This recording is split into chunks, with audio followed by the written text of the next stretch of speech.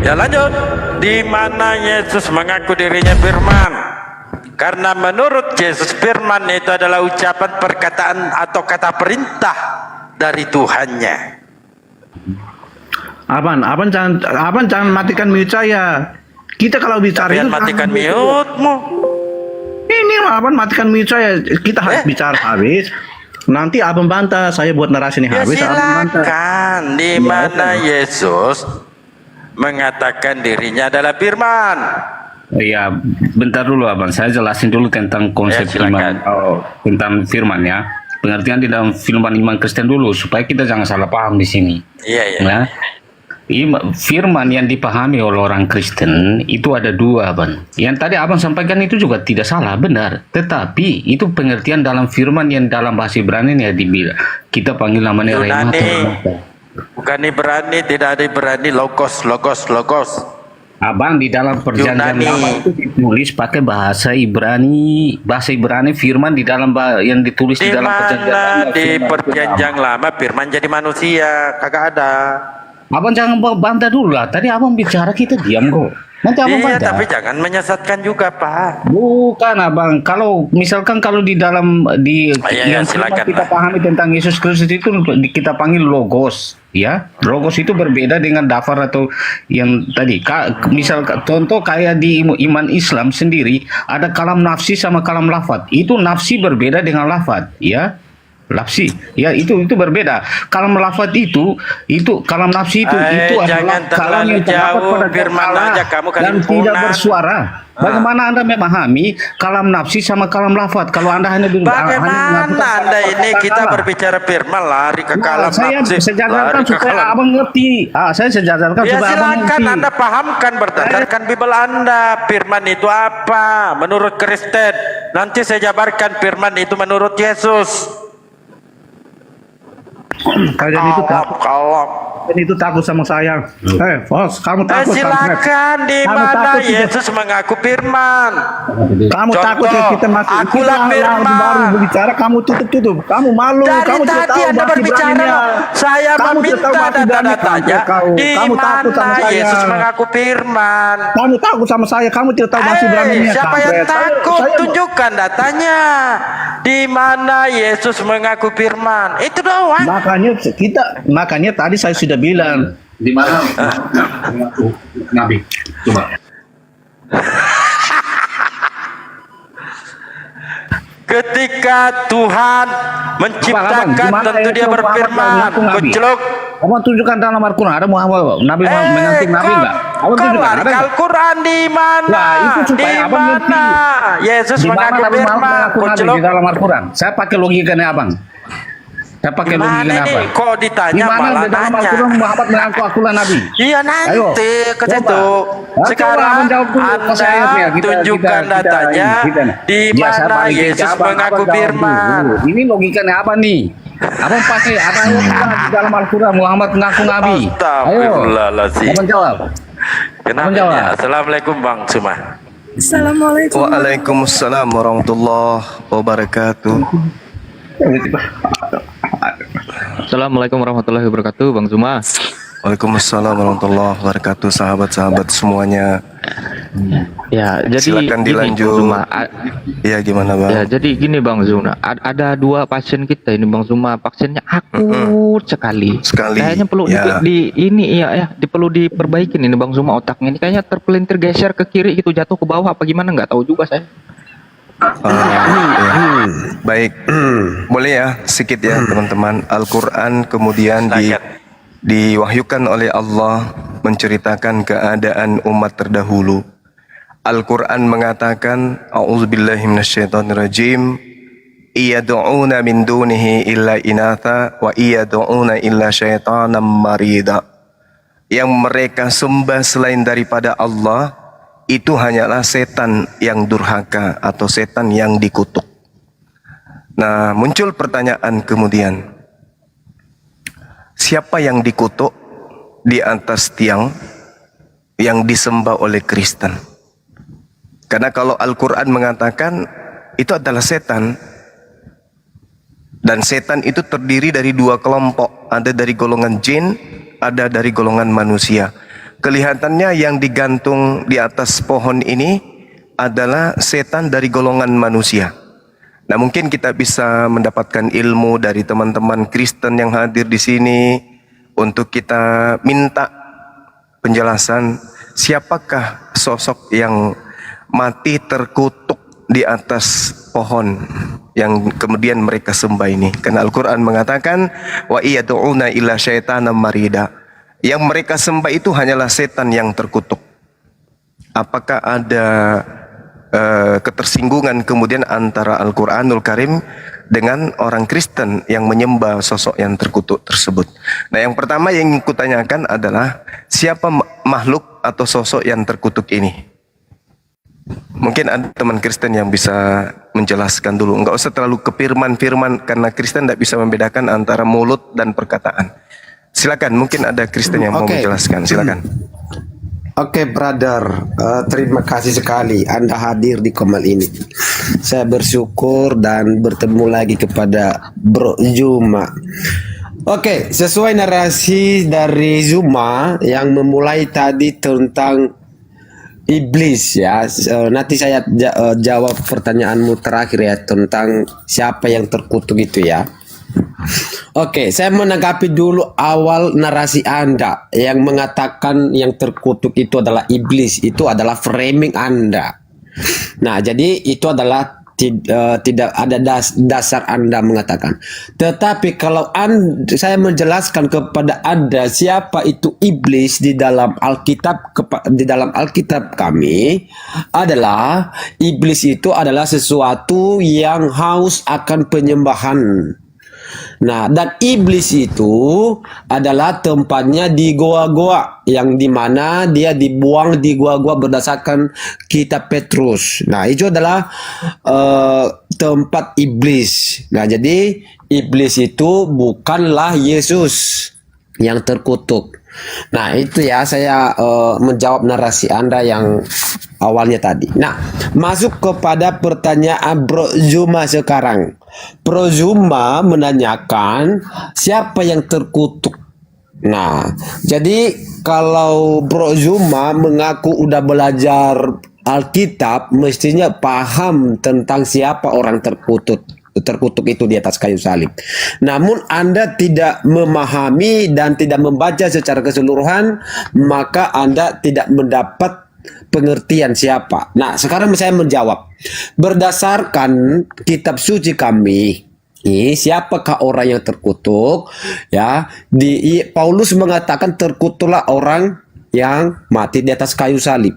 Kutukan itu merupakan adalah dosa yang ditanggung oleh Tuhan Yesus, yang harusnya kutuk itu ditanggung oleh manusia, dan kutukan itu adalah maut ya harusnya, tetapi Yesus datang ke dunia untuk menanggung kutukan itu.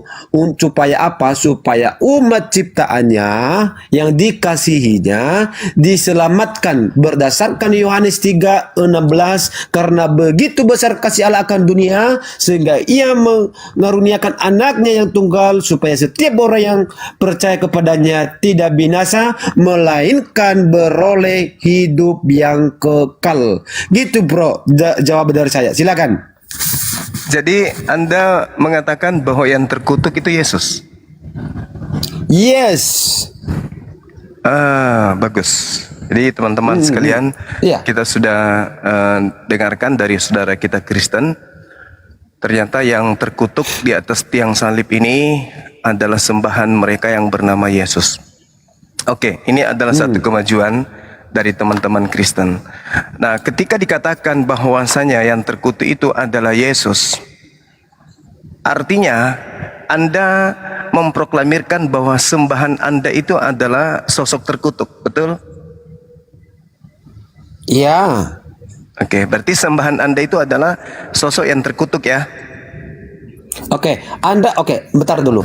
Kata terkutuk seperti apa pemahana? Bentar, pelan-pelan. Ya, pelan-pelan ya. Sebelum pelan-pelan. masuk jauh, ya oke. Sebelum masuk jauh, kita pelan-pelan dulu. Ya.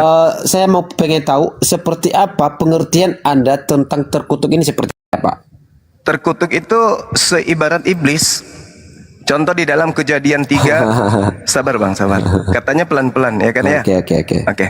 Ya, Kejadian oke, 3 kecil. nomor 14. Lalu berfirmanlah Tuhan kepada si iblis, karena engkau berbuat demikian, terkutuklah engkau. Jadi level Terus? Tuhan Anda itu adalah level iblis yang terkutuk. Oke. Sabar dulu. Karena iblis itu adalah golongan makhluk yang dikutuki oleh Tuhan. Dan ternyata Anda pun menyembah makhluk yang Anda akui sendiri adalah makhluk yang terkutuk. Ini satu kemajuan. Berarti apa yang diterangkan kitab suci saya?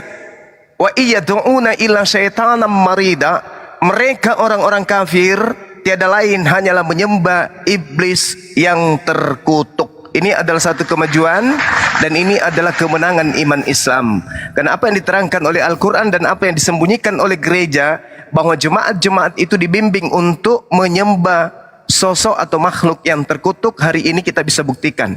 Jadi berhenti mengatakan kami umat Islam itu menghujat, menista, karena ternyata memang orang-orang Kristen ini menyembah makhluk terkutuk. Dan yang terkutuk itu dari asal mulanya, Kejadian 3 nomor 14, itu adalah iblis. Laknatullah alaih. Demikian, silakan.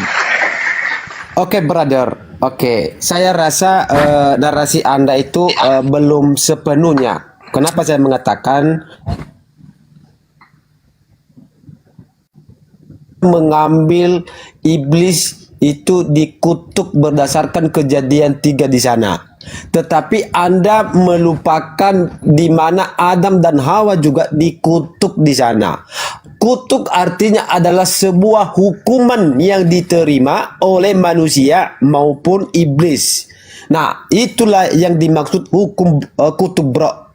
Nah, jadi kutuk yang di mana ditanggung oleh Yesus itu adalah kutuk yang di mana di dalam Kejadian dosa yang di mana upah dosa adalah maut, yang harusnya manusia itu mati karena dosanya, tetapi Yesus mengambil ahli berdasarkan Galatia 3:13. Saya membacakan, Kristus telah menebus kita dari kutuk hukum Taurat dengan jalan menjadi kutuk karena kita. Sebab ada tertulis, terkutuklah orang yang digantung pada kayu salib. Artinya saudara, kutuk itu adalah hukuman dosa yang harusnya ditanggung oleh kita manusia. Tetapi Yesus mengambil alih karena dia adalah kasih, karena dia mengasihi ciptaannya. Dia bertanggung jawab atas ciptaannya. Makanya dia mengasihi dan dia menyebut kami adalah biji matanya. Ya, kami adalah orang yang dikasihinya, anak-anaknya, dan kami memanggil dia Bapa. Ya Aba, Bapa. Nah, itu kan. Nah, begitu dekatnya kami dengan Tuhan kami. Begitu saudara. Jadi, dalam hal ini saya memahami Anda tidak mengerti apa arti kutuk. Oke, silakan. Iya. Apapun itu, tak ada frasa yang bisa didudukkan kepada kata kutuk ini dengan nuansa positif. Yang namanya kutuk itu pasti identik dengan keburukan, kejelekan, dan laknat. Kita lihat di dalam Ulangan 27, kata kutuk itu hanya tertuju kepada orang-orang pelaku dosa. Benar kata saudara, Yesus itu yang Anda sembah itu adalah pelaku dosa yang sangat besar, sehingga dia harus terkutuk di atas tiang salib. Itu tuduhan gereja, itu tuduhan Kristen. Kristen menuduh Yesus ini adalah pelaku dosa. Kristen menuduh Yesus ini makhluk terkutuk. Kalau makhluk terkutuk itu jelas tempatnya adalah di neraka. Di dalam Ulangan 27, terkutuklah orang yang menggeser tanah, batas tanah. Terkutuklah orang yang membuat patung pahatan. Terkutuklah orang yang membawa seorang buta ke jalan yang sesat.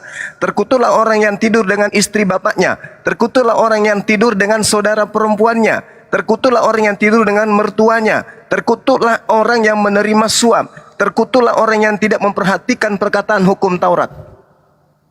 Terkutuk orang yang tidak memperhatikan, yang tidak menepati perkataan hukum Taurat. Jadi kutukan-kutukan itu senantiasa selalu identik dengan pelaku maksiat. Berarti Yesus yang Anda sembah, Anda tuduh bahwa dia adalah pelaku maksiat. Karena dia orang yang terkutuk. Ya. Pertama, Anda sudah mengakui bahwa sembahan Anda adalah sosok yang terkutuk. Yang kedua yang Anda harus pertanggungjawabkan tuduhan Anda kepada Yesus bahwa Yesus itu adalah makhluk terkutuk. Sehingga dia harus menanggung dosanya. Ya. Sehingga orang-orang akan berkata dan mencibir semakin jauh agama Kristen itu jauh dari ajaran para nabi. Ternyata sembahan orang Kristen itu adalah sosok terkutuk.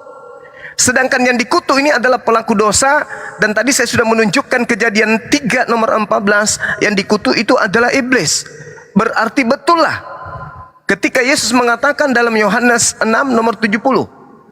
Bukankah aku yang memilih engkau yang 12? Satu di antaramu adalah iblis. Iblis yang terkutuk. Berarti kalau Anda menuduh Yesus yang disalib di atas pohon, berarti Anda sama dengan menuduh Yesus sama dengan iblis. Karena yang terkutuk hanya iblis, yang terkutuk hanya orang yang kerasukan iblis. Jadi saya rasa tidak perlu berpanjang lebar kita. Kesimpulannya, Kristen adalah penyembah iblis yang terkutuk di atas tiang salib. Selesai. Oke, brother. Ternyata pemahaman Anda tentang kata keterkutuk itu belum maksimal, brother. Ternyata kukira saudara Bang Zuma ini memiliki pengetahuan yang begitu luas tentang teologi, tetapi ternyata ya perlu Anda belajar lagi ya. Kenapa saya mengatakan begitu? Karena Anda framing bahwa ketika iblis dikutuk, maka kutuk itu adalah iblis. Nah, Anda menyamakan kutuk itu adalah iblis. Nah, itu adalah dua kata, brother. Dua kata yang terpisah, brother. Nah, perlu saya ajari Anda tentang kata ini, brother ya. Memisahkan kata ya. Kutuk ya, itu adalah hukuman yang diberikan kepada iblis. Tuh ya, brother ya, dengar. Jadi itu adalah hukuman. Bukan berarti kutukan itu adalah iblis, bukan begitu, brother. Itu framing namanya itu. Jadi Anda salah dalam hal ini. Nah, jadi yang dimaksud kita harus pisahkan. Jadi yang dimaksud di sini adalah Yesus menanggung kutuk itu. Kutuk yang dimana diterima oleh siapa? Oleh Adam dan Hawa. Ya, kutuk itu, hukum itu adalah dosa, brother. Dosa itu berdasarkan Yesaya 64 ayat 6, ya. Demikianlah kami sekalian seperti seorang najis. Ya, najis. Kita ini najis di hadapan Tuhan. Dan segala kesalehan kami seperti kain kotor. Nah, itu, brother.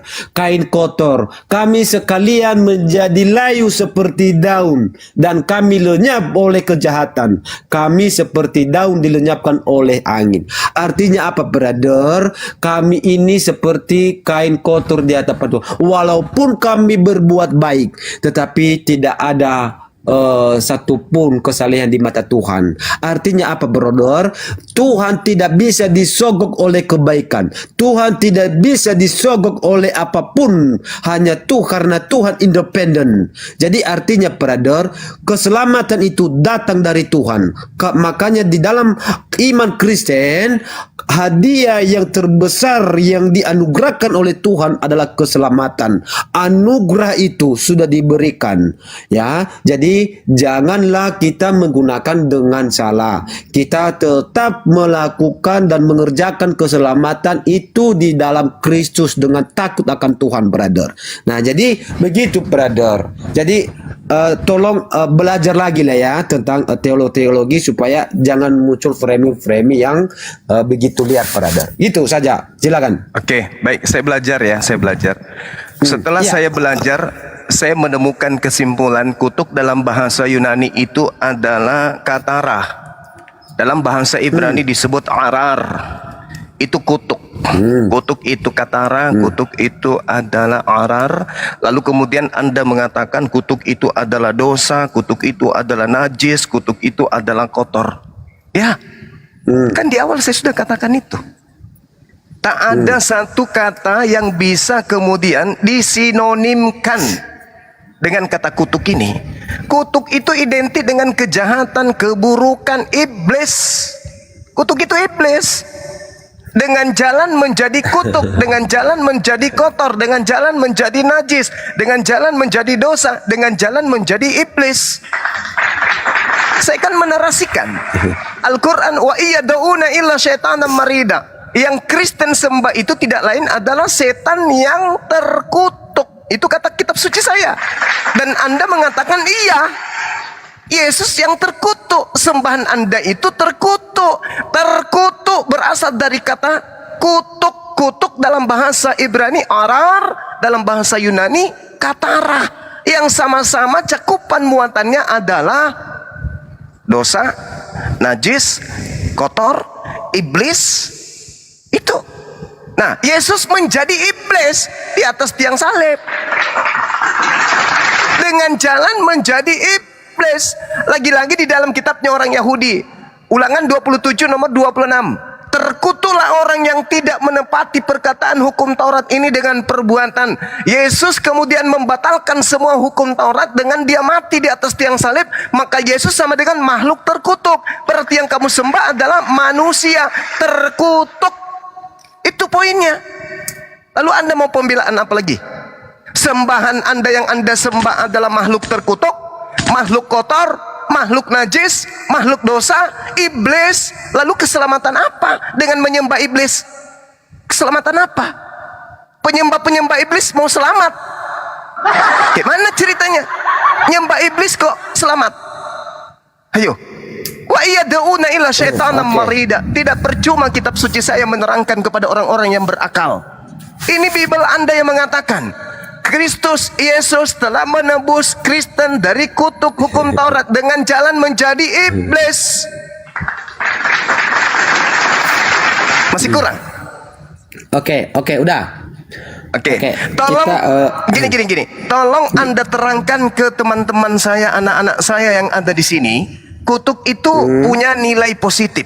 Ingat, kutuk itu identik dengan iblis. Sekarang Anda terangkan ke kami. Tolong bodoh-bodohi kami biar kami bodoh juga. Bagaimana Anda bisa menjelaskan ke kami kutuk itu adalah kebaikan, kutuk itu adalah malaikat, kutuk itu adalah anugerah, kutuk itu adalah keselamatan. Tolong tunjukkan kepada kami biar kami ikut bodoh kayak Anda. Silakan. Kami tunggu. Oke, saudara. Saya udah menjelaskan kutuk itu adalah hukuman, brother. Saya tidak mengatakan bahwa hukuman itu adalah baik atau dikatakan perbuatan baik, tidak. Namanya hukuman, ya, dosa itu adalah kotor. Saya udah kasih ayatnya Yesaya 64 ayat 6 di sana. Seperti kain kotor, najis. Itu di sana dia menjelaskan. Siapa yang bilang hukuman terkutukan itu adalah suci dan baik dan segala macam. Saya tidak mengatakan begitu. Cuman itu adalah framing Anda. Nah, jadi di sini Anda tetap saja bersikeras mempertahankan argumen Anda aja itu yang tidak memahami kata kutuk dan iblis, ya. Jadi Anda harus belajar bahasa Indonesia, brother, ya. Iblis itu adalah nama oknum, brother. Ya, itu adalah nama oknum. Contoh Bang Zuma. Zuma itu adalah nama. Bukan berarti ketika Anda dikutuk, contoh Anda melakukan kesalahan, saya hukum Anda. Bukan berarti hukum itu saya tambahkan ke diri Anda, hukum Zuma. Tidak, tetapi hukum itu adalah sesuatu hal yang dijalankan. Ya, sesuatu hal yang dijalankan. Jadi itu dua hal yang bisa dipisahkan, brother. Ya, jadi Anda tidak, saya melihat di sini Anda tidak memahami kutuk dan iblis. Iblis itu adalah oknum, sedangkan hukum itu, kutuk itu adalah hukuman yang harus dijalankan oleh oknum tertentu. Nah, hukum ini ya ditanggung oleh Tuhan, yang harusnya ditanggung oleh manusia diambil alih oleh Tuhan. Karena kenapa? Sebaik apapun manusia di dunia ini tidak mampu suci di hadapan Tuhan. Kenapa? Karena Tuhan tidak bisa disogok, tidak bisa dipengaruhi oleh siapapun, karena Tuhan independen. Tuh. Jadi dalam memahami kutuk itu, saya sarankan kepada Anda pahami lagi, belajar lagi ya brother ya, memahami dua kata itu ya. Jangan dibarengin. Oh, kutuk itu adalah iblis, Yesus iblis. Itu cara belajarnya. Anda belajar di mana itu? Nah, itu belajar lagi ya, Bang Zuma ya. Gini, Yesus Anda belajar. akui terkutuk. Anda akui Yesus itu makhluk terkutuk. Berdasarkan Galatia 3 ayat 13 ya betul. Nah, berarti Yesus adalah kutuk kan? Yesus menanggung kutuk itu. Iya. Gimana sih, Li? Dengan jalan menjadi kutuk. Nah, kutuk udah selesai. Berarti yang Anda sembah apa adalah masalahnya? Berarti yang Anda Apa sembah masalahnya? adalah makhluk terkutuk, betul?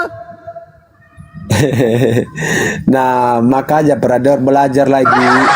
Galatia Salah nggak 3 di situ. Al-Quran mengatakan bahwa yang kamu sembah itu adalah iblis yang terkutuk? Salah nggak? Oke, gini brother. Saya baca lagi ya. Galatia 3. Gini brother.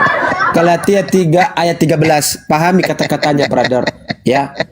Oke ya. Kristus Satu kali lagi. telah menebus. Ya oke. Kristus telah menebus kita dari kutuk. Kutuk itu adalah dari manusia. Itu ya. Iya, Yesus Ayat 13. mengambil alih kutuk dengan jalan menjadi Yesus mengambil kutuk dengan mengambil jalan dengan kutuk. Iya kan? berarti yang Anda sembah adalah makhluk Loh kan dia kan yang menanggung dosaku. Iya, saya tahu. Gimana sih? Berarti Yesus itu adalah makhluk Ya dia makhluk terkutuk betul. Bagus. Jadi Apa teman-teman masalahnya? sekalian, jangan pernah terpengaruh dengan agama Kristen menjual kasih. Kenapa? Sembahan mereka makhluk terkutuk. Apa akibatnya ketika manusia menyembah makhluk terkutuk? Anda tidak memahami apa itu kutukan, brother. Pahami dulu kata kutuk itu apakah apa, teman-teman masih dan mau pahami itu menyembah oknum itu makhluk siapa. terkutuk? Nih, orang cerdas Itu nih, orang suatu cerdas. kata yang perlu Sekarang hidup dipisahkan, serba brother. digital. Orang di mana-mana sudah internet. Orang di mana-mana sekarang sudah cerdas, sudah pintar. Sudah tidak lagi zamannya orang itu tidak sikat gigi. Sekarang udah canggih. Ya, bahkan bisa gigi Anda itu dikirim ke rumah sakit untuk disikat. Setelah itu pulang kembali ke rumah, tapi gigi palsu. Tapi masih ada orang yang rela-relanya menyembah makhluk terkutuk. Ini cupu. Brother, harusnya kalau orang ya semakin canggih, semakin pintar, semakin tahu, berarti dia semakin pintar. Tetapi saya aneh kepada Zuma ini, ya, kok semakin ada alat yang mendukung manusia untuk semakin maju, tetapi akal Anda semakin mundur, bukan Kalau semakin menyembah maju, makhluk brother. terkutuk itu maju atau mundur? Anda harus memisahkan kutuk dan Yesus itu, brother. Saya sarankan kepada Anda. Yesus digantung dengan jalan menjadi apa? Ya mengambil jalan dengan kutuk. Ya, menjadi kutuk Iya. kan? Yesus menjadi kutuk Iya. kan? Nah, Iya. berarti Yesus itu Oke, kutuk saya tanya kan? sama kamu. Oke, saya tanya sama Anda. Yesus Oke, bentar. Yesus dikutuk itu karena apa coba? Jawab. Tidak ada yang kutuk Jawab. Yesus, yang kutuk Yesus itu kalian. Keren lu. Di mana? Siapa yang mengutuk Yesus? Kutanya dulu. Siapa yang Oke. mengutuk Yesus? Siapa yang mengutuk Yesus? Oke. Di siapa dalam yang mengutuk Yesus? Galatia 13, Kristus telah menebus kita dari kutuk. Siapa yang Kutuk mengutuknya? itu berasal dari Siapa yang mengutuk Yesus? Siapa yang mengutuk Yesus? Bentar. Enggak, kutanya dulu siapa yang Kristus mengutuk telah Yesus? Iya. Saya jelaskan nanti ada poinnya di sini. Enggak. Saya enggak mau telah digiring menebus kita. oleh manusia palsu. Saya tanya, Kristus siapa telah yang menebus mengutuk kita dari Yesus? kutuk. Siapa yang mengutuk Yesus? Kutuk itu berasal Lucu Di-mute saudara lah, saya. jangan mute. Kutuk Siapa itu yang dari manusia karena dia dihukum. Oke. Yesus itu kutuk. Tuduhanmu Yesus menjadi kutuk karena manusia. Kenapa bisa? Betul. Yes. Ya, kenapa betul bisa? itu. Kenapa Hah? bisa? Kenapa bisa Oke. Yesus anak Maria itu kok tiba-tiba dia menjadi kutuk karena dosamu? Kenapa bisa? Oke. Karena di dalam Yohanes 3:16 karena begitu besar kasih Allah akan dunia ini sehingga ia mengaruniakan anaknya yang tunggal sehingga setiap orang yang Anaknya percaya loh. kepadanya tidak Anaknya itu binasa anugerah loh. melainkan beroleh yang hidup. Menurut Yohanes Hah? 3 nomor 16, anaknya itu anugerah atau kutuk? Anugerah artinya bahwa Anugerah. kutuk itu Ini diambil yang dari saya manusia. yang Hukum saya itu tanya, diambil dari manusia dan ditanggung oleh Yesus. Siapa yang membuat Yesus menjadi kutuk? Itu Kamu menunjukkan adalah Yohanes dosa 3:16, manusia. Tuhan membuat Yesus sebagai anugerah, anak yang dikasihi. Sekarang Anda membuat Yesus anak yang dikutuk. Pertanyaan saya, siapa yang membuat Yesus menjadi anak yang dikutuk? Yesus terkutuk karena dosa-dosa manusia. Dan seharusnya itu manusia yang itu mengatakan mati itu siapa? karena maut. Yesus mengambil alih supaya yang saya tanya, Apa? itu yang membuat Yesus menjadi kutu itu siapa?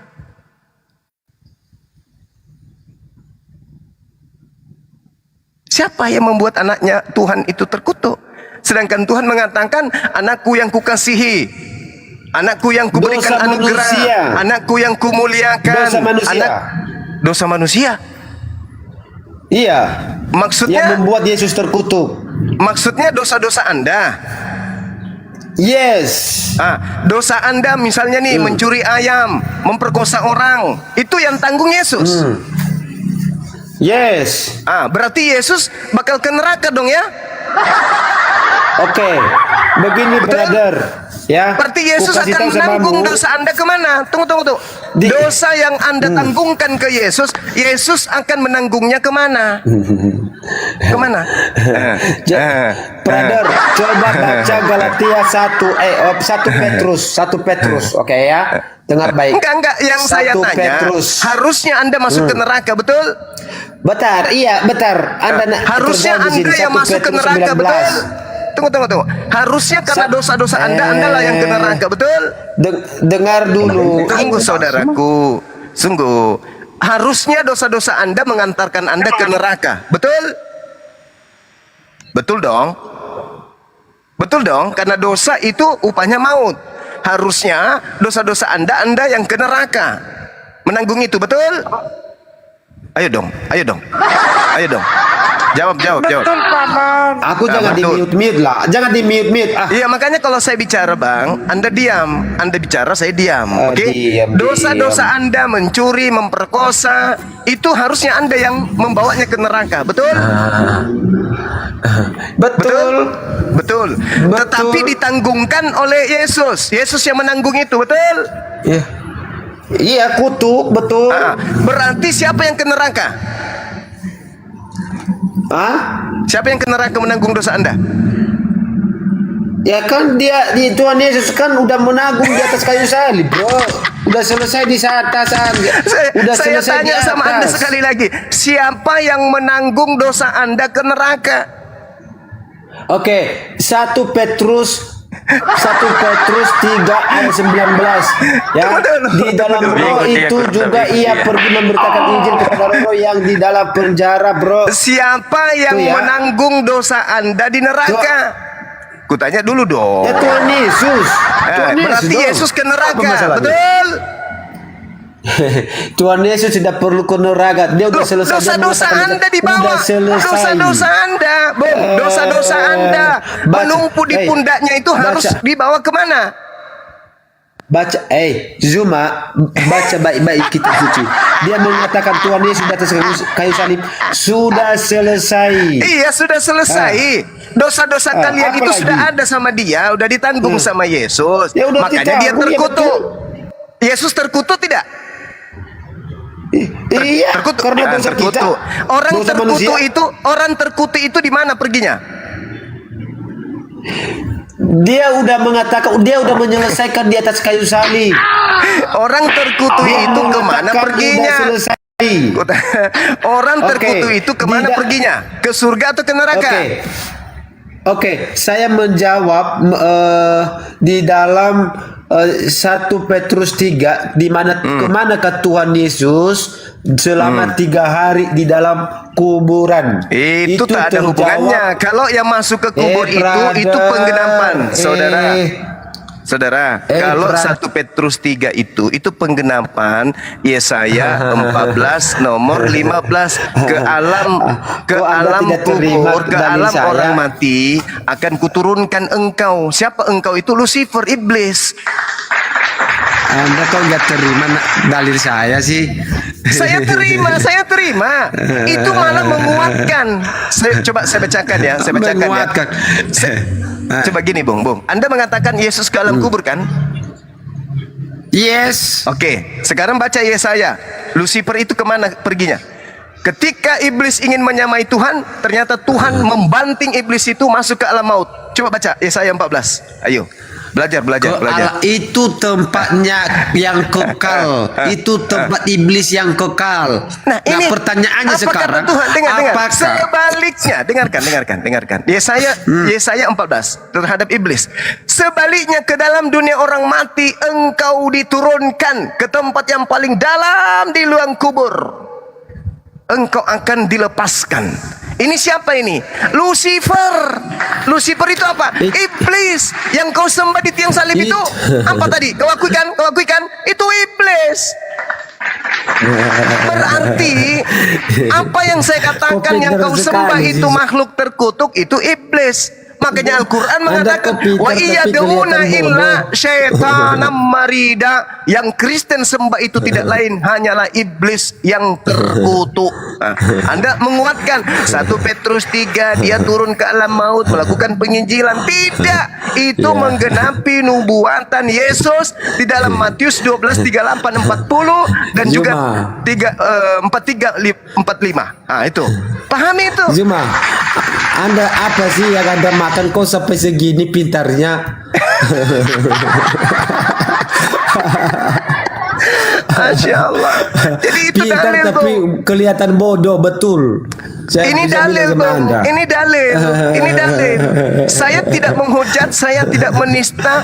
Orang menyaksikan Iya. mulut Anda sendiri karena kodrat kemanusiaan Anda mengantar Anda mengakui yang dikutuk itu adalah Oke. Yesus dan yang kutuk itu ada iblis, dosa, kemudian najis, kotor. Anda paparkan semua. Oke. Dan lagi-lagi Anda Iya. menampakkan dia turun ke alam maut. Betul, Yesaya 14 nomor 15 nomor 16, ke dunia orang mati engkau akan diturunkan kemudian disebabkan karena kau ingin menyamai Tuhan yang maha tinggi. Ah, itu iblis. Yesus mengatakan begini, sabar dulu. Yesus mengatakan dalam Matius 12, angkatan jahat ini minta satu tanda dan tidak akan diberikan satu tanda apapun kecuali tanda bangkit pada hari ketiga. Berarti 3 hari dia ke alam maut. Oke, udah. Siapa dia? Iblis. Berarti yang kau sembah di atas pohon itu iblis. Al-Quran, kitabnya orang Yahudi dan kitabmu membuktikan itu secara data. Demikian. Takbir. Oke. Allahu Akbar. Oke, brother. Terima kasih. Saya mendengar narasi Anda dan saya mengamati saudara Zuma ini nggak tahu gurunya siapa ini, nggak tahu Anda belajarnya sama siapa. Guru saya ini Yesus. tidak bisa. Oke, Anda tidak bisa membedakan mana yang A, mana yang B. Beginilah faktor ketika orang buta menuntun orang buta, akhirnya masuklah ke dalam jurang, brother, dan akhirnya tidak bisa kembali ke atas. Nah, makanya sebelum masuk ke jurang, bacalah baik-baik secara keseluruhan. Siapakah iblis yang dibuang di dalam Yesaya itu adalah iblis betulan. Itulah adalah tempatnya neraka yang kekal. Nah, sedangkan Yesus di dalam 1 Petrus 3 ayat 18 dan 19 dia masuk ke dalam kubur untuk apa? Untuk apa? Memberitakan Injil kepada orang-orang yang dipenjara, orang-orang kudus yang sebelumnya. Oh, nah, jadi makanya kalau harus begitu, pisahkan mana Bung, yang A dan mana yang Bung, B. Gitu, Bung, Bro. Bung, kalau begitu, Ya. orang yang melakukan dosa seumur hidupnya di dunia, lalu kemudian dia masuk ke kubur, lalu bertobat di sana setelah dilakukan penginjilan, itu bisa masuk surga. Bro, di dalam alam kubur lagi tidak ada pertobatan, brother. Lalu untuk apa dia penginjilan, Di sana Tuyul? sudah selesai. Itu berlaku bagi Untuk apa dia? orang-orang Untuk apa dia penginjilan di dalam? kudus. Untuk apa dia Sebelum penginjilan di kedatangan kubur? Tuhan Yesus. Itu cuma akal-akalan Itu gereja membebas- saja. Yang masuk ke kubur itu iblis. Yesaya 14, Lucifer sang bintang timur turun ke alam orang mati. Itu yang dikatakan itu. Makanya orang yang masuk ke dalam perut bumi, kata Yesus di Matius 12, itu adalah iblis sebagai tanda untuk angkatan jahat. Dan itu Anda imani. Makanya di awal saya sudah mengatakan kepada saudara, siapakah yang mati terkutuk di atas pohon? Anda mengatakan Yesus. Sementara yang terkutuk itu iblis, tapi Anda ngotot itu Yesus. Ayo. Oke. Saya ulang lagi, saya ulang lagi. Oke. Udah. Kita sudah selesai di situ. Saya ulang lagi. Yang terkutuk di atas tiang salib itu Yesus atau iblis? Jawab. Oke, bentar dulu. Saya mau tanya. Anda bisa membedakan huruf A dan huruf B enggak? Anda bisa membedakan enggak? Yang terkutuk di atas pohon Yesus atau iblis? Jawab. Huruf A sama huruf B itu sama apa enggak? Saya ulang pertanyaannya, Bedakan teman-teman dulu, ya. Kita brother. ulang ya, teman-teman. Diulang nggak? Diulang nggak? Diulang nggak? Ulang. Sekali atau 2 kali? Enggak apa-apa 100 kali juga Pak juga. Capek saya. Manusia plastik, soalnya manusia plastik. Lobet baterainya, lobet dia. Yang dikutuk, yang digantung di atas tiang salib ini Yesus atau iblis? Jawab. Anda harus bisa membedakan huruf A mana huruf B, bos. Kalau Anda buta huruf Udah tidak selesai. bisa membedakan. Udah selesai. Silakan teman-teman. Begitu, Kalau ada bro. pasien yang lebih kuat penyakitnya silakan juga. Zuma harus Kamu tamat ada ya, Bro. belajar Kamu tamat lagi ya. Kamu sudah kata-kata akui ya, bahwa membedakan sembahanmu kata. adalah makhluk terkutuk. Kamu udah tamat. Selesai ya. Terima kasih banyak. Anda jujur untuk itu. Silakan Anda renungkan setiap untayan kata yang Anda ucapkan dan kemudian Anda renungkan sebagai seorang Kristen, siapa yang kamu sembah? Mulutmu sendiri yang mengatakan yang kamu sembah adalah makhluk terkutuk di atas pohon. Silakan kalau Anda ingin mengatakan penyembah-penyembah makhluk terkutuk itu masuk ke surga, silakan. La ikraha. Tidak ada paksaan. Tidak ada paksaan. Silakan. Dengan iman Anda menyembah makhluk terkutuk bisa menyelamatkan, silakan. Tak ada larangan untuk itu. Wa qulil haqqu mir rabbikum. Kebenaran sudah disampaikan. Barang siapa yang mau masuk surga silakan, mau masuk neraka juga silakan. Itu kata Allah. Silakan. Karena hanya orang yang berakal yang bisa sampai kepada kebenaran. Orang yang tidak menggunakan akal tidak bisa sampai kepada kebenaran. Sedangkan Al-Qur'an 99% itu perintahnya, instruksinya adalah ilmu. Makanya dikatakan ikra. Apa makna daripada ikra? Berpengetahuanlah. Itu perintah Quran. Ikra. Dan saya membimbing Anda untuk belajar, untuk membaca, untuk berpengetahuan. Tapi ternyata Anda nggak bisa. Meskipun Anda sudah menjebak diri Anda sendiri, minimal saya berterima kasih dong. Pekerjaan saya diringankan. Dengan Anda mengatakan bahwa yang Anda sembah adalah makhluk terkutuk, pekerjaan Bang Suma untuk menyadarkan para pasien itu dimudahkan. Oke, terima kasih. Saudara siapa namanya tadi? Ya Dahu. Terima kasih banyak. Mudah-mudahan Anda bisa merenungkan betapa jauh Anda jatuh ke dalam lembah kenistaan, menyembah kepada makhluk yang terkutuk. Sedangkan pencipta alam semesta subhanahu wa ta'ala, maha suci, maha tinggi, mustahil makhluk apalagi terkutuk. Demikian. Silakan teman-teman, kalau ada pasien baru dinaikkan. Siap. Selamat siang Armando. Ya, Assalamualaikum warahmatullahi wabarakatuh. Waalaikumsalam. Waalaikumsalam. Waalaikumsalam warahmatullahi wabarakatuh. Halo Bang Suma. Wah. Ya. Gimana Bang? Iya. Sudah lebih 1 tahun saya ikuti perdebatan abangku ini. Wah. Semangat Bang, semangat. Alhamdulillah, Masya Allah. Saya dari Sengkang ini. Oh, Masya Allah. Iya. Kain Sutra. Kita, ya, batas kabupaten. Boleh singkat je, ya. Orang Sengkang. Sengkanji, Sengkanji. Balai Cambang. Balai Cambang. Itu susahnya oteng ini mungkin otaknya kebalik ya, Bang Suma. Oteng Bang Suma. Oteng ini. Begitulah orang Sengkang, kelebihan.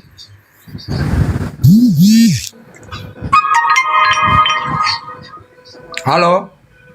Ya, halo. Salah sambung. Ya, tadi aku udah dengar paparannya Mr. Juma yang tanggung ya. Tanggung, saya bilang kenapa? Ceritakan tentang Yesus hanya di tengah.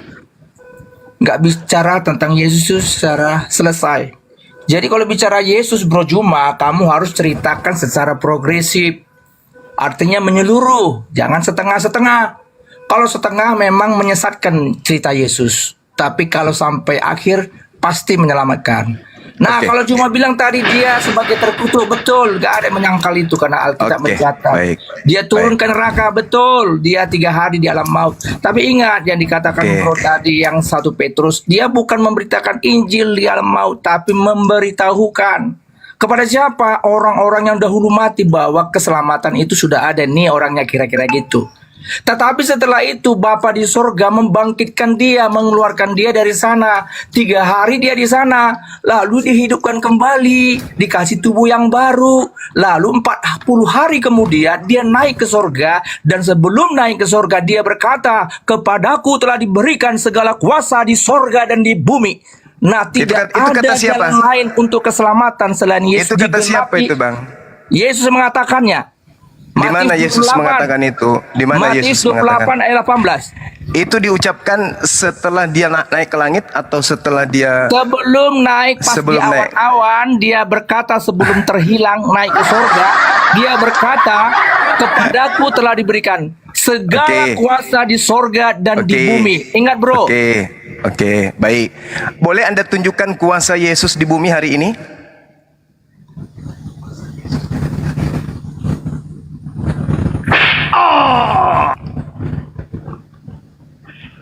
Setelah dia terangkat ke langit, kenapa Yerusalem tidak bisa menjadi Kristen?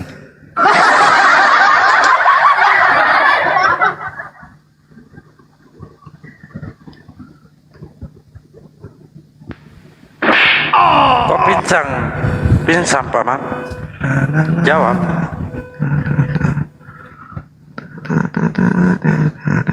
Satu lagi ketidaktahuan Anda di dalam belajar tentang Bible. Tadi Anda mengatakan bahwa Yesus itu tidak melakukan penginjilan di alam kubur. Itu adalah apakah Anda ini mau membantu setan? Saya nggak tahu. Cuma tolong jangan di mute saya. Enggak harus belajar dulu. Kamu yang nggak tahu tentang Yesus. Kalau mau belajar kamu itu, taunya sampai setengah jalan aja. Bang, kalau mau belajar jalan, itu kamu bilang tahu jujur. Yesus, tapi jujur kalau mau belajar ke Bang Suma jujur. Jangan gitu caranya. Enggak. 1 Kamu Petrus 4 modelnya nomor begitu 6. tadi sama teman saya dengar dari tadi. 1 Petrus 4 nomor 6 di situ dikatakan Yesus melakukan penginjilan kepada orang-orang yang mati. Anda mengatakan di situ jangan kau harap beritakan tentang dirinya lagi, enggak ada. Itu kan asumsi dia Anda memberitahukan. Itu kan asumsi, itu asumsi Bukan Anda. asumsi, enggak. Itu asumsi. Karena di dalam kitab Anda sendiri mengatakan Yesus melakukan penginjilan. Kenapa Anda tambah-tambah? Intinya Yesus melakukan penginjilan di dunia orang mati udah selesai. Anda mau apa? Robek itu Bible. Kalau salah, robek Bible-nya. Di situ diterangkan Yesus melakukan penginjilan kepada orang-orang mati. Dalil kok dibantah, gimana sih? Makanya kalau orang itu menyembah makhluk terkutuk, pasti terkutuk juga pola pikirnya. Sama seperti saudara saya ini. Tafsirannya itu memang salah, tafsirannya. Saya akui. Itu bukan begitu dong, jujur dong akui. Begitu dong. Iya, memang itu salah. Jadi dia lebih tepatnya memberitahukan. Jadi bahwa janji tentang keselamatan itu, ini loh, ini saya, kira-kira gitu itu bahasanya. Jadi bukan memberitakan lalu ada keselamatan yang lain. Dan itu Lalu apa yang dimaksud itu penginjilan? pun, sebentar nih. Apa yang dimaksud penginjilan itu apa? Nah, ini bicara tentang bukan lagi sama mereka, karena Injil itu bagi pengikut Yesus loh. Bagi sebelum dia, bukan Injil. Dalam alam roh itu Yesus pergi memberitakan Injil kepada roh-roh yang ada di dalam penjara, yaitu kepada roh-roh yang dahulu pada waktu Nuh tidak taat kepada Allah. Penginjilan. Berarti apa tujuan penginjilan ini? Mengajak orang-orang ini lebih percaya kalau dia itu adalah apa? Makhluk terkutuk yang mati dikutuk di tiang pohon. Kan saya jelaskan ini. Itu bukan, itu sebenarnya salah. Saya akui itu kesalahan terjemahan dari terjemahan ya. Itu bukan teks originalnya. Terjemahannya itu salah. Kita Jadi kaji bukan originalnya boleh? seolah-olah, ini seolah-olah Kita ada kaji lagi originalnya, Bang. keselamatan. Gak ada. Jadi dia hanya memberitahukan sama penginjilan itu suatu hal yang berbeda. Loh, gimana ini? Gimana Anda harus menafikan sebuah pemberitaan dalam kitab saudara sendiri yang menceritakan beliau melakukan penginjilan? Yesus itu jangan setengah.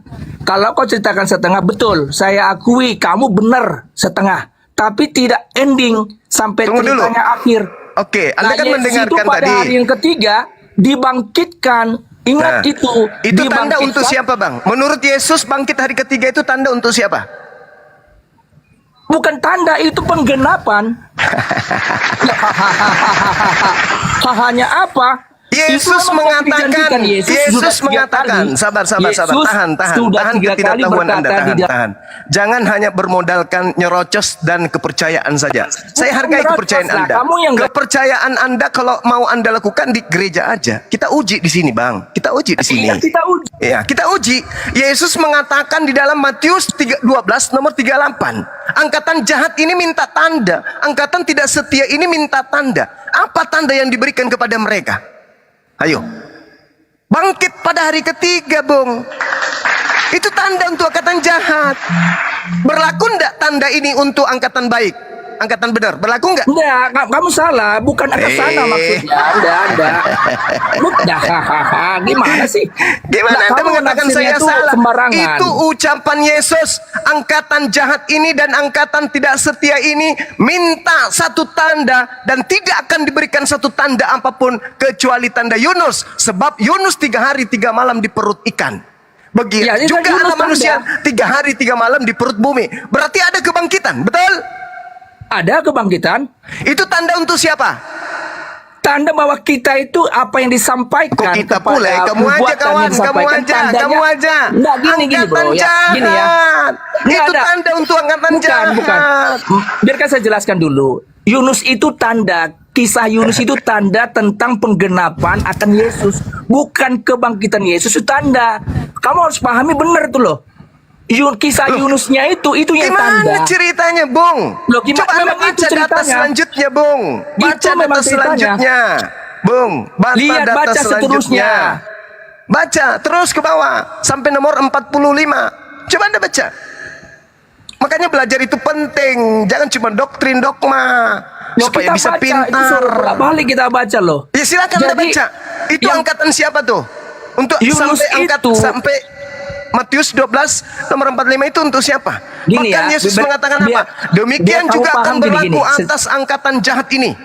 Iya memang tanda, tapi yang kisah Yunus itu loh yang tanda, bukan kebangkitan Yesus. Sekarang begini, Bung, bagaimana mungkin ada tanda 3 hari 3 malam di perut bumi, tidak ada kebangkitan?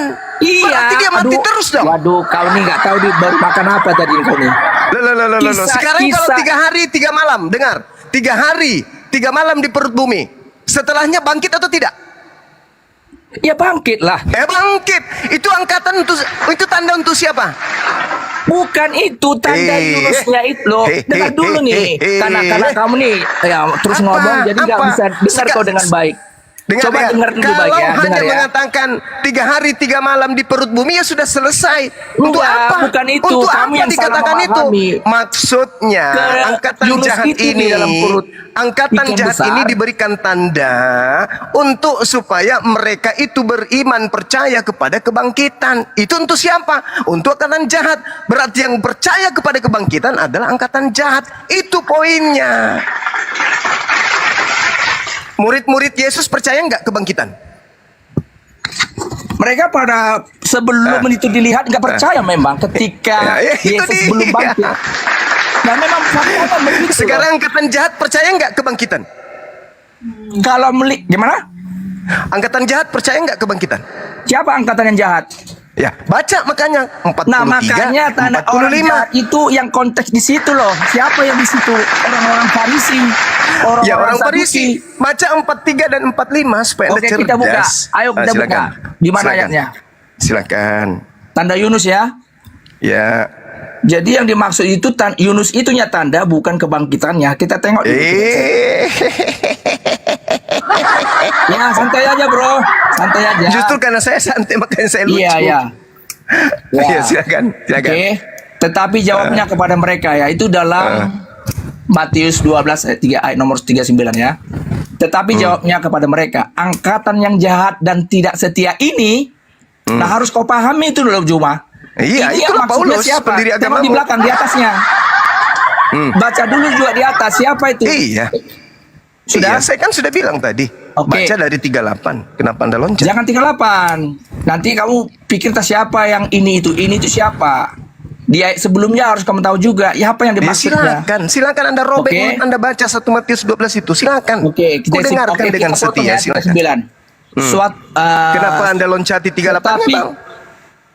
Oh, kita baca dari awal. Oke, nggak apa-apa. Oh, iya, Anda sendiri yang bilang kok. Sekarang Oke. Anda justru mau tidak lakukan. Silakan. Ya. Kita masuk ke natsnya ya, ke dalam Matius tadi ya. Aduh, panjang kali Bang. Ya sabarlah belum. Anda baru mau baca. Kita udah tamat. Oke, kita akan baca. Silakan. Kalau perikop judulnya memang disebut situ Yesus dan Beelzebul ya. Tapi panjang sekali sih memang. Tapi ayat 33 ya, saya ulangi di situ. Jika suatu pohon kamu katakan baik, maka baik pula buahnya. Jikalau suatu pohon kamu katakan tidak baik, maka tidak baik pula buahnya. Sebab dari buahnya pohon itu kamu kenal. Hai kamu keturunan ular beludak. Nah, siapa yang dimaksud itu? Nanti baca di atas. Itu orang-orang Farisi, orang Saduki. Yang percaya kepada penyaliban. Hai kamu orang enggak. Nah, kamu yang Oh iya tafsir. dong. Oh iya, Ini nanti narasi, aku baca. bro. Ini Anda membaca di mana ini? Anda baca Matius berapa ini? Matius 12. Ya, sekarang Anda 38-nya Anda baca. Iya, makanya kau harus gini. Ini nggak bisa lepas dari ayat sebelumnya. Nah, kalau Iya, kau comot- 38 kan? Iya. Sebelum udah itu baca. kamu harus tahu juga ayat sebelum, tahu enggak ayat sebelumnya? Berarti ayat 37, 36, 35 itu. Alamak. Beda perikop itu, Gurunda, beda perikop itu. Enggak, memang itu enggak. Itu kan perikop pemisahan dari LAI, saya tahu.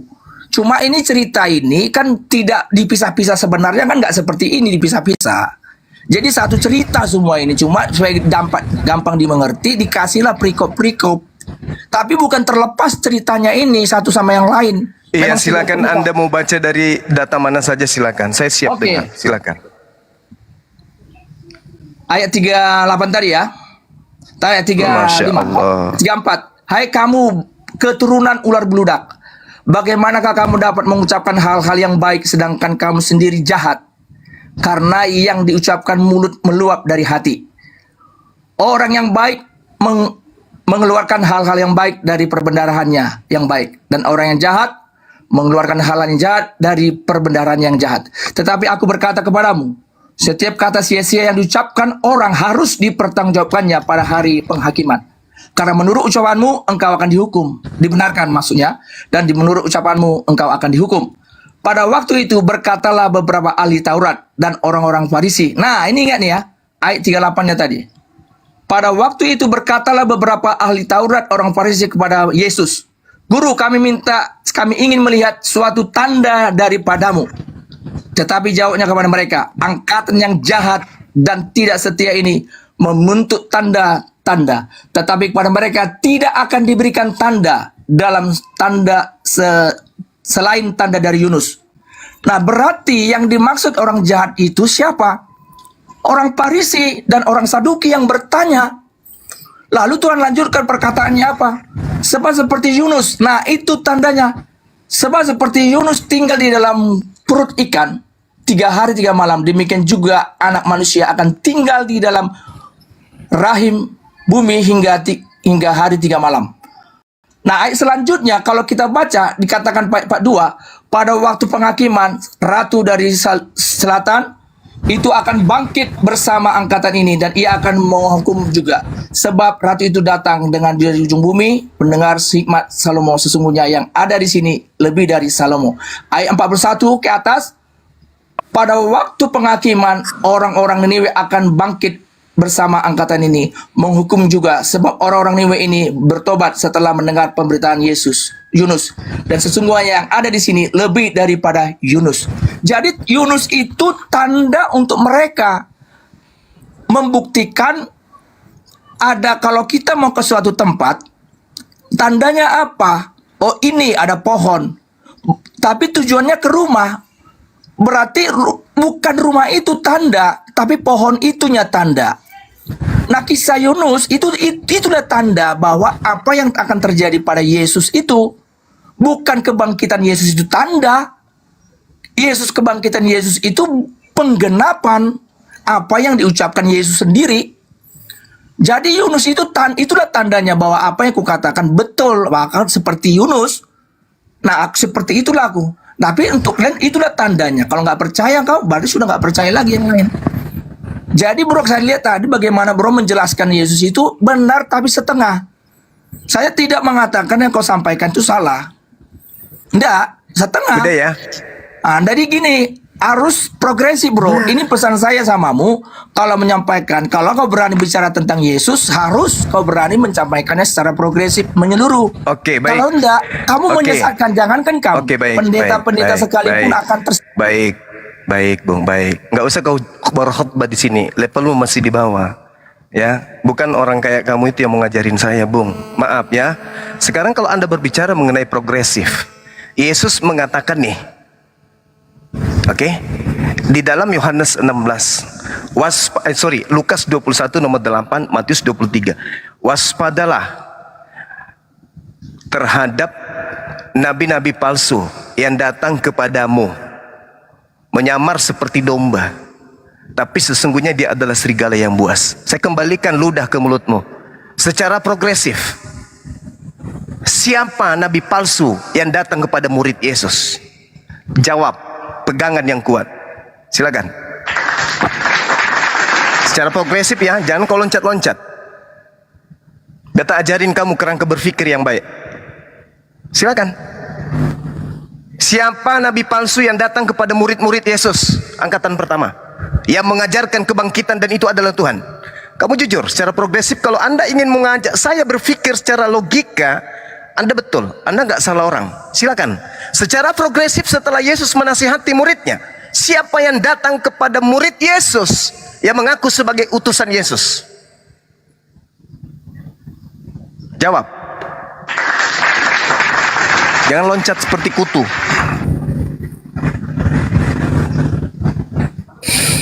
Jawab itu bro. Mana? Jawabannya mana? Mana jawabannya? Yang datang kepada murid Yesus setelah Yesus terangkat ke langit itu siapa?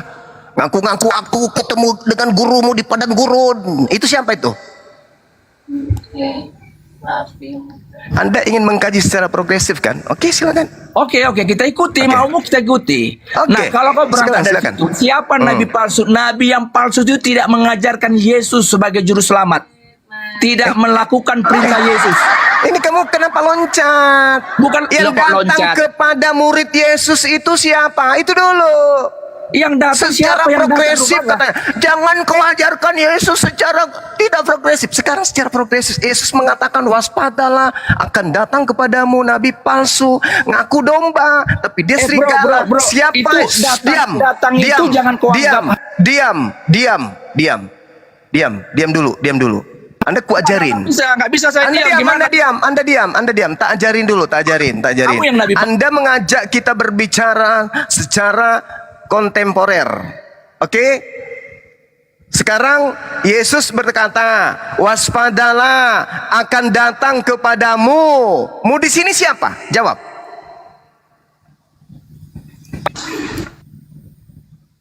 Mana Jangan saja kalau- ribut-mut ini? Ya, mu di situ Gimana ini? siapa, Bung? Makanya moderator ini sportif Mu di lah. situ Disuruh siapa, Bung? menjawab tapi di mute. Silakan. Mu di situ siapa? Saya tanya dulu, murid Yesus apakah ke-12 rasul? Mulai ngaco dia. Loh kok ngaco, saya tanya samamu. Makanya kamu belajar benar cuma. Gak usah melebar kemana-mana. Kita ambil. Kamu yang ngaco. Kamu ngaco cuma. Bang, kalau Yang ditanya datang dijawab. kepada, ku tanya dulu, mu di situ siapa? Ya murid-murid orang percaya kepada Yesus karena kita Itu kok- angkatan pertama, angkatan Bukan. kedua, angkatan ketiga atau siapa? Lihat dulu waktu dia khotbah apa hanya untuk rasul-rasul atau kepada semua orang. Saya tanya, itu angkatan Kok baca pertama dulu ayat atau itu? siapa? Katanya Baca. progresif. Nanti Dengar ditertawakan dulu. sama orang. Iya. Kamu ditertawakan sama Kristen Enggak, lain. Kalau progresif itu berarti sesuai progres. Jangan kau loncat-loncat, Bu. Aku tahu Mengambil progresif. sesuatu. Aduh, Bung, diam dulu, Bung. Kamu mengambil sesuatu yang masih abu-abu secara progresif dong. Angkatan pertama, orang-orang yang hidup berdampingan Yesus, mulut Yesus dan kuping mereka. Sekarang pertanyaan saya, yang datang kepada angkatan pertama, ngaku-ngaku utusan Yesus itu siapa? Siapa angkatan pertama dicatat? Emang ada di situ juga angkatan pertama? Oh iya dong. Mana? Makanya tadi Coba. Matius Buka. 12 sekarang dengarkan. Matius 12. Matius berapa? 12 nomor 45 dan semua ini juga akan berlaku kepada angkatan ini. Matius 23 nomor 36 dan ini juga akan berlaku Matius terhadap 12 angkatan ayat ini. 45 nya beda ayatnya. Mana yang kau baca? Matius 12 nomor 45. Nah, kau aja nyasar-nyasar. Belajar itu Bung penting. Belajar itu penting, Bung. Untuk bisa Ya, sehat kau dan baca waras ini itu dulu belajar. Matius 12 ayat 45 nggak ada bicara tentang itu. Kau pun baca Alkitab pun nggak ngerti tapi ngajari orang kau nih. Kubacakan ya. Pasang mulutmu kalau kupingmu tidak sanggup mendengarkan Iya, Bang Suma. makanya otak Lalu itu dia diluruskan. keluar dan mengajak. Roh jahat itu keluar dari Paulus. Lalu mengajak ketujuh roh jahat lainnya untuk masuk ke dalam tubuh Paulus dan berdiam dalam tubuh Paulus. Maka akhirnya keadaan Paulus semakin buruk pada keadaan semua. Demikianlah juga akan berlaku atas angkatan yang Mana jahat ada si ini. Paulus di situ? Kau jangan tambah-tambahkan. Kau nabi palsu. Ada si Paulus di situ. Lalu siapa angkatan jahat yang dimaksud di sini? Kalau kau nabi palsu betul kau tambah-tambahkan. Siapa yang dimaksud di sini? Yang Semua mengaku orang bertobat. yang dulu. Dengar. Di Matius 12:43, orang itu mengaku bertobat, lalu dia ke padang gurun. Bertemu dengan Yesus. Siapa itu? Makanya aku bilang kamu sebenarnya lebih pas dibilang nabi yang palsunya karena nggak ada bicara Paulus berarti di situ. kamu ingin mengatakan Bang Nggak Suma ada. hidup di abad pertama gitu?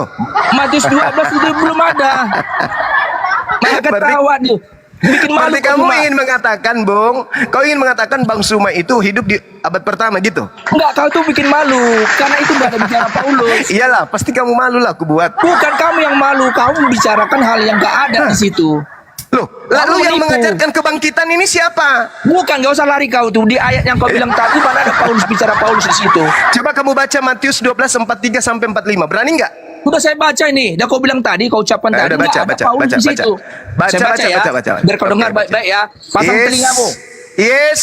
Lalu ia keluar. Ia itu siapa? Setan. Kenapa larinya ke 45? 43 mulai 43. 43, oke. Apabila roh jahat keluar dari manusia. Manusia ya. Ya, Yesus, Paulus itu apa? Kucing. Bukan, kamu nggak ada bicara Paulus. Jangan kau tambah-tambahi. Manusia itu menyeluruh semua. Enggak Termasuk kau dong, kan enggak manusia. dong. Wah, ini kau penyesat ini. Bukan kau yang penyesat. Kau Kamu bilang penyesat Paulus. itu. Kau semua tafsir manusia. Paulus. Nggak ada Yesus tertulis Paulus. mengatakan angkatan jahat ini berarti yang seangkatan Yesus. Kamu ini nambah-nambahin. Gimana ini kaum progresif ini tapi tidak progresif? Gimana dong? Memalukan. Aduh, saudara saya ini gimana dong? Memalukan di sini nggak ada dibilang Paulus. Progresif, Manusia. Kristen progresif tapi tidak progresif. Kayak mana? Aduh, belajar dulu. Bukan kamu yang belajar baik, cuma aku ngajarin. Kamu jangan tambah-tambahin yang nggak ada. Kamu ketawa seperti Ya sudah, kau baca. Tenangkan pikiranmu ya, tenangkan ya, baca. Oke, semua sportif ya. Oke bang, silakan. Apabila roh jahat keluar dari manusia, ingat ya, manusia Iya, siapa? Paulus Kita itu semua. manusia. Siapa bilang manusia itu kadal? Iya, kau juga manusia. Iya betul, tapi saya tidak seangkatan Yesus. Enggak bicara. Paulus juga enggak seangkatan itu belakangan. Loh, siapa bilang Yesus dengan Paulus tidak seangkatan? Di mana? Loh, Paulus itu hidup tahun berapa? Tahun berapa? Mana seangkatan di mana? Jangan kau bilang tahun berapa. Kamu enggak tahu dia hidup tahun berapa. Emang tahun berapa dia hidup?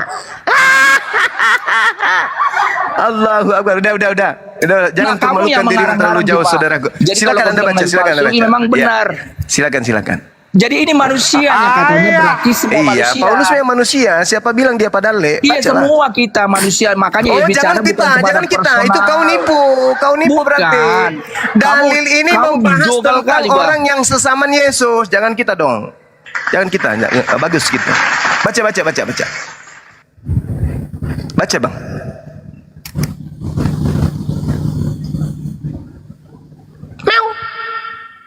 Tante, baca Ya udahlah, Tante. kalau Juma nggak bisa nyambung, memang saya lihat saya pun jadi apa nih? Jadi tambah bodoh saya diskusi sama Mujum. Oke, ya, saya izin ya, maaf ya bro ya, agak naik nih, ya. Oke, Jadi saudara bodoh Rima, kenapa? Yang ngajar tuh bodoh, gurunya nggak bisa baca Nanti yang kalau benar. mentalnya sudah kuat, baru cari Bang Zuma lagi. Boleh. Iya, kamu Istirahat yang nggak aja. siap. Orang manusia kok dibilang Paulus.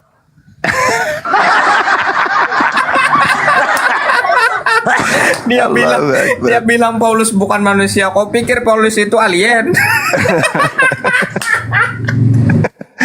Oke, ada lagi pasien, silakan dinaikkan. Kalau ada yang mau ambil alih, dokter yang lain silakan. Nah, saya cari lagi. Satu-satu naik. Karena banyak sih yang minta permintaan.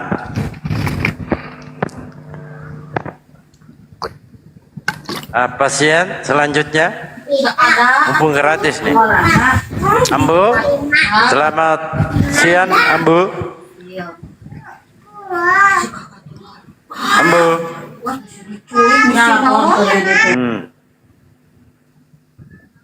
Progresif, katanya progresif.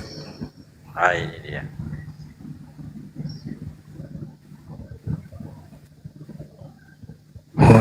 Mr. Pro. ولا كافر به ولا تسخروا بآياتي ثمنا قليلا.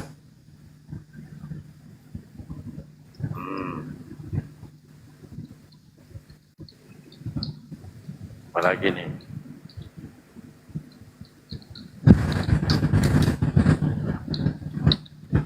Roy. Cobain.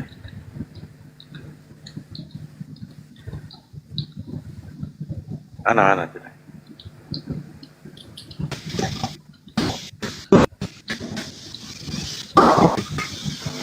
Pak Roy. Halo. Selamat siang. Siap.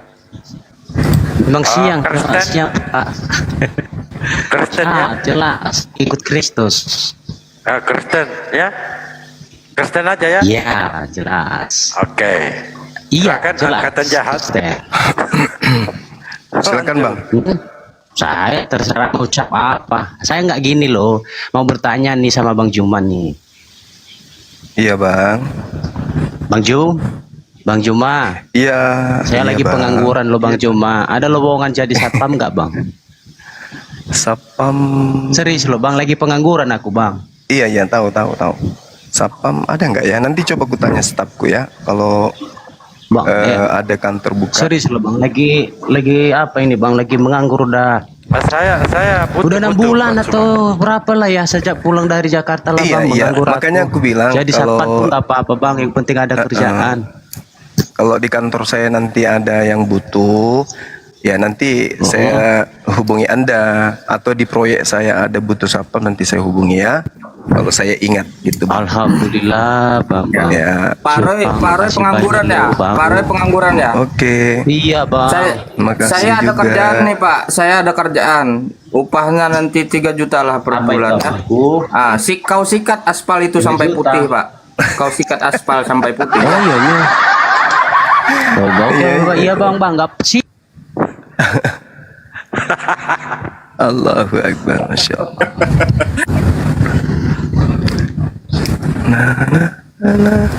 Pasien selanjutnya silakan.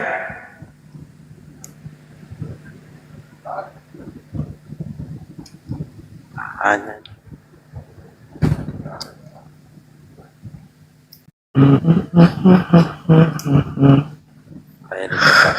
Nanti teman-teman yang butuh modal untuk jualan sempak di pasar bisa hubungi saya ya. Asia. Assalamualaikum warahmatullahi wabarakatuh.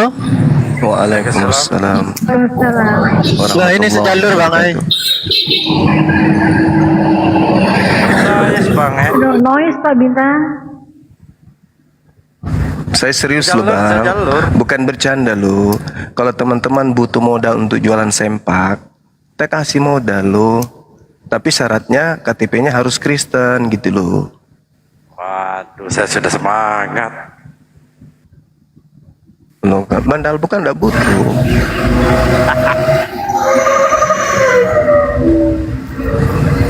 Apa ini? Kok pada noise nih yang naik Kristen? Ipon?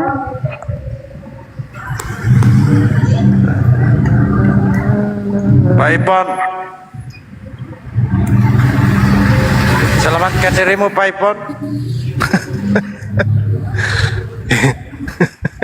Ada yang lucu di bawah, naik-naik cari kerjaan. Lu pikir Depnaker?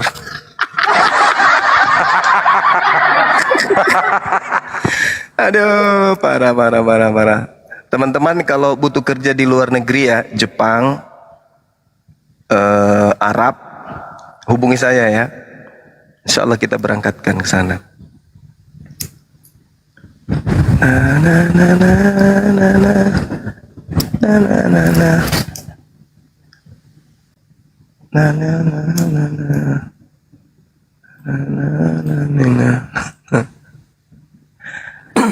Baik. Silakan pasien selanjutnya minta permintaannya. Kerjanya di rumah sakit. Rumah sakit yang ada di luar negeri. Jadi yang basicnya ada tentang kesehatan, itu bisa menghubungi kita.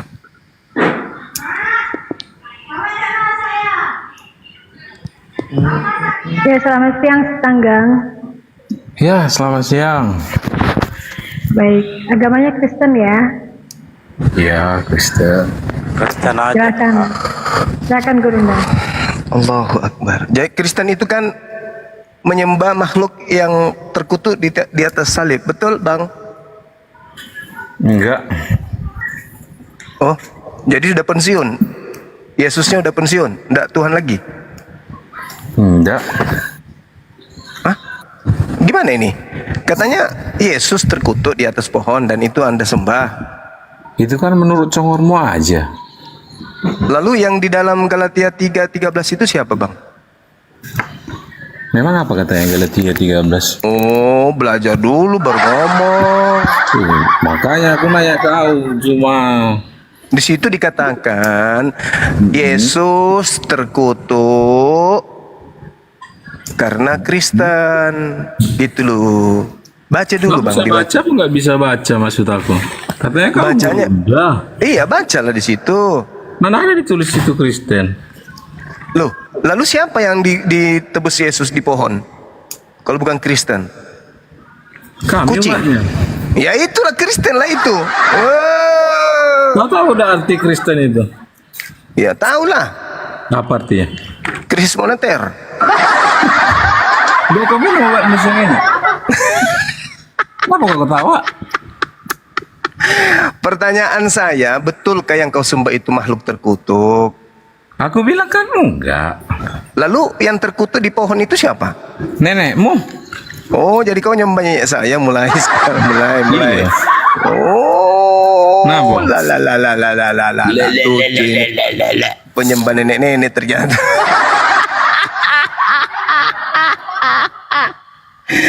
Tujuan saya itu sebenarnya ingin mencerdaskan anak bangsa loh, bukan menertawakan anak bangsa. Tapi makanya jangan membuat saya menjadi tergelitik gitu loh. Saya ini bertanya serius.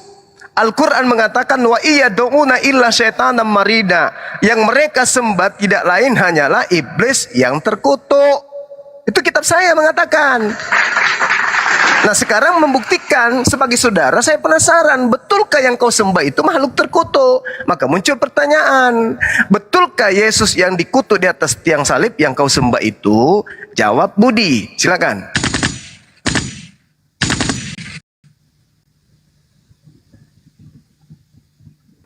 Subeda. Hei, Subeda, jawab. Iya bang. Udah aku bilang enggak. Bukan Cahayu Gurunda. Aku mau tanya kau ini Juma, kau ini Kristen enggak? Tapi kamu sok hebat belajar Alkitab. Kira-kira logika otak kau itu nyambung enggak? Lah, nyambung lah. Kristen Nyambungnya itu dari mana? memahami Bible enggak Kristen ini? Kutanya dulu. Aku Apa yang paham. dipahami oleh Kristen tentang Bible? Aku paham Juma. Kalau kamu paham, yang terkutuk di atas pohon itu siapa? Makanya kalau kau baca itu itu. Juma, kalau A bilang B, nggak ada di atas pohon. Loh, Yang di atas pohon itu cuma nenekmu lagi manjat kelapa. Di situ dikatakan kata sulon. Digantung di atas pohon. Sulon itu pohon. Nggak usah lah kau berbahasa-bahasa gini. Kau tunjukkan ayat. Salib itu bahasa Arab. Lucu ente. Ente yang lucu. Loh, salib itu bahasa Arab, Bong. Kitab pun dari Yunani diterjemahkan ke Indonesia. Yunaninya sulon, Indonesianya pohon. Berarti sebab ada tertulis, terkutuklah orang yang digantung di atas pohon. Itu betul. Menurut otakmu ya itu betul. Menurut Alkitab Oh iya dong, harus menurut otak saya dong. Masa menurut Ya, otak yang saya juga cupu itu dong, nggak harus menurut boleh? otak saya dong. Mana mungkin? Sekarang bahasa Yunani terkutuklah di atas tiang salib itu. Salib di situ bahasa Yunaninya apa? Saya nggak butuh bahasa Yunani Juma. Saya Katanya orang tadi Indonesia. kamu paham Bible. Katanya Saya tadi paham Bible. Tapi saya paham Bible saya bahasa Oke, Indonesia. udah. Karena saya Kalau orang kamu Indonesia. paham sulon dalam bahasa Indonesia Saya artinya tidak butuh apa? zulon Juma. Saya tidak butuh zulon. Nenekmu aja kau ajari zulon. Allahu Kenapa kau Akbar. ketawa? Subeda. Zubaida. Sudah aku bilang Muslim. samamu, saya paham Bible. Di situ tertulis, terkutuklah orang yang mati digantung nenek di si Zul. atas sulon. Nah, sulon ini apa? Sulon bahasa Indonesianya pohon. Berarti sebab ada tertulis, terkutuklah orang yang digantung di atas pohon. Gitu. Sok ke Islam-Islaman lunro. Tak ada kata salib di Bible, tak ada. Bible itu sulon. Sulon artinya pohon. Berarti Tuhanmu digantung di atas pohon. Sekarang tinggal kau cari pohon apa. Siapa tahu pohon toge. Siksa kalian kan, siksa kan? Ya siksa lah. Wong kalian beragama, polanya bukan akal, bukan ilmu. Berhadapan dengan kami di sini apologet Islam yang harus kaidahnya ilmu, nggak boleh tidak. Nggak boleh. Sakit hati kalian kan? Nah, sakit lah. Tapi jujur saya katakan bahwa kehadiran kami sebagai apologet Islam itu wujud rahmat untuk kalian. Jangan Anda balik membenci. Bang Suma ini penghujat. Jangan. Saya ini rahmat untuk kalian. Dari mana lagi yang akan mengajarkan kalian Bible dengan jujur, tanpa tendensi perpuluhan? Kalau bukan dari kami. Kenapa bisa dari kami? Karena kami diperintahkan belajar. Ikra. Jangan salahkan kami. Karena cakupan daripada keislaman adalah belajar. Mulai dari taman kanak-kanak sampai taman makam pahlawan. Itu Islam. Jangan kau katakan saya membenci. Kalau saya benci, saya biarkan aja kau mati menyembah makhluk terkutuk. Karena saya sayang. Makanya saya sampaikan, berhentilah Minimal dengarkanlah. Begitu. Minimal renungkanlah. Jangan kau bilang penghujat, penista, bla bla bla bla bla bla segala macam. Jangan. Siapa yang akan mengajarin kamu gratis? Kira-kira. Harusnya Anda tuh bangga. Ada sosok apologet Islam Indonesia yang kemudian dengan rajinnya melakukan pembekalan iman kepada orang-orang Kristen dengan materi yang digunakan adalah Bible itu sendiri. Tugas Anda tinggal membaca, menelaah, meneliti, membenarkan, menyalahkan. Ini benar alasannya, ini benar, ini salah alasannya. Kita diskusikan gitu loh. Begitu juga Al-Quran. Tapi benar enggak kalian itu pantas untuk membahas Quran? Benar tidak? Punya kapasitas kagak? Kan begitu. Ibarat untuk menjadi seorang apa nih istilahnya nih, TNI misalnya. Tidak bisa hanya dengan menggunakan seragam langsung, enggak. Harus daftar, harus sekolah, harus punya ijazah, punya keahlian luar dalam, ya, lulus tes, sudah pendidikan, dilantik, diberikan ijazah, baru bisa menjadi TNI. Nah, Anda ingin menyamai TNI, tidak bisa dengan hanya membeli seragam TNI di koperasi, nggak bisa. Anda harus mulai dari nol.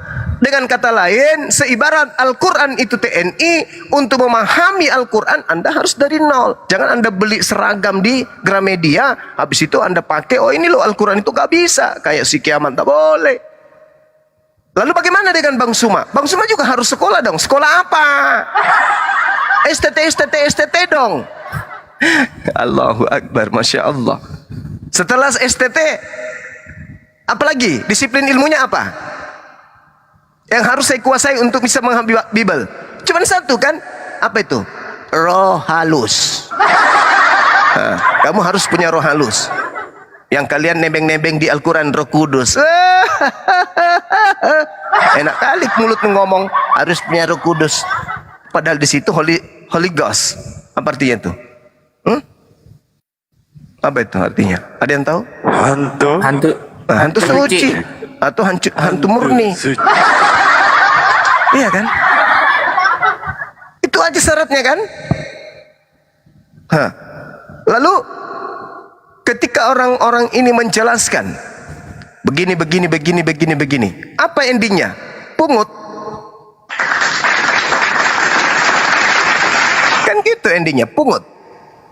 Nah, sedangkan kita di sini memberikan pengajaran gratis tanpa pungut. Gitu, bro.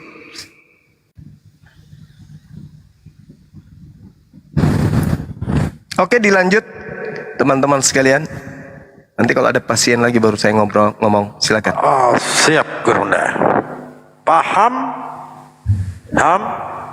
Nehi, paham? Just,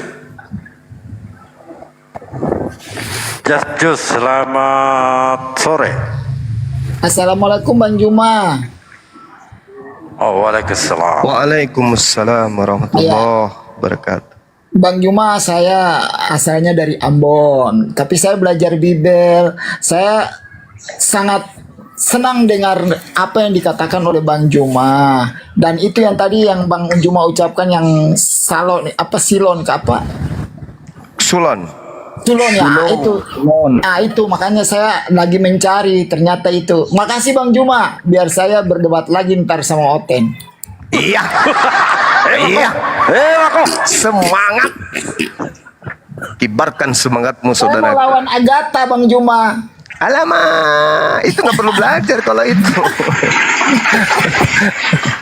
Dia belum tahu. Apalagi siapa yang perempuan dia itu? Belum tahu sama Agatha, saya. Siapa lagi satu yang pakai jilbab itu?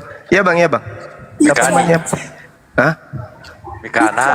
Oh, apalagi yang itu? Lina Wijaya. Itu bisa sambil tidur nyenyak, pulas mimpi lagi renang, lawan dia itu nggak ada ilmunya itu cuma doktrin, betul-betul doktrin tuh. Makanya dia itu nggak mau berdebat, dia itu cuman pemahaman Bible aja, doktrin, penyampaian doktrin, bahasa mereka penginjilan.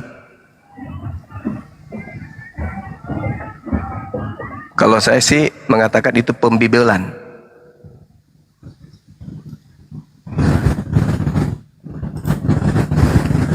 Oke, silakan saudara-saudara dilanjut dulu. Saya ngopi-ngopi dulu ya. Silakan. Saya monitor di sini. Silakan. Siap.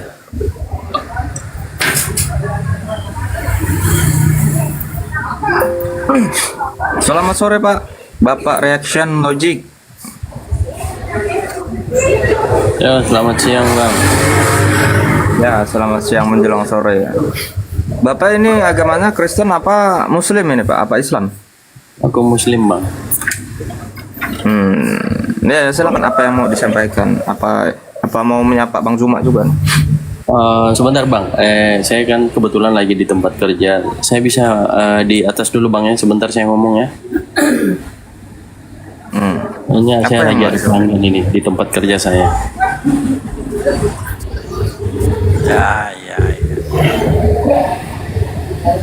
Ya, di mute dulu Bang, soalnya noise juga sebenarnya di tempat saya. Cari lagi Ben. Iya, ini lagi saya pilih-pilih nih, cap-cap dulu ya.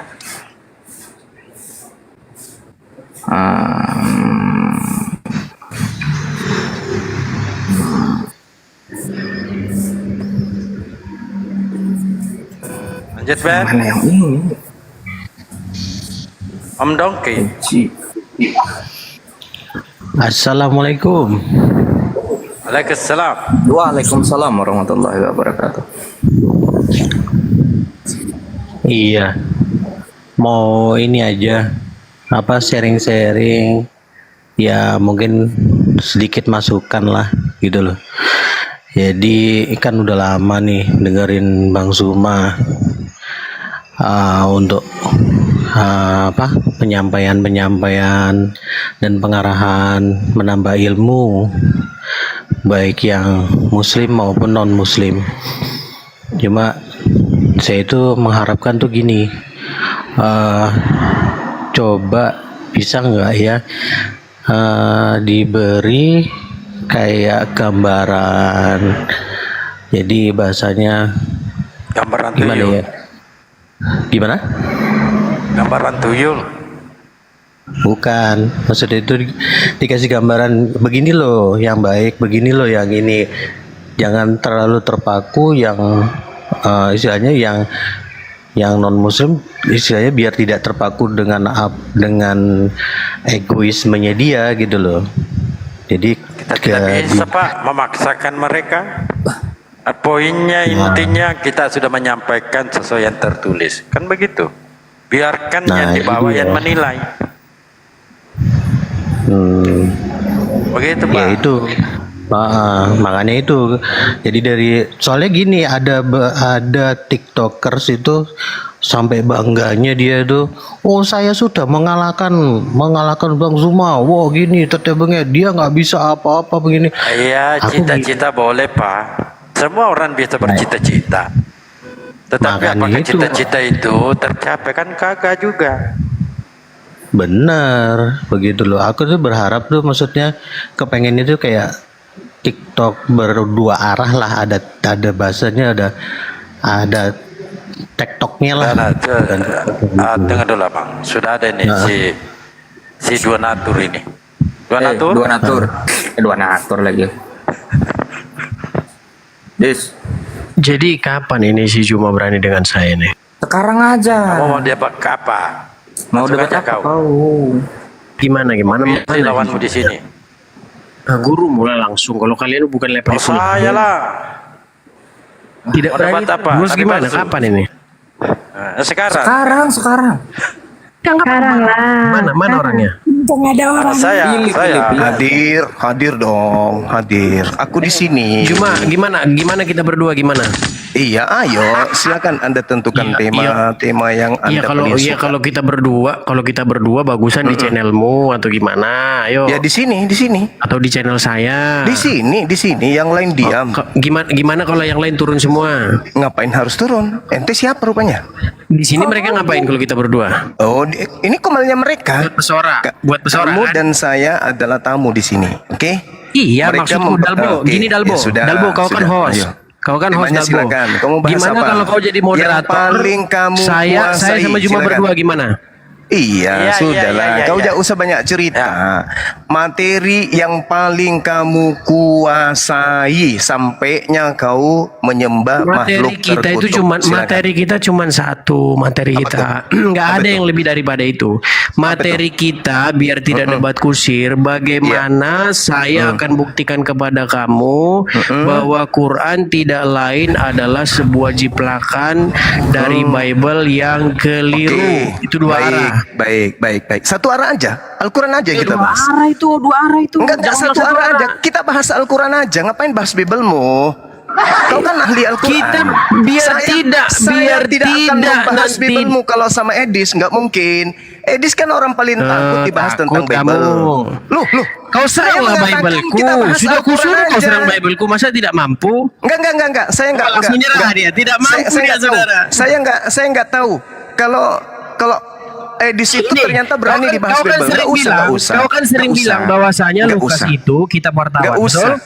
Enggak gimana usah kalau kita bahas itu, enggak usah. Kita bahas Al-Quran aja. Oke. Yang lain diam ya. Oke. Udah enggak fair ini, main bisukan. Oke. Enggak bisa kayak gini diskusi. Dengar. Jangan di-mute.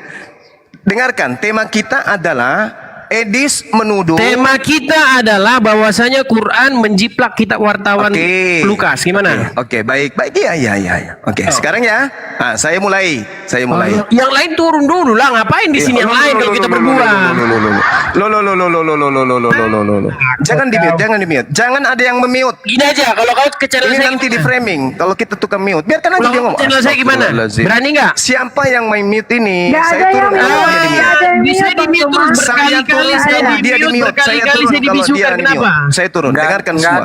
Nggak ada yang nge-mute. Main Nggak ada yang bisu-bisukan mute, kalian Bang ini. Zuma. Berarti dia sendiri yang mute dirinya gitu. Kurun saya ini Bisukan ini siapa? Berarti dia sendiri yang mute dirinya. Iya benar Kurun kita moderator. Oh gitu. Berarti dia sendiri yang mute dirinya. Iya. Sekarang temamu adalah Edis menuduh Al-Quran menciplak kitab Lukas. Betul? Iya, ayo.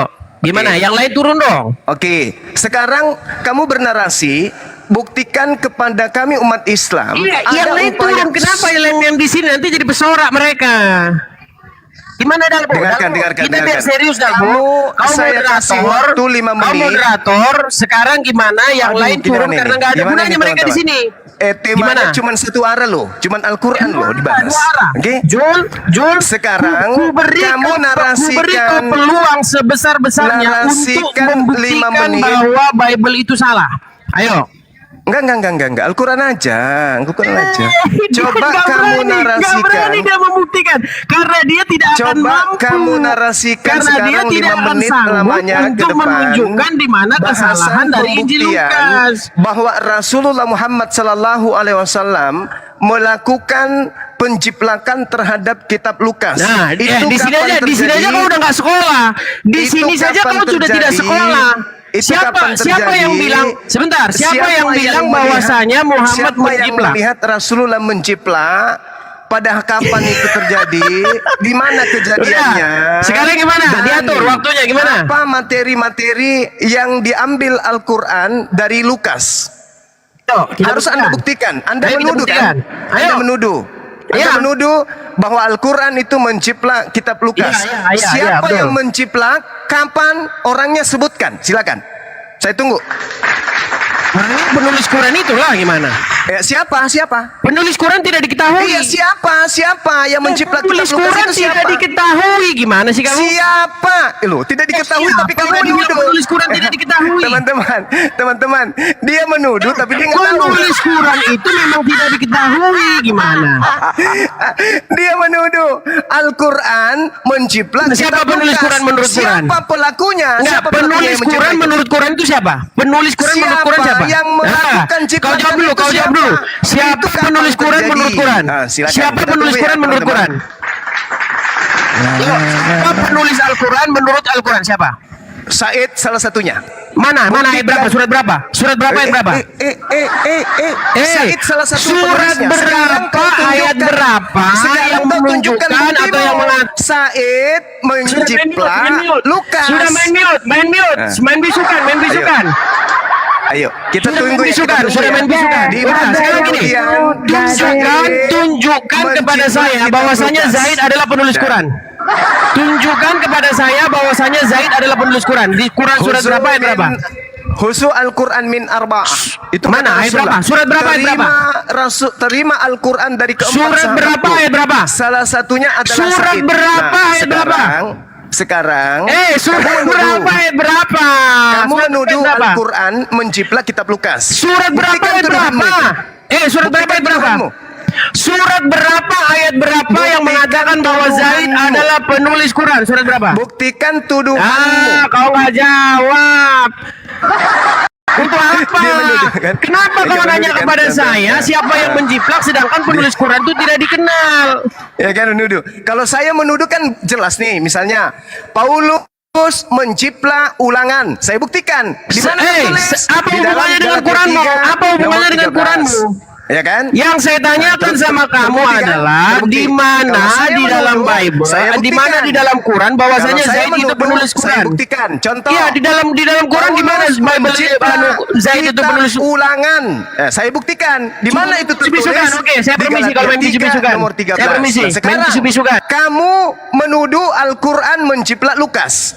Ayo, tunjukkan siapa yang menjiplak kitab Lukas itu. Harus kau buktikan dong. Harus dong. Ini satu arah aja loh. Al-Quran aja kita bahas. Mencrep. Masakan saya tanya bahwa salah satu sahabat Rasul yang menulis Al-Quran adalah Said. Mana ayatnya? Mana ayatnya? Loh. Harusnya kamu yang menunjukkan. Begini loh bang. Al-Quran itu dituliskan oleh Said. Ini buktinya. Said mengutip dari kitab Lukas pada tanggal sekian, hari ini, tahun sekian. Dibuktikan oleh ini, bla bla bla bla. Lalu disadur masuk ke dalam lembaran-lembaran Al-Quran. Itu baru bukti. Kalau cuma datang, inilah aku dua arah loh, membuktikan Al-Quran itu menciplak Lukas loh. Saya bisa membuktikan loh. Dasar manusia lagi bete. Jago katanya, jago, paling hebat katanya. Ini saya sudah minta satu arah, bahas Islam aja, bahas Al-Quran aja, mencret dia.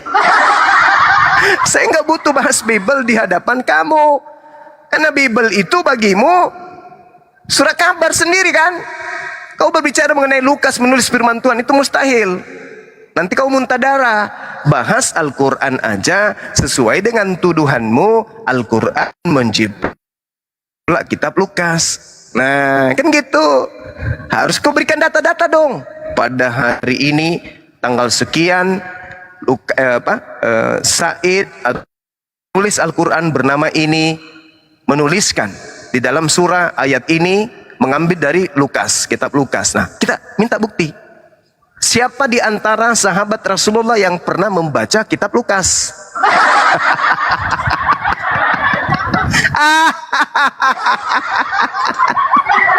Aduh, parah. Yesus aja tidak pernah membaca kitab Lukas. Yohanes tidak pernah baca kitab Lukas. Matius tidak pernah membaca kitab Lukas. Paulus bahkan tidak pernah membaca kitab Lukas. Lo kok tuduhnya kepada sahabat Rasulullah membaca kitab Lukas? Parah. Kalau saya menuduh Paulus mengutip, ya, menciplak Ulangan. Nah, saya buktikan di mana Paulus mengambil itu. Banyak. Misalnya 1 Korintus 1 nomor 19 katanya, atau di dalam Galatia 3 nomor 13 katanya. Kita buktikan datanya. Nah, itu baru betul. Edis, kamu salah orang. Kamu mau kibulin umat Islam, tidak bisa. Umat Islam itu umat yang terpelajar dengan kitab sucinya. Dan seperti kalian membaca dalam bentuk ori teks aja kalian nggak bisa, memalukan.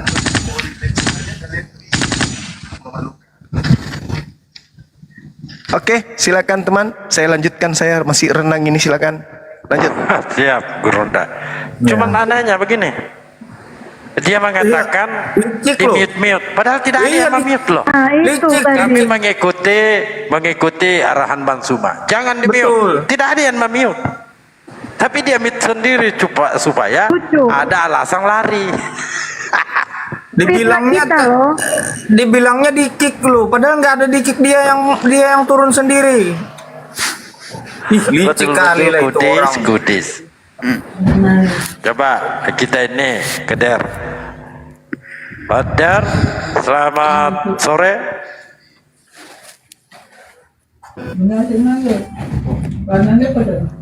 Badar, selamat sore.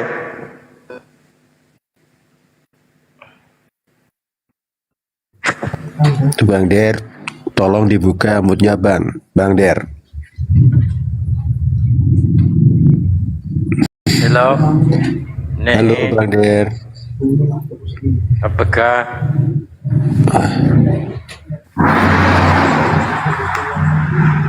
Nantun, selamat sore.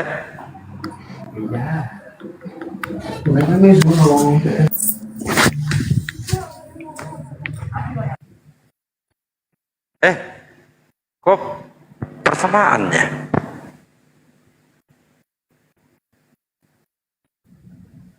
Ya, ini selari sendiri, memit-mit dirinya sendiri, lalu dia premen. Padahal Nggak kalau di berubah, mute ya? itu saya baca itu, ada terbaca itu kalau ada yang mute. Iya. Kita moderator jadi nggak enak sama Benny. Kirain beneran Iya, yuk. betul. Di atas ini yang moderator itu saya sama Bunda Pera, nggak ada yang nge-mute dia. Dia yang mute sendiri tuh. Kalau aku mah saya biarkan supaya urat lehernya putus. Biasanya naik itu hanya berteriak. Lari sudah. Yang lain turunkan. Kita aja Mbak. Yang lain turunkan. Kenapa mute? Apa mute? Kenapa mute? Aduh, dasar orang sakit. Jadi ini sebagai pelajaran ya teman-teman, khususnya yang muslim. Bagi kami apologet Islam, itu lebih susah berdebat dengan seekor ayam jantan peliharaan Bang Dalbo daripada berdebat dengan Edis. Lebih susah berdebat dengan ayam daripada dengan Edis. Edis itu setai kuku kalau mau ditumbangkan. Materi yang dia bawa itu juga yang kita hantamkan. Dia akan mencer tepung. Ya, itu saya sudah pengalaman dari sejak di Facebook. Dia itu sampah bagi Bang Suma itu, maaf nih, lebih berharga upil daripada dia tuh manusia itu. Sama seperti RK, sama seperti siapa, Tahepudin. Itu semua manusia yang satu kali pertanyaan tumbang semua. Satu pertanyaan saja bisa membuat dia tumbang setumbang-tumbangnya gitu, dan malu semalu-malunya. Deritanya itu sampai 6 keturunan. Gitu ya teman-teman. Jadi jangan lagi Anda menulis-nulis Edis di sana, Edis nantang ada ke sana. Aduh. Dia itu upil bagi saya pribadi, dia itu upil. Bahkan lebih layak berdebat dengan ayam jantannya Bang Dalbo daripada beliau. Ilmu nggak ada, mungkin mana? Oke, dilanjut teman-teman. Saya aduk kopi lagi, silakan. Siap, Bang Suma. Lanjut, Ben. Selamat sore, Bang. Nah, ini ada Bang Langin. Bang Langin ini kalau tidak salah dari Kristen ya? Iya, Bang, Kristen. Nah, silakan, Bang. Apanya yang mau dibahas? Gini bang, dulu pernah ada kawan saya mengatakan di Al-Quran katanya terdapat ayat yang menyatakan Nabi Muhammad itu ada tertulis namanya di dalam Taurat dan Injil. Kalau nggak salah itu Al-Araf 157. Betul nggak bang? Bahwa di dalam Alkitab ada nama Nabi Muhammad tertulis di Taurat dan di Injil katanya. Kira-kira gimana tuh bang? Bang, kalau kita mau berdialog, jangan bawa narasi orang lain. Silakan aja. Iya, Bang. itu kan kawan saya di Nanti Islam, kita Bang. Katanya tunjukkan, di kan Anda juga menolak. Nanti ya saya enggak minta bang, saya di sini pembuktian kan mau juga. belajar bang. Kalau memang ada kan abang tinggal bilang ada. Tunjukkan ayatnya kan Saya nggak gitu. bisa mengatakan ada. Tetapi saya bisa bertanya kepada Anda, siapa yang dimaksud oleh Yesus? Seseorang yang datang itu. Berarti secara langsung namanya nggak ada ya bang? Ditulis di Saya tidak apa ya? bisa mengatakan hal ada. itu. Ada di Taurat ada. Silakan. Oh, ya, di mana bang? Bang Juma ya? Di mana bang? Saya akan tunjukkan detik ini juga. Tapi satu syarat. Boleh saya minta Apa syarat? itu? Tunjukkan Apa itu? kitabnya Nabi Musa.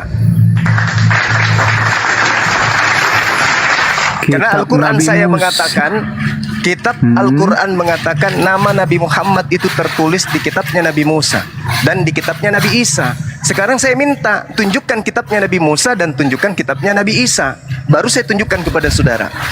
Jangan Anda bawa surat kabar dari barat. Tidak ada namanya di situ. Yang dikatakan Al-Quran itu di Taurat dan di Injil, bukan di surat kabar milik orang Kristen. Paham ya? Iya. Oke, sip. Lanjut Oh, jadi teman-teman, yang silakan. dipegang, masih bisa. Jadi yang dipegang orang Kristen itu sekarang surat kabar ya? Oh betul. Makanya dulu-dulu iya, kitab Anda itu Injil karangan Lukas, Injil karangan Markus. Baru-baru ini kata karangan itu dihilangkan, Bang. Tapi gini Bang Juma, Gimana? Sekarang Taurat, Musa itu dan Injil itu di mana sih sebenarnya? Kalau tanya memang kepada- bukan yang dipegang. Tanya kepada Kepada orang siapa, Yahudi. Karena kitab itu diwahyukan kepada mereka. Tanya kepada mereka. Jadi- Wahai orang Yahudi, di mana kitab Taurat itu, di mana kitab Injil itu? Tanya kepada mereka. Ada enggak? Iya. Karena Al-Quran mengatakan, ya ahlal kitab lima talbisunal haqqa bil batil wa taktumul haqqa wa antum ta'lamun. Wahai ahli kitab, mengapa engkau mencampur adukan firman Tuhan dengan perkataan-perkataan manusia? Nah, sekarang mana Taurat itu? Ada enggak Taurat itu? Di Kristen aja dulu. Yang dekat ke Yahudi kan Kristen tuh katanya. Nah, hai Kristen, mana Tauratnya Nabi Musa? Apa jawaban Kristen? Jadi gini Bang Juma, gimana membuktikan yang di Al-Araf 157 itu bahwa nama Nabi Muhammad ada di kitab Taurat dan Injil? Nggak bisa dibuktikan lagi dong kalau gitu. Kalau Sederhana kitabnya nggak membuktikan nampak lagi. itu. Sederhana membuktikan itu, Bang. Gimana? Iya, gimana Al-Quran kira-kira? mengatakan bahwasanya ya ahlal kitab qad ja'akum rasuluna yubayyinu lakum katsiran mimma kuntum tukhfuna minal kitab wa ya'funa an katsir.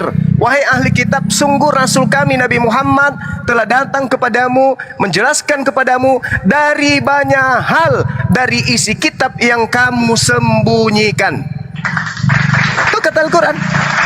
Jadi bagaimana mungkin Taurat itu bisa kita baca sementara disembunyikan? Kalau tidak disembunyikan, mana sekarang? Tunjukkan. Iya. Jadi kenapa nggak minta tolong sama Allah untuk mengungkapkan di mana kitab itu Bang? Nggak bisa ya Bang? Kok minta tolong kepada Aturan Allah? kan Allah itu maha kuasa Bang, setuju kan Bang? Al-Quran sudah menjelaskan ahli Taurat itu, ahli kitab itu menyembunyikan.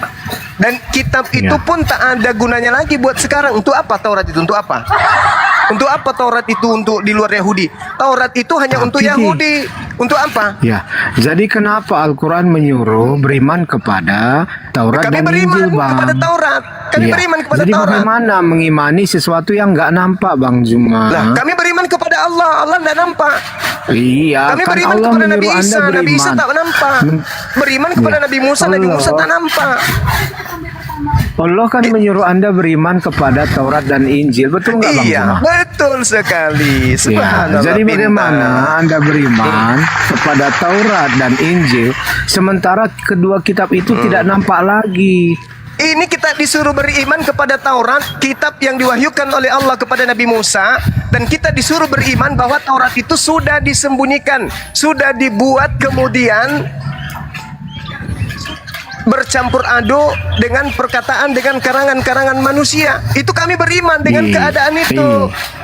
Iya, tapi gini logikanya gini Bang Juma, kita kan memakai akal ya. Jadi pasti. kenapa Kalau Allah saya menyuruh tidak pakai kita akal, saya jadi beriman? Kristen dong. Iya, kenapa Allah menyuruh kita beriman kepada Taurat dan Injil sementara kedua kitab itu tidak nampak lagi? Bagaimana kita beriman dengan kitab itu? Loh, gimana orang ini? Al-Quran itu memberitakan kepada kami Taurat itu sudah dijadikan sebagai lembaran-lembaran yang terpisah-pisah satu sama lain. Itu kami beriman kepada Taurat, di mana Taurat itu seperti itu keadaannya. Anda nggak paham? Nggak paham sampai sana?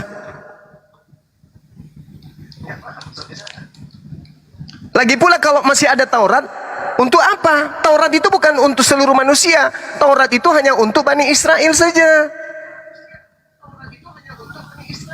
Kami beriman Allah Subhanahu wa taala mewahyukan kitab Taurat, hukum Taurat kepada Bani Israel. Dan kalaupun ada Taurat hari ini, itu hanya untuk Bani Israel, bukan untuk kami.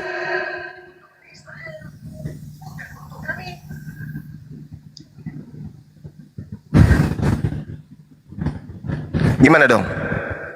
Taurat itu untuk Israel, bukan untuk Kristen, bukan untuk Hindu, bukan untuk Tapi Buddha. kenapa Allah menyuruh Anda beriman kepada Taurat dan Injil sementara itu nggak ada Astagfirullahaladzim, ya gunanya? Allah ya Karim. Kami disuruh beriman, kami disuruh percaya akan adanya kitab Taurat yang pernah diwahyukan oleh Allah kepada Bani Israel, di mana Taurat itu dijadikan sebagai lembaran-lembaran yang terpisah-pisah, sebagian disembunyikan, sebagian dinampakkan. Itu iman kami. Bukan beriman harus dipelototin kitabnya. Gimana sih? Ada musik Bang, ada musik. Musik di mana itu musik? Ya, saya kira sudah ya. Kalau cuma mutar-mutar kayak gitu aja, kira udah ya. Yang pada intinya Al-Quran mengatakan a'udzubillahi minasyaitonirrajim wa ma qadarullah haqqa qadri isqalu ma anzalallahu ala basyari min syai' kul man anzalal kitab alladzi ja'a bihi Musa nura wa hudal linnas taj'aluna qaratis tubdunaha wa tukhfu katsira. Apa kata Al-Quran? Katakanlah wahai Nabi Muhammad, siapakah yang menurunkan kitab Taurat yang diwahyukan kepada Nabi Musa sebagai cahaya dan petunjuk? Kalian jadikan kitab itu sebagai lembaran-lembaran kertas yang bercerai-berai. Kamu perlihatkan sebagiannya dan banyak yang kamu sembunyikan. Itu kata Quran. Ini umat Islam harus beriman. Lalu yang ada di tengah-tengah kita bernama perjanjian lama, perjanjian baru itu apa? Itu bukan kitab Taurat. Itu juga bukan Injil. Lalu apa kalau bukan? Itu diterangkan di dalam Al-Quran, dalam surah Al-Baqarah ayat 78, 79 yang sering saya bacakan kepada saudara-saudara, bahwasanya kitab mereka itulah yang disebutkan dalam surah Al-Baqarah, wa minhum ummiyuna la ya'lamuna al-kitaba illa amaniya wa inhum illa yazunnun wa wailul lil ladzina yaktubuna al-kitaba bi aydihim thumma yaquluna hadza min indillah liyashtaru bihi thamanan qalila. Itu kata Allah. Celakalah, terkutuklah orang yang menulis sebuah buku dengan tangan mereka sendiri, kemudian mereka berkata ini dari Allah, padahal itu adalah karangan mereka sendiri, hanya untuk mendapatkan keuntungan yang sedikit. Di antara mereka ada yang buta huruf, tidak memahami kitab Taurat, kecuali hanya berangan-angan dan mereka hanya menduga-duga. Inilah yang mereka, ini yang disebut di dalam Al-Quran yang mereka katakan perjanjian lama. Nah, ini Al-Quran membahas itu. Oke, sahabat-sahabat sekalian, saya kira begitu untuk sementara karena di sini sudah mau azhar. Silakan dilanjut. Mohon maaf kalau saya banyak menguasai komal. Silakan saya serahkan kepada adik-adik saya, teman-teman saya abang-abang saya, guru-guru saya di sini. Silakan. Saya tetap monitor. Silakan dilanjut. Terima kasih. Siap, Guru dah. Lanjut, Ben. Nanti ada tamu tuh, Ben. Ya, saya mau Juma yang mau jawab tadi tuh. Abang Nathan ini dari Islam atau Kristen? Kristen. Oh ya, apa nih? Noise tapi noise. Tadi kenapa Edis tidak dikasih ruang dialog bagus dia? Dikasih, Pak. Gimana kami tidak mengasih ruang? Sementara dia tadi dengar tidak? Wah. Sampai kuping saya mau pecah. Izin dulu. Tadi kami kasih, Pak. Bahkan dia mute sendiri, lalu lari sendiri. Iya, seharusnya kan di sini harus buktikan itu Juma memang siap menghadapi, jangan menghadapi yang Kristen yang lemah. Iya, Bapak kan tadi saja gitu. mendengar tidak, Pak? Mendengarkan tidak tadi? Iya, tadi saya dengar dan memang dia siapa yang memute dia? Saya juga dia tadi lagi ngomong. Dulu, Bang. Tunggu dulu, saya tanya Bapak. Siapa yang memute? Ya saya nggak tahu, cuman memang tadi kemute juga dia, kemute tadi. Dia sendiri. Itu nggak mungkin lah. Wah, di sini hanya ada 2 moderator saya. Kok bilang nggak mungkin, Pak? Kita moderator loh, di sini merasa difitnah loh kalau gitu. Noise, Pak. Jadi Bapak jangan mengikuti ajaran-ajaran iblis. Dia memute diri sendiri. Bayangkan, Pak, kalau orang memang ajarannya benar, Pak, tidak perlu turunkan semua, kita berdua aja. Wah, nggak perlu. Coba Bang Suma ke Komal Kristen, ke Komal Bombong. Semua saudara Anda di sana, Pak, kesurupan secara massal, kesurupan semua. Bayangkan, apa pertanyaannya? Dia menuduh Nabi kami mengambil, menjiplak ya kitab-kitab Lukas. Harus dibuktikan, Pak. Siapa tahu Bapak bisa membuktikan. Silakan, Pak.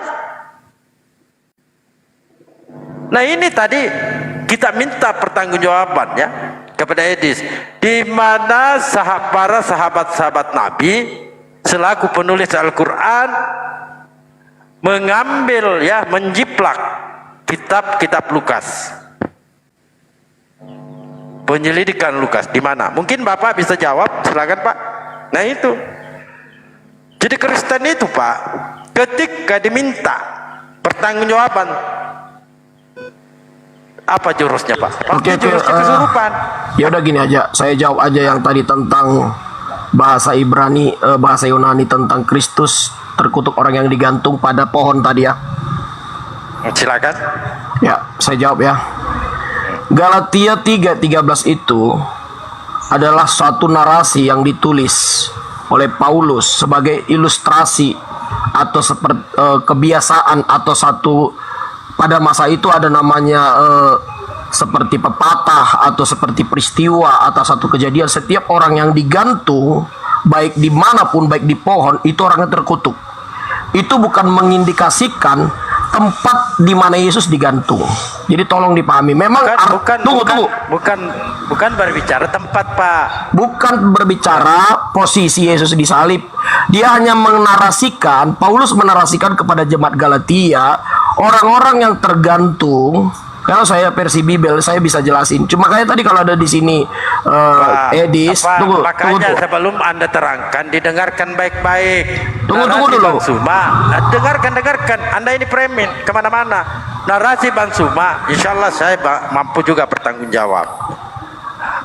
Bang Suma mengatakan yang mati terkutuk itu di pohon, bukan salib. Di pohon.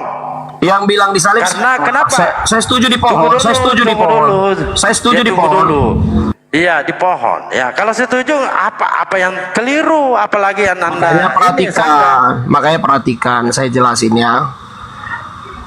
Galatia 3:13 itu berbicara satu ilustrasi yang disebutkan Paulus tentang ketika orang digantung baik di pohon atau di manapun pada saat itu menjadi tradisi adalah orang-orang terkutuk, sehingga dia membuat narasi itu menggambarkan seorang yang tergantung itu adalah orang-orang yang kondisinya terkutuk, dan Yesus rela menjadi terkutuk pada saat itu karena dia mengikuti tradisi yang terbiasa pada saat di zaman itu. Orang yang digantung di pohon itu mengalami kutuk, orang-orang yang berdosa maksudnya.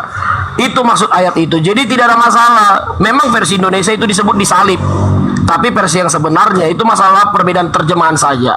Jadi di situ jangan di framing itu jadi Yesus itu di pohon disalib diperdebatkan oleh Juma ya. Yang terkutuk siapa? Itu saya lanjutkan karena beliau lagi sholat. Saya lanjutkan. Karena di sini tertulis, Pak, sebab pada tertulis terkutuklah orang yang digantung pada kayu, pada pohon. Siapa yang terkutuk di pohon ini, Pak?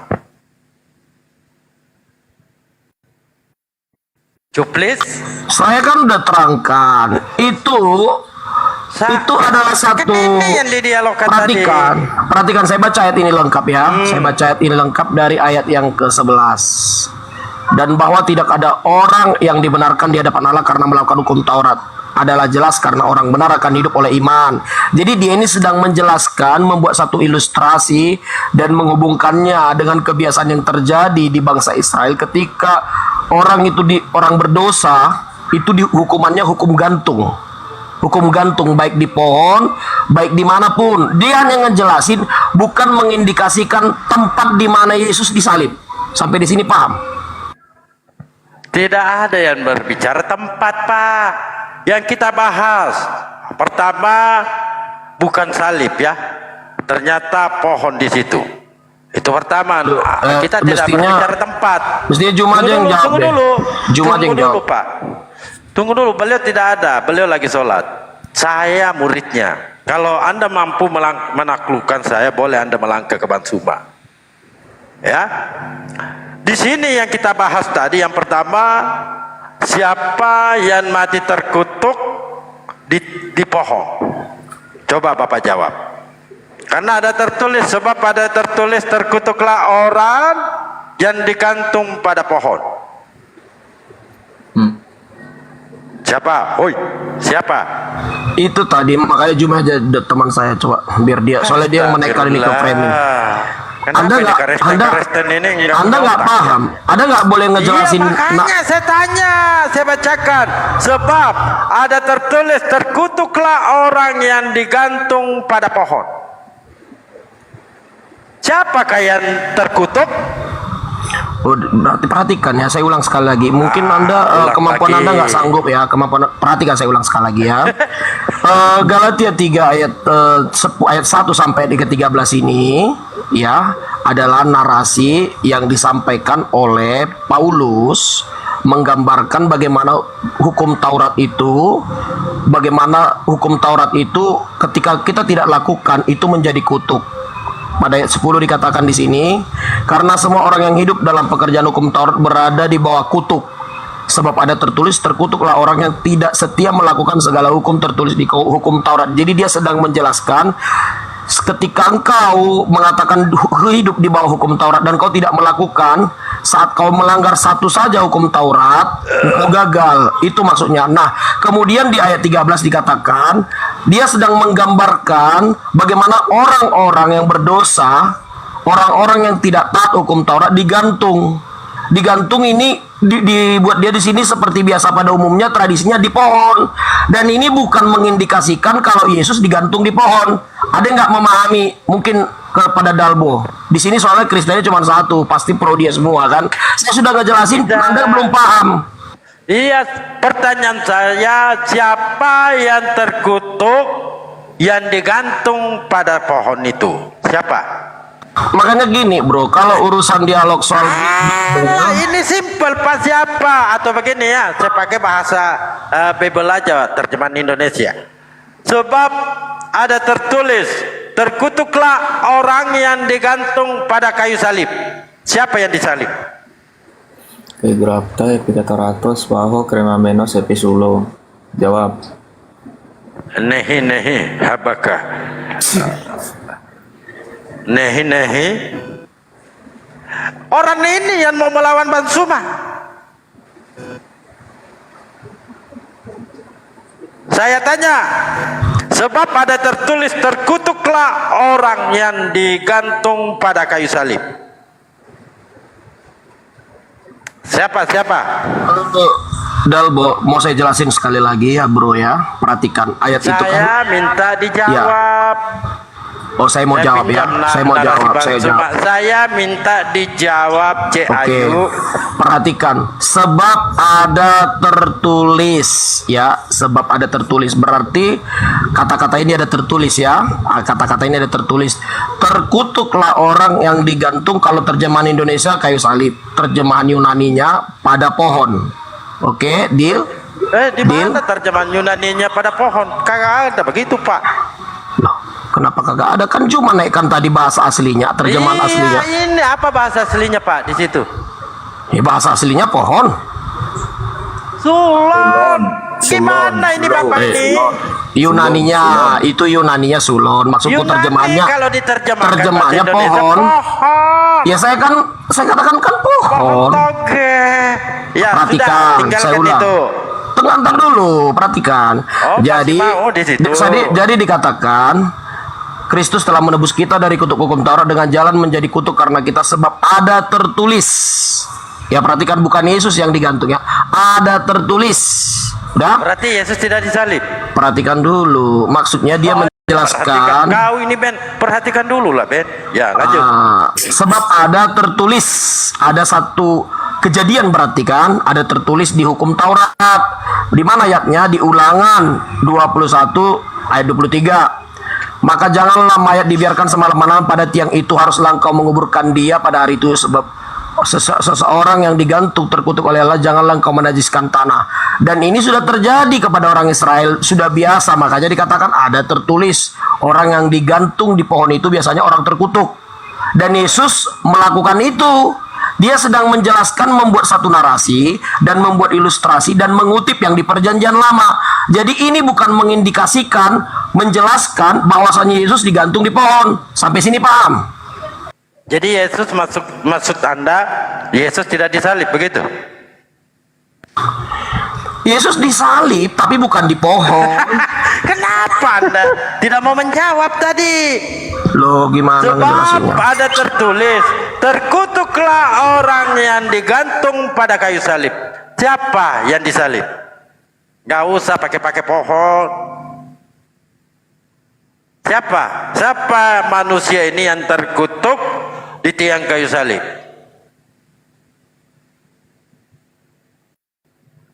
Gimana ini Bapak ini? Oi. Susah ngejelasinnya. Soalnya ini narasinya Juma. Penjelasan dijawab. Itu susah karena kalian nggak paham. Dijawab, Pak. Terkutuklah orang yang digantung pada tiang listrik, tiang kayu. Siapakah itu?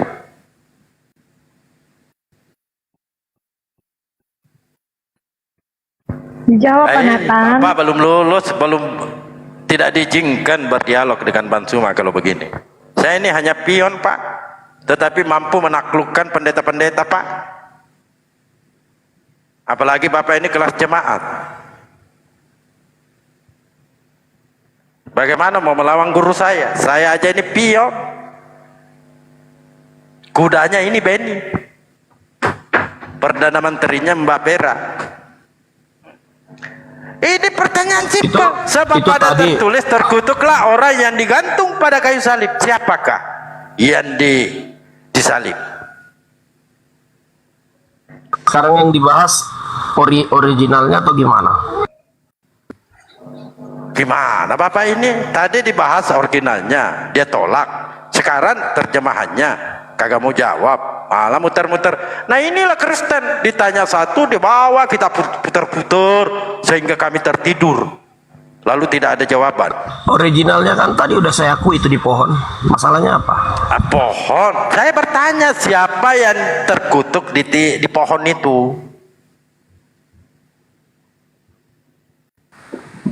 Nathan ini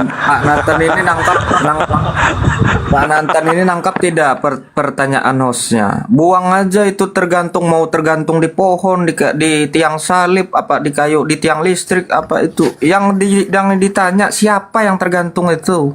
Itu poinnya, Pak.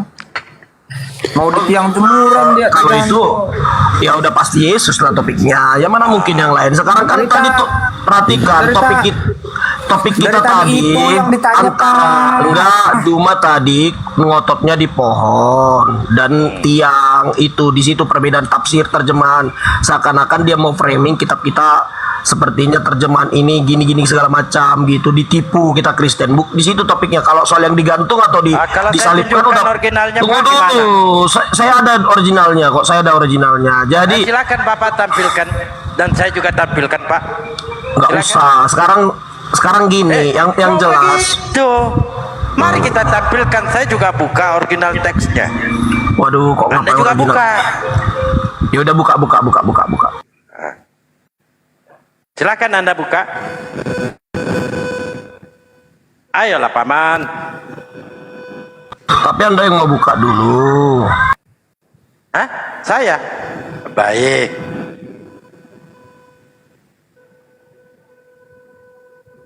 Dulu ya. Original berapa Bang Dalbo? Biar saya bukakan. Galatia 13. Nih. 13. Tunggu dulu. Nih. Ah, ini dia. Ini tuh. Cremamenos Episulo. Di atas Ben, di atas. Lah ini. Sulon, di atas Ben. Ini Sulon. Sulon.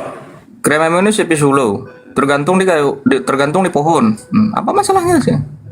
Di sini mengutarakan kata Sulo. Tuh. Sulon. Sulo. Silakan, giliran kau tampilkan datamu.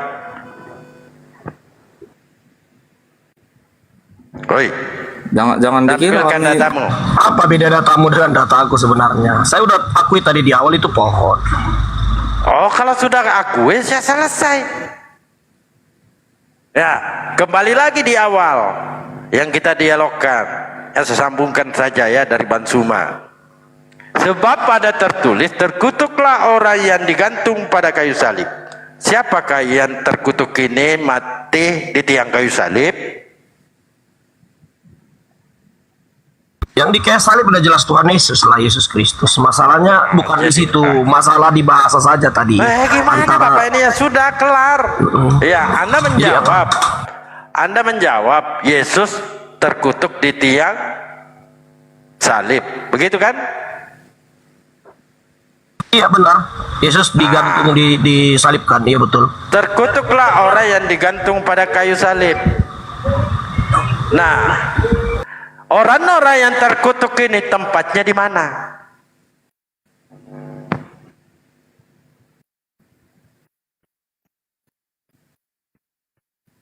Ayo, kamu pasti bisa. Ini udah jadi pertanyaan ke lainnya. Sekarang itu dulu, clear dulu tentang itu tadi, biar jangan besok-besok framing Musa ke depan. Saya tanya, orang-orang yang terkutuk tempatnya di mana? Kan ini sudah diterima nih. Terkutuklah orang yang digantung pada kayu salib. Anda jawab dengan lantan, patatan, tenten, Yesus. Nah, orang-orang yang terkutuk tempatnya di mana?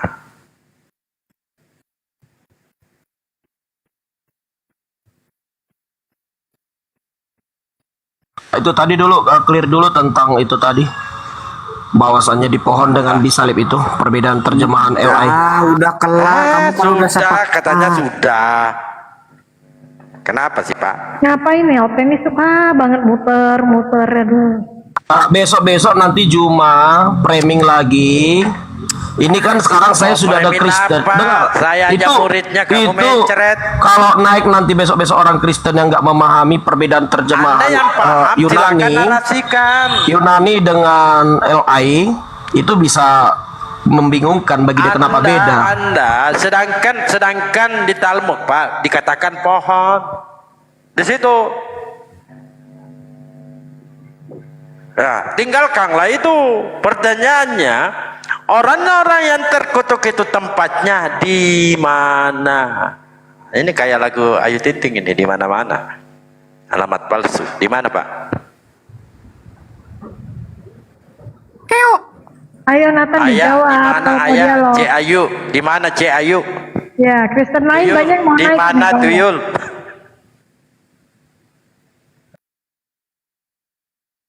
Udah deal ya tadi. Udah deal tadi bahwasannya itu pohon. Itu besok-besok jangan di framing lagi ya. Astagfirullah. Framing apa? Anda diminta pertanggungjawaban untuk menampilkan data-data. Anda tidak mau. Tadi Pak Beni ini paham nggak siapa ini Beni? Beni ini salah satu pembina Tritunggal. Nah, ketika Anda membantah narasi data yang ditunjukkan tadi oleh Beni, silakan Anda tampilkan datanya juga. Sulon itu. Ya, sama aja datamu dengan dataku atau perlu kutampilkan? Kalau Saya udah sama akui. apa di situ, Saya udah Pak? akui. Ya udah silau juga sama silau. Sulon itu bahasa Yunani, diterjemahkan bahasa Indonesia apa? Pohon. Jujur kau, apanya yang diperemin oleh Bang Suma? Iya ini sebentar ya, saya tampil. Saya udah tahu. Makanya saya nggak Apanya yang bantah. diperemin? Anda jawab pohon, selesai. Ini ya, saya udah tampilkan. Coba dibesari gambarnya. Oke, disebesarin lagi. Ya itu kan makanya saya bilang kan pohon tree. Silau ya. Episilon. Nah, episilon. Ini ya, tree. Oke, udah nampak kelihatan nggak? Ya sudah pohon kan? Udah sama sudah. kan? Pohon kan? Bukan. Saya udah bilang itu sebenarnya pohon. Cuman di dalam terjemahan Indonesia. Apa yang diperemin oleh Bang Suma? Kalau sudah pohon. Bukan gini. Itu kan seperti ada satu kebanggaan. Saja kamu ini gimana? Ada kebanggaan. Ada kebanggaan Juma ketika bahasa aslinya pohon. Apa yang disampaikan oleh Bang Zuma Ya, juga di datamu. yang disampaikan kamu sendiri yang mengatakan wah sebenarnya itu pohon. Kamu sendiri loh. Gimana sih? Kata Sekarang Yesus, Pak, gini, jangan mengucapkan kata-kata dusta. Ini ajaran Yesus, jangan berkata dusta. Sekarang saya tujuannya mau ngejelasin kalau kata pohon itu adalah terjemahan yang benar. Jangan dipotong-potong dulu.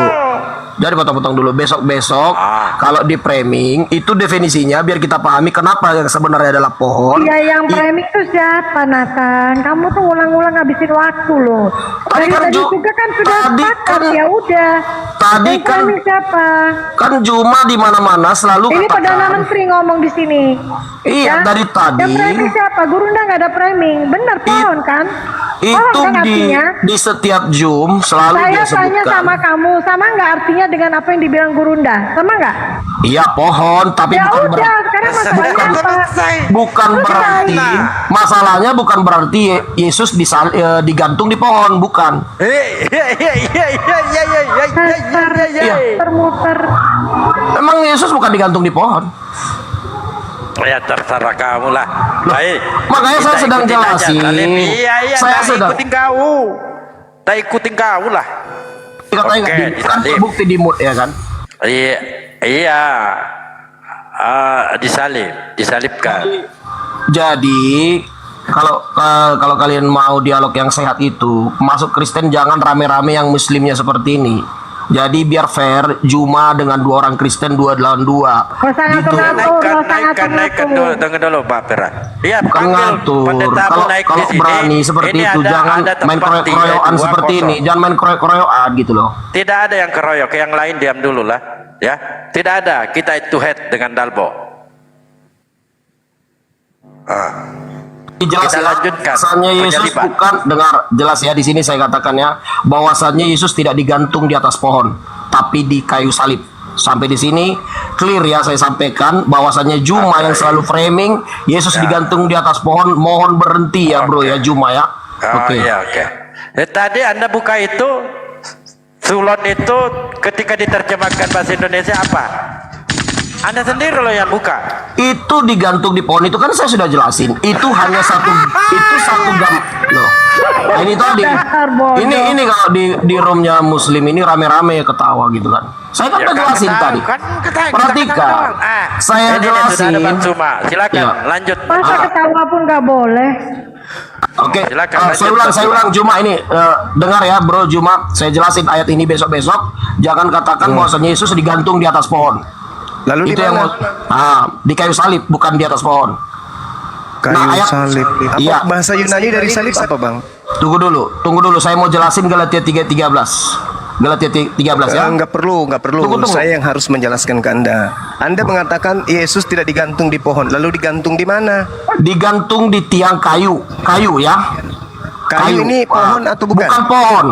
Bukan pohon, tapi kayu karena memang salib terbuat dari kayu. Lalu kenapa original teksnya menuliskan sulon?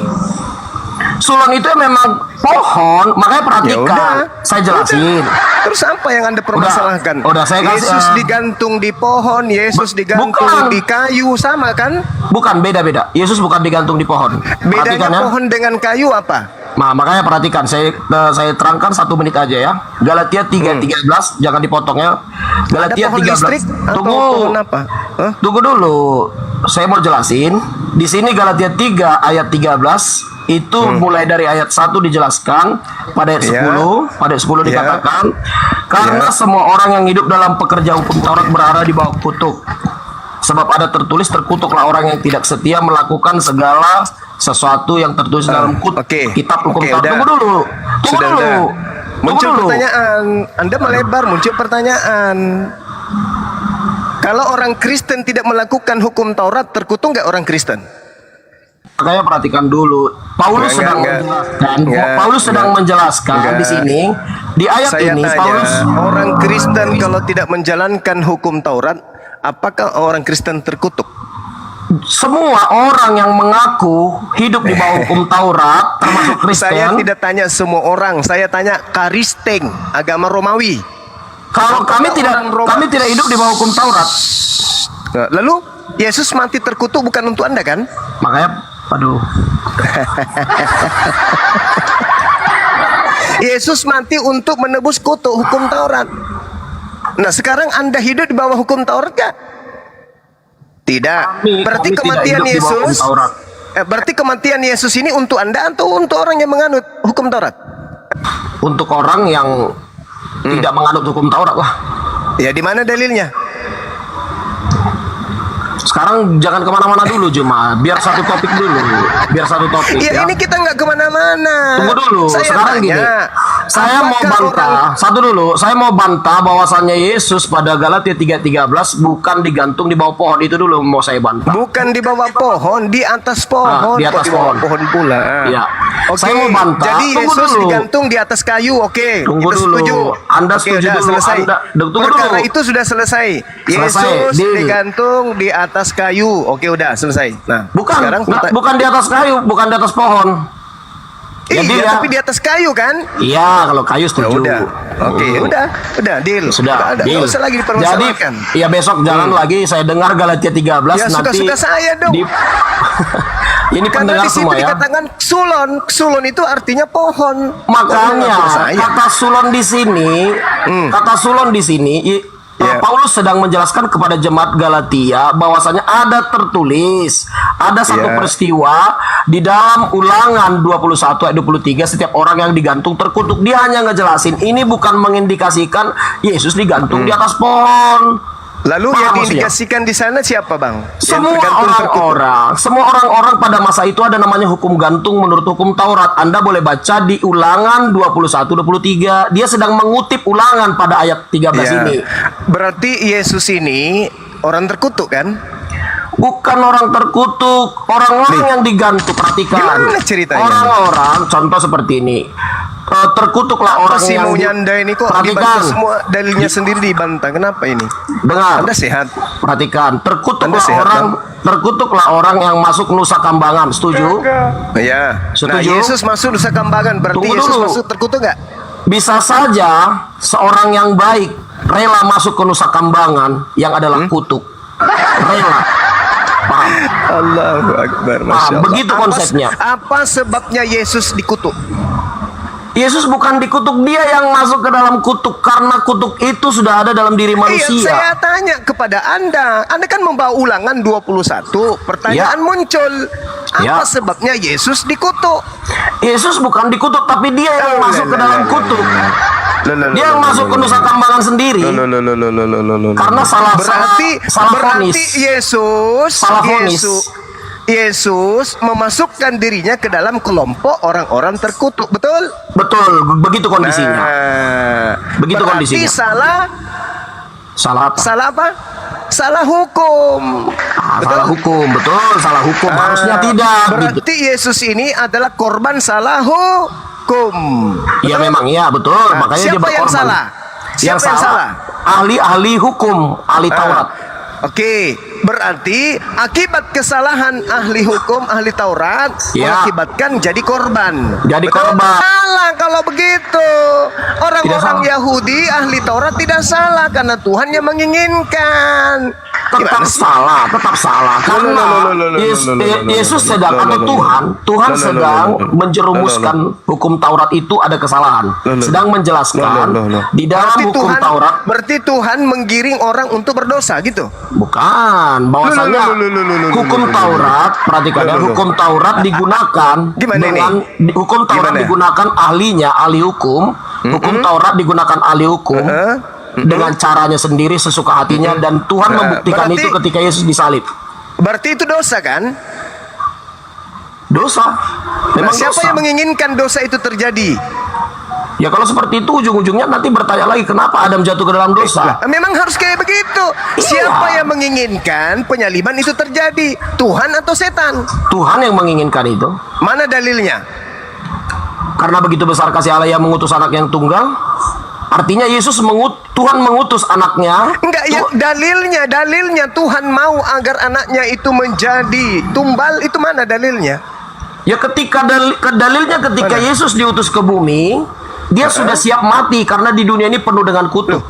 Tadi katanya kematiannya itu karena salah tangkap. Gimana yang betul? Ya, jadi gini. Yang mana yang betul? Yang betul mana adalah dalilnya Tuhan menginginkan kematian terhadap Yesus? Mana dalilnya? Ya ketika Yesus dikirim ke dunia ini, dia sudah masuk ke area ke zona terkutuk. Itu dalilnya. Yesus ketika lahir ke dunia ini, dia rela berarti menjadi Yesus orang ini berdosa. memang orang terkutuk berarti. Tidak, dia masuk ke dalam Tadi kutuk. Anda mengatakan dia masuk ke zona terkutuk. Mana yang betul? Ya memang iya begitu. Jadi yang mana yang iya yang betul itu yang mana? Dia masuk dalam keadaan memang sudah disiapkan menjadi kutuk atau gimana ini? Atau salah tangkap atau gimana? Mana yang betul? semua betul. Jadi iman semua kami. betul. Ya, jadi perhatikan ya. Berarti penyaliban itu adalah rekayasa iblis kerjasama dengan Tuhan, betul? Tidak, salah, bukan seperti itu. Tadi katanya semua betul. Bukan Sekarang seperti itu. tidak. Mana yang benar ini? Jadi yang benar adalah Tuhan tahu dunia ini orang-orangnya terkutuk dan bejat. Ya, termasuk pemangku hukum Taurat yang mengaku dia adalah ulama-ulama hebat. Tapi faktanya mereka adalah orang-orang terkutuk yang bejat dan kejam. Dan Tuhan Tapi dosa-dosanya dihapuskan dengan Yesus menanggungnya gitu. Dan Tuhan tahu kan kalau udah kayak gitu. Dan Tuhan tahu Lawak-lawak kan jadinya. ketika dia datang ke bumi ini, dia tahu hal itu akan terjadi dan Yesus akan mati di kayu salib seperti yang dikatakan. Berarti sudah direncanakan. Iya, memang sudah direncanakan di Berarti Yesaya Tuhan 53. merencanakan pembunuhan. Bukan pembunuhan, penyelamatan. Itu bahasa Anda itu. Penyelamatan atau pembunuhan Iya. ini? Penyelamatan. Penyelamatan.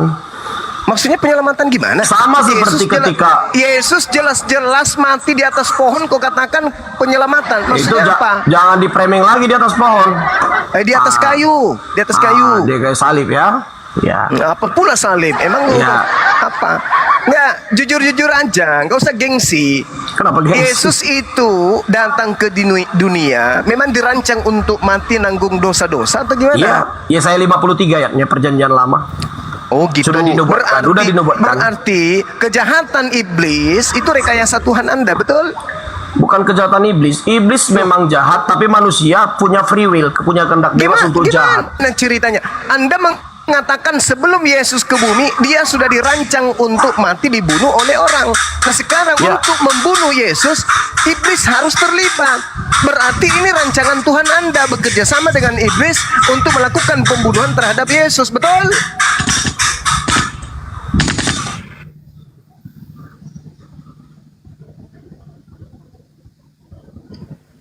Silakan Bang. Bukan seperti itu kan bahasa Anda, bro. Loh, lalu yang merancang kematian Yesus siapa? Yang merancang kematian Yesus Kristus adalah Bapa di surga. Dalam rancangan pembunuhan terhadap Yesus ada iblis gak terlibat? Ya udah pasti karena manusia kan dikuasai iblis. Berarti Tuhanmu sudah merancang iblis ikut terlibat di dalam pembunuhan Yesus, betul? Bukan merancang, itu namanya natural sama seperti di kitabmu ketika Adam dan Hawa berbuat dosa. Apakah itu sedang dirancang? Coba saya tanya. Coba kau tanya Juma. Adam dan Hawa dirancang berdosa, Anda setuju? Juma? Kalau Adam itu kan sudah jelas tuh. Adam datang, dicipta oleh Tuhan, dinasehati. Jangan kau makan, tapi dimakan. Apakah Tuhan yang merancang supaya dimakan? Beda. Ini kamu mengatakan kedatangan Yesus di muka bumi memang untuk mati. Loh, kok jadi nangis? Kok nangis? Cuma perhatikan saya mau tanya. Yang harus sekarang perhatikan. Adam dan Hawa di kitabmu jatuh ke dalam dosa itu dirancang atau tidak? Tadi kau bilang atas kehendak bebas, betul? Kehendak bebasnya udah dinasehati kan? Betul? Iya. Udah dinasehati, tapi ternyata faktanya Adam dan Hawa melawan nasihat. Iya. Oke. Sekarang orang Israel sudah iblis. Iya, karena ada iblis. Ya, sekarang Terus? orang-orang ahli Taurat udah dinasehati bahwasanya mengerjakan hukum Taurat jangan sembarang tebang main hukum. Sudah dinasehati. Tunggu dulu. Udah dinasehati. Tapi Tuhan tahu, sekalipun manusia udah dinasehati ada free will, sama seperti kamu punya hak bebas kan, mau obok-obok Alkitab itu, mau dinasehati berapa kali pun, besok-besok nanti kau bilang juga. Oh, jadi di atas pohon begitu, gitu. Udah nggak usah curhat. Sekarang begini, besok kau bilang juga posisinya di atas Adam pohon. Sama enggak posisinya Adam dengan Yesus, kaitannya dengan iblis, sama enggak? Sama lah. Bahwa lebih hebat lagi, perhatikan lebih hebat ya. Kalau Adam, tunggu dulu. Adam dan Hawa, mereka cuma berdua. Ya kan? Sementara Yesus, ini semua ahli Taurat lo berkumpul melawan Yesus. Ya. Kejadian Adam dan iblis yang dikutuk di situ iblis atau Adam? Kejadian apa? Antara Adam dan iblis yang dikutuk oleh Tuhan di situ Adam atau iblis? Semua dikutuk. Adam juga dikutuk. Di mana Hawa juga dalilnya dikutuk. Adam dikutuk? Di mana dalilnya Adam dikutuk? Itu di kitab kami lah, bahwasannya dia akan susah payah mencari nafkah. Nah, ini Anda ini sudah menuduh dan memfitnah Adam. Keturunanmu kan akan susah mencari nafkah.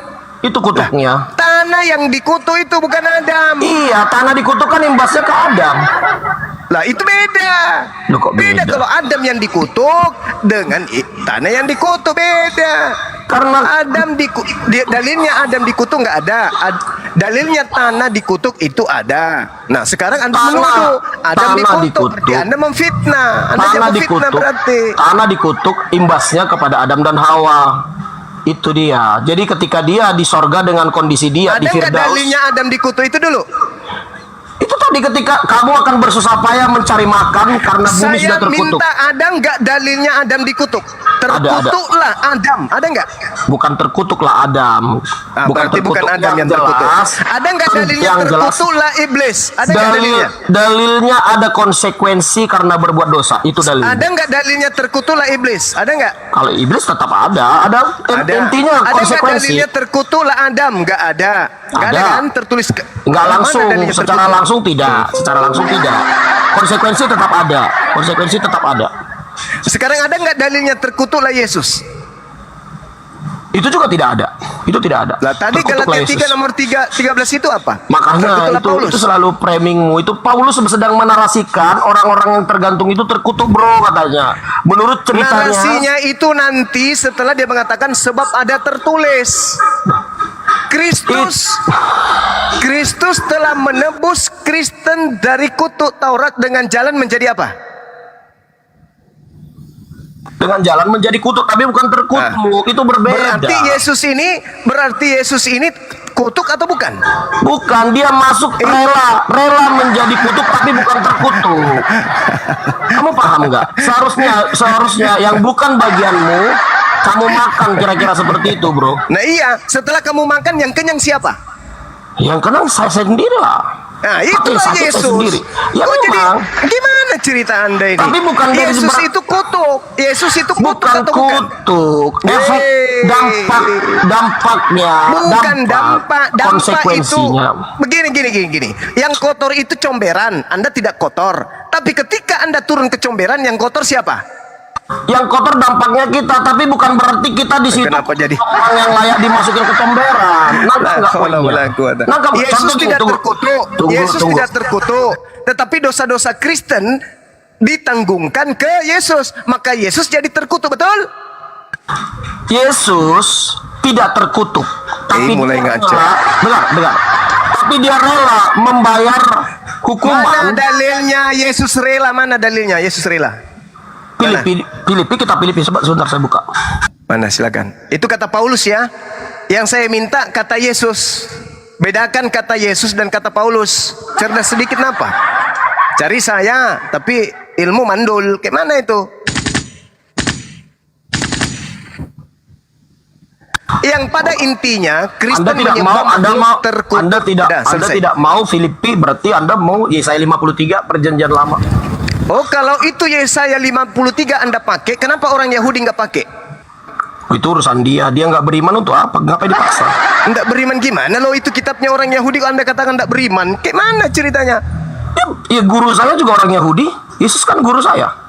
Lo ngapain juga saya ikut-ikut Yahudi yang sekarang?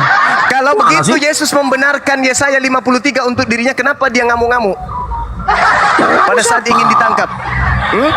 Tidak ada dia ngamuk, tidak pernah dia rela disalib. Yohanes 8 dia ngamuk. Yohanes 8 belum waktunya dia untuk disalib. Iya. Allahu Akbar, Masya Allah. Sekarang kesimpulannya, benar tidak yang kamu sembah itu makhluk terkutuk di atas pohon? Benar nggak? Itu kembali lagi kau framing lagi di atas pohon kan? Ya udah di atas kayu, di atas kayu. Benar percuma. tidak yang kau sembah itu adalah makhluk yang digantung di atas kayu? Benar nggak? Yang digantung ya, tapi tidak terkutuk. Mati meja. Beda kan? Payah ini, payah. Memang malu, harus malu Anda itu. Makanya Anda mengatakan tidak terkutuk. Yang tertulis di situ dengan jalan menjadi kutuk tapi tidak terkutuk. Emang? Parah. Udahlah bro, belajar dulu bro. Berarti posisinya dia itu seorang pembela bagi kami. Dia tidak seharusnya rela. Dia bukan terkutuk, dia pembela, tapi dia rela. Dia pahlawan. Apalagi dia superhero. Superhero, betul. Itu dia. Superhero yang Anda maksud itu, yang Anda sembah itu manusia terkutuk, bukan? Bukanlah. Tapi konsep Anda kan memaksakan. Loh, kok memaksakan pula? Saya Lalu sudah buat jelaskan apa tadi. Yesus mati di atas pohon kalau tidak terkutuk? Buat apa dia mati di atas pohon, di atas kayu? Buat apa? Dia rela memposisikan dirinya di sana, sama seperti saya katakan ketika memposisikan dirinya sebagai apa? Sebagai terdakwa. Nah, terkutuk enggak? Terkutuk tidak? Tidak aslinya tidak terkutuk. Enak kali kau ngomong. Secara hukum manusia, secara hukum Taurat dia masuk di posisi kutuk, di posisi kutuk karena dia. Akibatnya apa? Akibatnya hukum Taurat batal pada saat itu karena hukum Taurat tidak adil. Dengan cara apa? Dengan cara Tunggu dulu. Ketika hukum Taurat dijalankan oleh ahli-ahlinya, para ulama-ulamanya, ternyata hukum Taurat itu gagal menghukum orang benar masuk hukum Taurat, di sanalah batalnya hukum Taurat itu tadi. Kata siapa? Kok kata siapa? Iya dong. Oke. Kata siapa? Itu Galatia 3. Saya bacakan Galatia 3:13 Ya, Galatia tadi. 3 lagi berarti kembali lagi ke Yesus. Berarti penanggungan kemudian terhadap kutuk itu ditanggung oleh siapa? Ditanggung oleh Yesus. Nah, berarti Yesus ini terkutuk tidak? Dia tidak terkutuk tapi rela menjadi kutuk. Iya, betul. Seperti itu. Gimana ceritanya Anda sedang memaksakan Yesus harus terkutuk kan? Sekarang begini, yang memaksakan Yesus terkutuk siapa? Saya atau Anda? Tidak, saya tidak memaksakan Yesus terkutuk. Dia rela menjadi bukan kutuk. Yesus. Kalau begitu bukan Yesus yang digantung. Loh, konsepnya gimana sih pemikiranmu, Juma? Wah, Juma. Anda menginginkan Yesus tidak terkutuk, tetapi Anda menginginkan Yesus yang mati di atas kayu. Hah? Orang yang digantung di atas pohon adalah orang-orang terkutuk. Pohon, tadi katanya kayu. Orang ini kan sesuai dengan tertulis, sesuai dengan tertulis. Katanya nggak boleh bilang kayu, pohon. Sesuai dengan sendiri. Makanya nggak usah nipu-nipu. Pohon ya pohon. Perhatikan Kamu dulu. ngajarin saya untuk berbohong. Sulon itu artinya pohon, Cak Ayu. Makanya perhatikan Galatia 3:13 dikatakan. Yang ada terkutuk di tertulis, atas situ, perhatikan. yang terkutuk di atas pohon itu Yesus atau kamu? Itu yang di atas pohon orang-orang berdosa menurut hukum Taurat, ada tertulis, bukan Saya Yesus. tanya, yang terkutuk di atas pohon itu Anda atau Yesus? Orang berdosa sesuai hukum Taurat dalam Ulangan 23. Siapa namanya? Semua orang-orang Israel kalau digantung itu orang terkutuk. Oke, yang digantung di situ pada kenyataannya siapa? Bukan di situ digantung, itu bukan mengindikasikan tempat. Kan saya udah bilang tadi berulang-ulang. Lalu siapa yang digantung? Loh, siapa yang digantung? Iya dong, harus ada pelaku dong. Yang digantung itu Yesus Kristus tapi bukan di atas pohon. Udah selesai. Terus ngapain kau muter-muter? Berarti kalau kamu sudah mengakui yang digantung itu Yesus, berarti yang terkutuk siapa? Tidak ada yang terkutuk, Yesus tidak terkutuk, tapi dia rela menerima hukuman kutuk. Udah. Kamu ke gereja, colok pantat pendeta, jilat tanganmu supaya otakmu bisa berfungsi. Sudah turunin. Sama aja. Udah, kamu turun dulu, sama aja. bos. Nabi Kamu istirahat dulu, Bang. Kamu istirahat, bos. Otakmu sudah berkarat. Assalamualaikum Waalaikumsalam warahmatullahi wabarakatuh. Ya, otakmu sudah berkarat, itu bahaya untuk kesehatanmu, berbahaya untuk janin istrimu, bahaya untuk keturunanmu. Ya, jangan sampai genmu berpindah, gen gila. Ya, cukup kau aja yang gila. Yang terkutuk siapa? Bukan Yesus. Yang digantung siapa? Yesus. Yang digantung itu yang digantung di atas pohon, bukan pohon tapi kayu. Kau akui enggak bahwa yang digantung di pohon di kayu itu terkutuk? Iya. Itu Yesus. Iya. Berarti Yesus yang terkutuk? Bukan. Nenekmu kiper lah. Kau ke gereja, bukan di sini. Di sini tempatnya orang waras. Kau di gereja ya tahu sendirilah di sana. Ini hasilnya. Kau belajar di sana bertahun-tahun, kau bayar tiap bulan. Begitu kau datang ke sini, ini hasilnya. Menurut kitabmu dan imanmu, yang terkutuk di atas tiang salib itu harusnya kamu. Tapi karena begitu kasihnya Yesus, Yesus yang menggantikan. Berarti yang tergantung di atas pohon itu siapa? Kamu atau Yesus? Yesus. Yesus mati dengan jalan apa? Dengan jalan kutuk. Berarti yang kau sembah siapa? Yesus. Jangan jalan terkutuk. Berarti kau penyembah makhluk terkutuk. Kesimpulannya itu. Dasar cukadama. Udah silakan teman-teman dilanjut. Saya istirahat lagi. Lanjut, kalau ada yang parah lagi baru saya masuk. Silakan. Siap. Assalamualaikum Bang Hande, Abu ya. Waalaikumsalam warahmatullahi wabarakatuh. Banyak pasien ini Bang Hande. Enggak itu loh. Kenapa ya ini orang-orang kayak gini berusaha melawan dirinya sendiri gitu? Ya betul kata pemilik Bintang Timur. Oten itu musuhnya adalah Bible-nya itu sendiri. Ya. Oten itu musuhnya ya Bible-nya.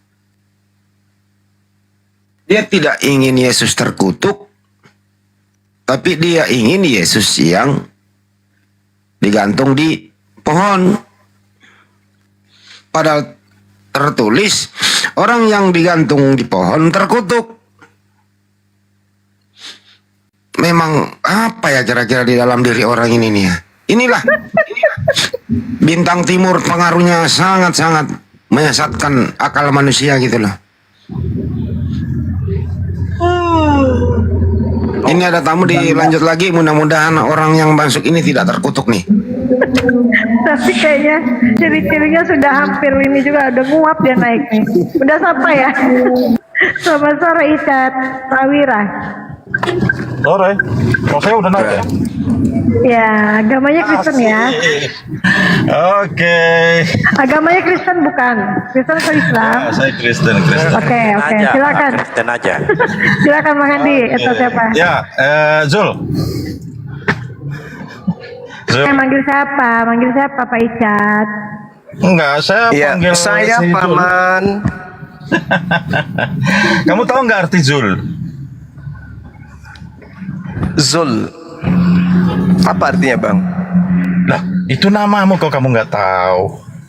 Mau diskusi atau mau tebak-tebak nama? Mau cek kodam dia, Bang. Cek kodam dia. Katanya diskusi. di sini. Sampai kapan Anda tetap menyembah makhluk terkutuk? Enggak, jawab dulu lah Zul itu. Udah lu turunkan, kalau dia nggak ada ilmu diturunin aja, ngapain? Sejak kapan yang ngapain? Katanya mau diskusi kok Zul yang dibahas. Sejak kapan kayak gitu dijadiin topik ya? Astagfirullah. Saya itu heran kenapa modelan Kristen kayak begini tadi. Iya, malah makin gak jelas Kang Beni. Iya betul. Apa Ustadz Abdullah? Malah makin kagak jelas, mereka dodol-dodol semua kalau saya lihat. Pusing. Begitu coy. Coba kalau dia mau membahas yang ada di Bible, pasti gue kalah. Di Bible kan hancur sudah. Kalau memang mereka berakal ini, kalau dia berlandaskan Bible diskusi hancur. Kagak bisa apa-apa, hancur sehancur-hancurnya. Makanya ayo kita diskusi cek kodam aja udah. Tinggalkan agama ini semua. Mari kita cek kodam. Itulah ngerumus nomor. Main togel. Itu maunya dia itu sekarang tuh. Lanjut. Selamatkan sore Pak JJ. Ya sore diselamatkan Pak JJ. Silakan Pak JJ, ini pasien di bawah ini antri loh. Lah iya. Silakan Pak JJ. Ini pasien di bawah ini kasihan.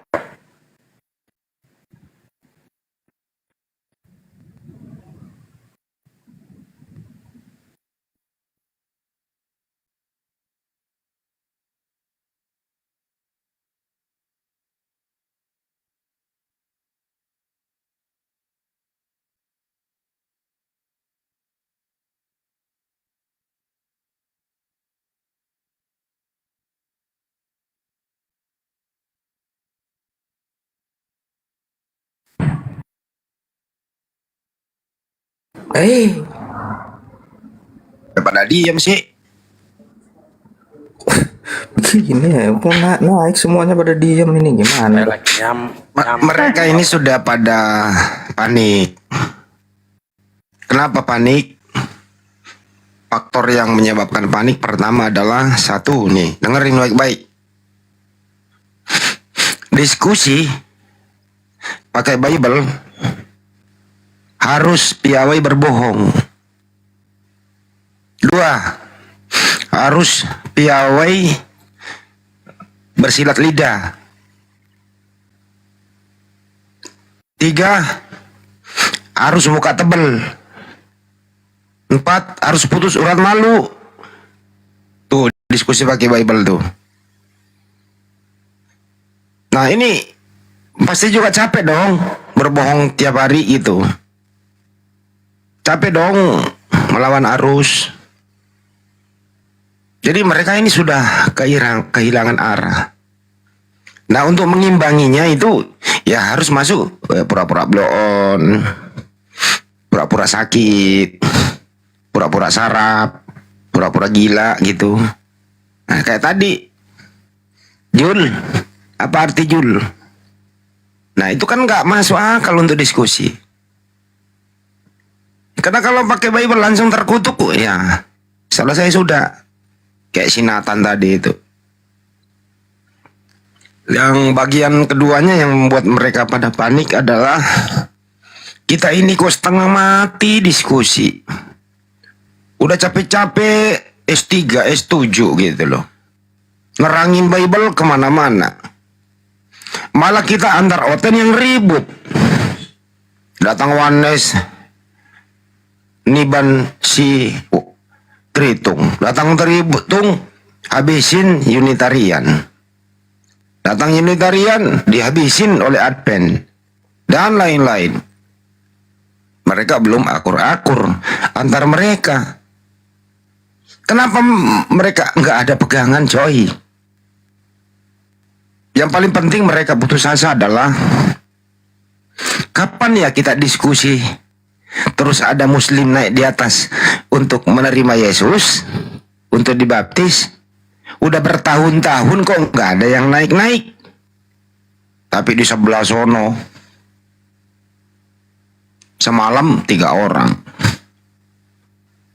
meninggalkan ajaran Tuhannya terkutuk di tiang salib. Tiap hari banyak yang bersyahadat. Mereka panik. Pendetanya goyang. Perpuluhan menipis. Nah, salah satu jalan keluarnya untuk melawan ini semua apa? Nepu-nepu, pemalsuan akun, terus masuk di sini belaga gila. Yang penting bagaimana menyerang Bang Juma dan kawan-kawan. Berbagai cara yang dia lakukan. Bikin emosi lah, mancing sana, mancing sini. Semua ya dia lakukan. Termasuk mempergunakan silo gila. Dibayar 25.000 tiap satu kali kesalahan. Itulah yang dia lakukan. Cara-cara siapakah ini? Ini cara licik yang dilakukan oleh Belanda. Apa itu? Adu domba, adu domba. Itu lagu ya, adu domba ya. Nah, Lagu itu Bang Handi. kalau capek lagi nanti adu domba, nggak tahu apa lagi yang dia pakai. Kemungkinan dia adu jotos. Kalau capek adu jotos, ya adu banteng sekalian. Pokoknya mereka berbagai cara yang dia lakukan. Cara baik-baik tentu tidak bisa lagi dipakai. Karena apa? Dasar pijakannya rapuh. Karangan-karangan manusia. Tulisan-tulisan nggak jelas dari mana asal usulnya dipakai landasan untuk diskusi. Habis kalian satu persatu. Itu kira-kira. Lanjut. Selamat sore Pak Rahmat W. Rafe. Ya, selamat sore. Ya, Islam apa Kristen ini Bapak ya? Kristen. Apa yang mau ditanggapin ini Pak? Ya, Apa ini mau- temanya Yesus bukan firman, betul ya? Ya betul. Ya, ini tema ini membahas dari sisi Al-Quran apa Alkitab? Ini Bible lah. Emang kamu bisa menjelaskan Al-Quran, bro? Duh, makanya saya tanya dulu. Ya Bible lah, namanya Yesus. Yesus. Emang Kalau Yesus dari ada di Bible- Al-Quran. Yesus Kalau dari Bible. Bible selesai, gampang. Yesus bukan firman, ayatnya di Yohanes 1 ayat 1, pada mulanya adalah firman. Udah selesai, Yesus itu firman. Oke, Yesus itu firman ya. Ini omongan ini framing, kalian ini grup ini framing. Iya, kalau makanya saya begitu. tadi tanya. Iya. Ini dari dasar Kristen atau Islam? Kalau dari Kristen, kalian kasih judul Yesus bukan firman, itu framing. Ya. Kalau begitu yang dengerin dulu, yang disalib itu firman atau manusia yang disalib? Langsung kena ubun-ubunnya nih. Kalau saya jawab, Anda bilang saya muter-muter, ya kan? Saya ulang kembali pertanyaannya ya. Yang disalib itu firman atau manusia? Anda kan mau jawabnya A atau B, gitu kan? Orang nggak boleh jawab. Nah ini dia nih saya bilang barusan Kalau nih. menjelaskan jadi muter-muter. Pasti namanya. putar-putar kan. Iya kan? Diulang kembali pertanyaannya. Yang mati Saya nggak mau terkutuk, masuk framing dengerin Anda. pertanyaannya dulu baru jawab. Saya nggak Yang mau masuk framing mati Anda. terkutuk di tiang salib adalah A. Manusia, B. Firman. Jawab. Saya baca ya, Galatia 3 ayat 13. Kalian itu kaum penggal ayat sih. Ya gue bilang juga apa? Belaga gila mereka semua kalau datang. Belaga gila. Nah itu framing kan. Bener. Nah framing kan, kalau gila saya kan nggak bisa ngomong sama Anda. Belaga pilon, belaga berarti pelon Anda semua. salah. Coba Yang gila aja, siapa? coba. Yang gila siapa? Coba ya, Kalau saya bisa dengerin ya bicara pertanyaannya dengan ya. Anda, Yang mati di tiang salib terkutuk bisa adalah. bicara dengan Anda dengan Nih dengerin ya. Nanti saya tidak Ini gila. pertanyaannya dengerin dulu. Berarti Yang siapakah yang mati terkutuk di tiang salib? Anda memframe. Dime dulu dia. Siapakah yang mati terkutuk di tiang salib? A. Firman, B. Manusia. Jawab. Dia nggak mau dengerin kita. Saya masih menjawab. Anda tadi bilang saya gila. Kalau saya gila saya nggak Yang mau mati diskusi di sini. terkutuk di tiang salib adalah. Loh, jawab dulu. Kalau ngomong jangan framing. Kalau mau bicara yang benar saya jawab. Nah, ini Kalau ngomong caranya apa kayak ini orang ini kamu, coba nih. Coba bayangkan Kalau nih. caranya kayak kamu ya framing itu. Bapak ini gimana sih Pak? Pak diajak dialog tapi ngoceh terus. Iya Pak, Bang Handi nanya. Bapak diam dengerin gitu, kalau dialog nanti baru Bapak jawab. Jadi tahu pertanyaannya Loh, apa tapi dia gitu nuduh loh. saya gila, Bu. Gimana? Anda mau Ya udah diskusi sama Pak, orang sekarang mau gila? dialog atau mau bahas orang gila? Saya Loh, tanya. yang bilang gila tadi siapa? Ya kalau Bapak nggak gila ya udah Pak. Orang ngapain gila Anda itu, diskusi sama orang gila kalau dibilangin gila pasti marah. Ya, loh, bukan Karena dia gila beneran. Ini kan logika. Ini kan logika. Logika sederhana. Kalau saya jawab, saya harus ngikutin Anda. Ini jawab A atau B, kan gitu kan? Terus mau Kalau ngapain saya di sini? Mau belakang menjelaskan, gila nanti lagi. Anda bilang apa? Ya Saya udah gini muter-muter. aja deh. Lu terangin, Saya itu udah lu ketahuan. terangin dulu bagaimana cara Anda itu, ya bagaimana cara Anda itu berobat jalan, resep-resepnya aja deh, silakan. Nah, iya kan? Nah, balik lagi, framing lagi. Jadi nggak masuk ke topik. Jadi kita ini saling hujat. Jangan, gue masukin ke topik lagi kalau gitu. Siapakah yang mati terkutuk di tiang salib? A. Firman, B. Manusia. Jawab. Nah, boleh nggak saya jawabnya nggak harus A dan B, sesuai dengan kemauan Anda. Ya berarti Anda tidak baca topik. Tapi tetap di dalam konteks itu. Tapi jawabnya bukan A dan B. Yang mati itu Yesus atau Firman? Saya jawabnya tidak A atau B. Boleh nggak? Ya berarti yang mati dah kocan. Loh, Anda nggak ngasih saya kesempatan kok. Jadi yang mati di tiang Gimana saya salib mau itu jawab? apa? Loh, Anda ketawa lucu. Saya nggak dikasih kesempatan untuk Ya. jawab. Kayak gini loh. Kayak ini sekolah. Anda itu gurunya. Pinter sekali nih orang Saya ini. Nggak apa ya TK, dia makan ini ya. Tiap hari Lalu ya. terus saya disuruh sama kamu milih A atau B. Saya nggak mau masuk ke Ya jebakan udah kalau ini, gitu saya sih. nggak mau. Udah ada bro. Yang mati di tiang salib siapa? Nah, saya jelaskan. Iya kan? Boleh nggak? Yang mati di tiang salib siapa? Loh, saya jelaskan. Kalau saya jelaskan, saya bilang. Nggak dijelaskan, dijawab. Loh, saya jelaskan. Tapi kalau saya jawab, saya dibilang muter-muter apa enggak? Ya terserah kamu deh. Saya kasih waktu 60 hari. Silakan. Nggak usah 60 hari, 1 menit aja. Ya silakan jawab. Silakan jawab. Hei, jawab. Jawab. Gimana itu? Sengaja saya turunin suruh jawab di bawah. Ketik aja biar singkat.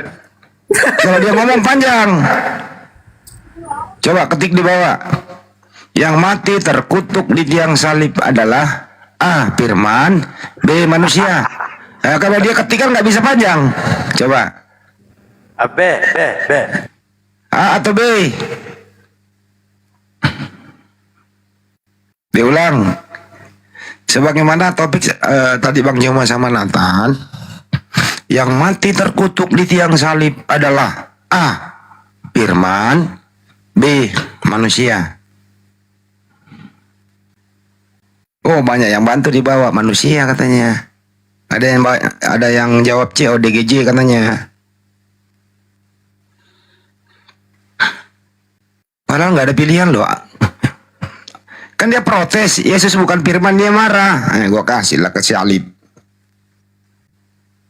Kalau dia jawab, yang mati terkutuk di tiang salib adalah firman. Loh, bagaimana bisa ya tentara Romawi menyalib firman? Gimana caranya firman ditusuk tangannya, Pak? Dipaku tangannya, diikat gitu. Kalau dia jawab manusia, artinya Yesus memang bukan firman. Serba salah kan? Nah, untuk menjawabnya harus jadi orang gila dulu. Diputar sana, diputar sini gitu loh. Itulah mereka. Inilah. Memang ini sangat berbahaya. Sang bintang timur. Merusak akal manusia. Tapi merasa pintar, bisa ngomong gitu loh. Boleh nggak saya jawab, tapi tidak berdasarkan multiple choice? Ya kagak bisa. Karena judulnya itu Yesus bukan firman. Jadi antara Yesus dan firman. Yesus firman atau bukan? Ini kalau saya punya murid kayak begini, saya bersihin semua ini. Saya mandiin 7 sumur. Mandi kembang 7 rupa. Benar. Lanjut.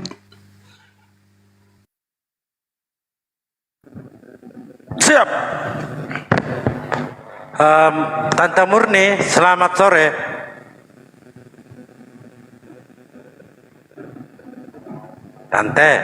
Tante Murni, selamat sore. Bukan tante. Bapak, ini bapak laki loh. Assalamualaikum. Awas ya.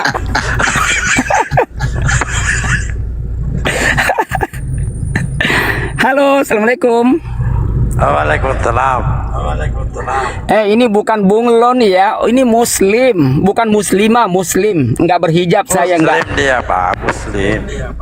Nomor beranya berapa Pak? Mungkin ada. Pak Murni, Tante Murni, nomor beranya berapa? Bang Andi, saya nggak berhijab ya, saya bukan muslimah, saya muslim. Iya.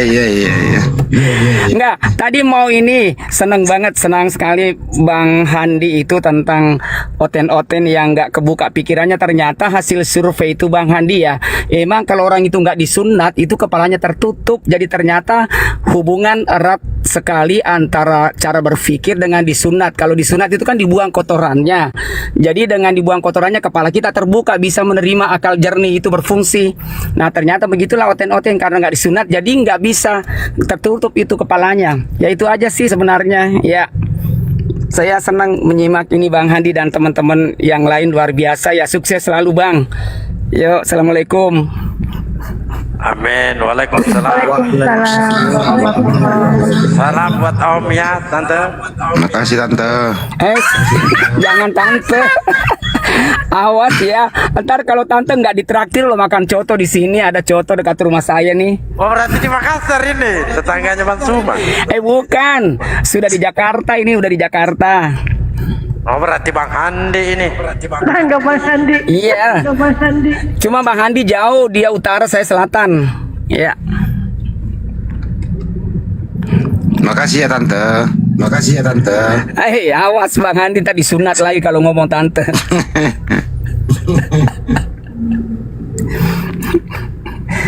Oke, tadi karena sepi-sepi aja ya, jadi biar sekedar ikut ramein.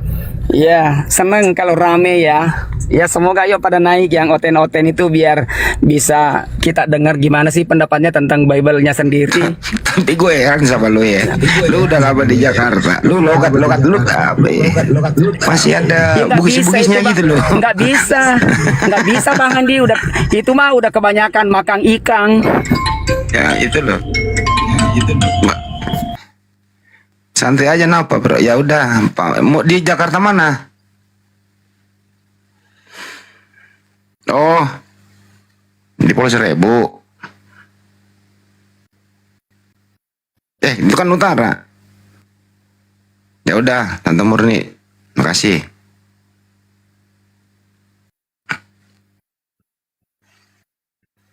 Naikin lagi satu-satu tuh.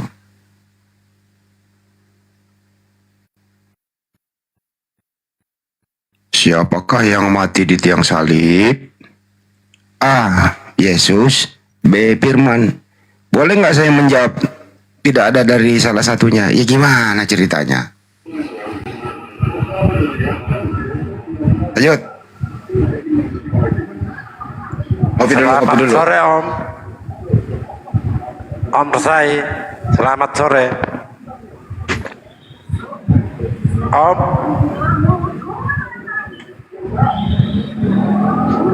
Mana sini Om kita ini?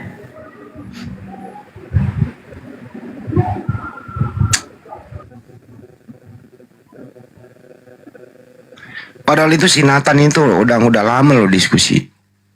Mulai dari Zoom. Ya mulai dari Zoom dulu itu loh.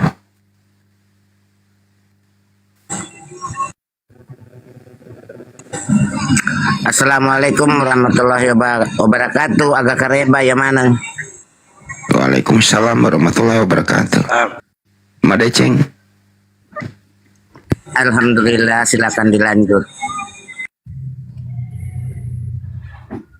Makan itu purani balu tanah. Oh, kalau tanahku di Pobalu, sayangnya lo peninggalan orang tua, Bang. Ya mau ke balu-balu mbok, maka solak tuh. Ya itu makanya dia neboding balu tanah kalau peninggalan orang tua itu. Balu bawan nih dibagi. Capui mantan aku bagi, agak kurangi ya duit cinampo mi capu nih. Ya kalau tanah sendiri, tanah warisan orang tua malas dijual. Ya jual aja tanah orang, Pak. Wow, tangan dua jadi satu loh, Bang. Daripada nggak ada kerjaan, Pak. Assalamualaikum Pak Ustadz. Salam. Saya Islam ini dari Bima. Mau jual tanah juga? Enggak Ustadz. Cuman mau tanya ini. Halo Pak Ustadz. Iya Om, silakan. Berapa meter tanahnya? Apa? Saya mau tanya. Tanya apa Pak? Tanya hukum ini agama.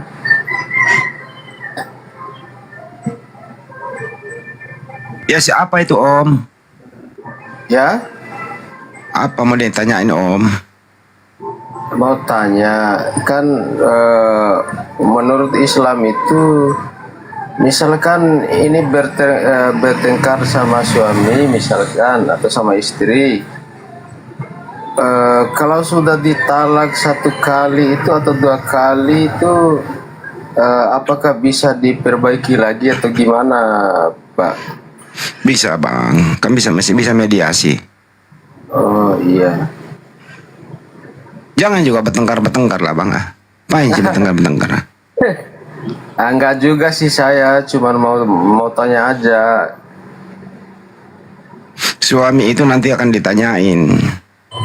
Oh iya. Suami akan bertanggung jawab dengan istrinya, tapi istri tidak bertanggung jawab atas suaminya. Oh iya. Jadi suami adalah imam dan kepala rumah tangga. Oh iya. Upayakanlah misalnya kalau ada hal-hal yang tidak satu pendapat, ya selesaikan dengan bijak. Kalau istri lagi ngamuk-ngamuk di rumah, lempar piring, lempar apa itu, ya bapak-bapak keluar rumah dulu lah, cari teman sharing di luar, jangan ditanggapi. Ntar kalau udah adem baru pulang. Ya kalau masalah keuangan misalnya, ya sabar, gitu loh. Jangan adu lempar gelas di rumah, jangan. Misalkan kalau sudah jatuh 3 kali itu ditalak, apakah bisa dirujuk kembali atau gimana Pak? Ya bisa lah diselesaikan di pengadilan, kan bisa Pak. Tapi janganlah mengucapkan talak kepada istri, cerai itu loh. Itu ucapan itu adalah doa. Nah, jangan sekali-kali mengucapkan itu Pak. Dalam keadaan emosi pun sekalipun. Oh iya. Ini laki-laki sekarang ini juga mah egois. Egois gitu. Dikit-dikit marah, gue ceraiin kamu, awas lo. Aduh itu nggak bagus lah. Itu nggak ada kata-kata lain apa. Orang tuanya menjadi wali nikah, menyaksikan, menyerahkan sepenuhnya anaknya sama kamu. Kau perlakukan anak orang tidak baik. Padahal dia adalah kau teman tidurmu semalam. Besok pagi kau omelin dia, malam-malam kau peluk dia. Kalian laki-laki tidak bertanggung jawab. Ini Pak, satu lagi Pak, mau tahu ini Pak. Yesus dulu itu pernah sholat atau gimana Pak? Selota. Kalau zaman dulu itu selota hampir sama dengan sholat. Ya? Kayak selota, iya. Itu kan sujud, Pak. Cuman sholatnya belum sempurna seperti yang dilakukan Nabi Muhammad SAW. Dia masuk ke sinagog sujud, Pak. Iya. Termasuk Nabi Isa itu pernah begitu Pak? Ya iyalah, Pak. Terus mau ngapain dia, Pak? Kan menyembah satu Tuhan, Pak. Oh iya.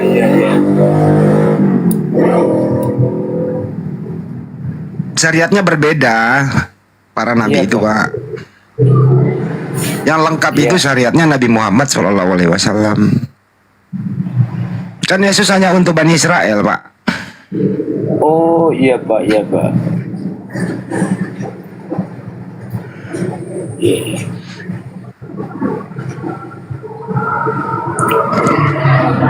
Itu ya, Pak. Udah dulu ya, Pak. Ya.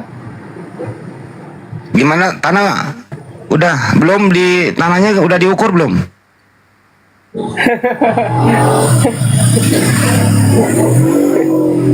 Terima kasih Pak atas penjelasannya. Sama-sama, Pak. Anda Muslim ya? Iya Pak, saya dari Bima ini, NTB. Ya Bima mah Muslim, Tangguru Bajang ya. Tuang Guru Bajang. Tuang Guru Bajang di sana. Enggak kenal Tuang Guru Bajang? Kenal Pak. Ya, enggak kenal. Ya.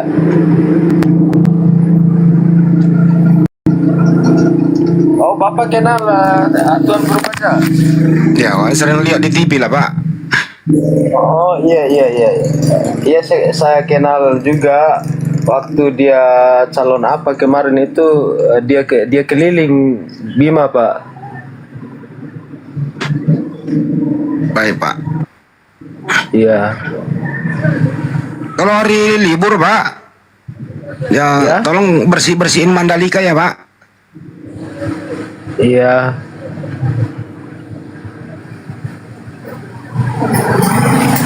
Ya udah Bos, lanjut lagi. Anik ingotin lah.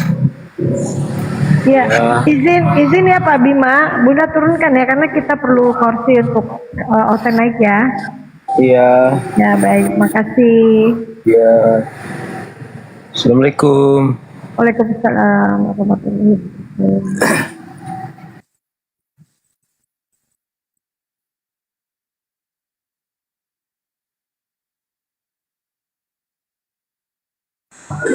Assalamualaikum Bang Ho semua, sama Bang Juma, sama Bang Andi.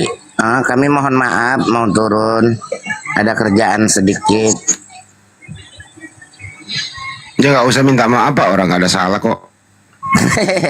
Dia nama gaga deh, yang penting kita kami loh ya dampeng. Oh iya, terus dampeng nambang itu Mai. Iya. Jokan nih joka tak. Apa selama? Iya, amin. Banyak ki, banyak ki, nok berdua mah ki. Nggak ada dem.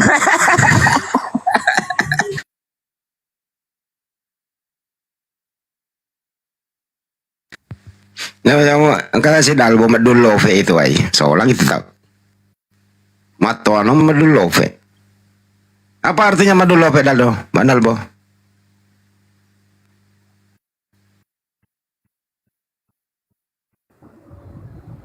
Diajak ngomong hostnya ini malang.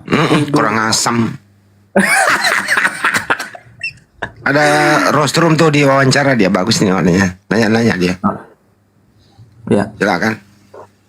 Ya Pak Rostrum, siapakah engkau Tuhan? Selamat sore, terima kasih.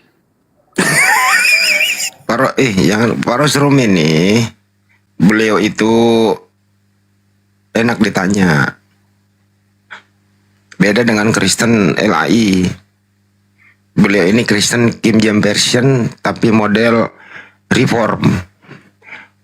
Model maju. Artinya semua kata-kata ada Allah di Bible itu nggak bagus dipakai. Terus sampul Alkitab nggak bagus. Bible Yesus itu messenger of God, no God, dan seterusnya. Loh Mas Benny, nanya-nanya aja sama beliau. Aku mau konsen sejenak, sekitar kira 30 hari standby.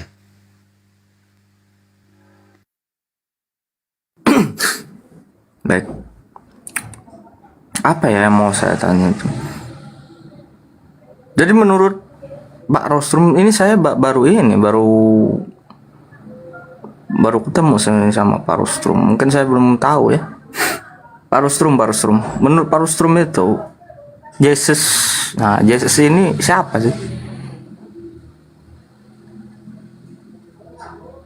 Iya. Mas. Iya, nggak apa-apa, silakan. Ini tadi ada sedikit delay karena ada telepon masuk. Tadi pertanyaannya gimana, Abang? Bisa diulang? Yesus, sosok yang bernama Yesus dalam Bible ini siapa sih sebenarnya kalau menurut Pak Rosrum? Iya, tadi itu begini, Bang. Tadi saya mau cerita santai dulu ya. Ini ada Bang Zuma kah? Ada beliau. Oh iya. Tadi begini, tadi saya tuh lagi di Komal sebelah, itu lagi seru-serunya saya ngejawab, terus kemudian ada call masuk ke HP saya, gitu saya terima, pindah Komal deh, topiknya hampir mirip-mirip, ini masuk ya Bang Zuma, ini yang ada Bang keterima, jadi oke. Tadi hampir mirip kisahnya tentang Yesus itu siapa begitu ya, saya sudah sampaikan bahwa yang ada di Lembaga Bible Indonesia itu salah dalam menerjemahkan yang harusnya Lord itu menjadi God, gitu kan? Itu yang juga sedang kami perjuangkan begitu, Bang. Terima kasih.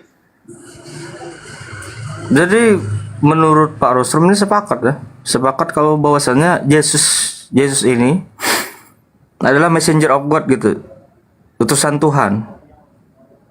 Iya, konteksnya di situ. Nanti secara dogma akan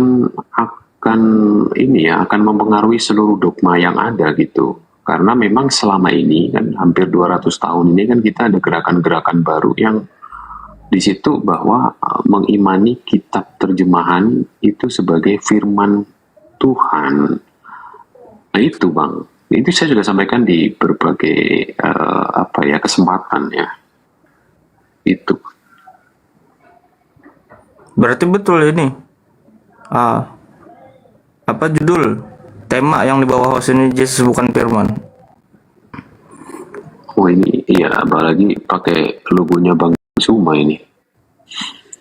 Begini ya kok, berarti kalau menyebut Yesus bukan sang firman, ini secara kritik teks sejarah atau secara dogma yang Abang tanyakan untuk diskusi dengan saya, biar saya tidak salah gitu.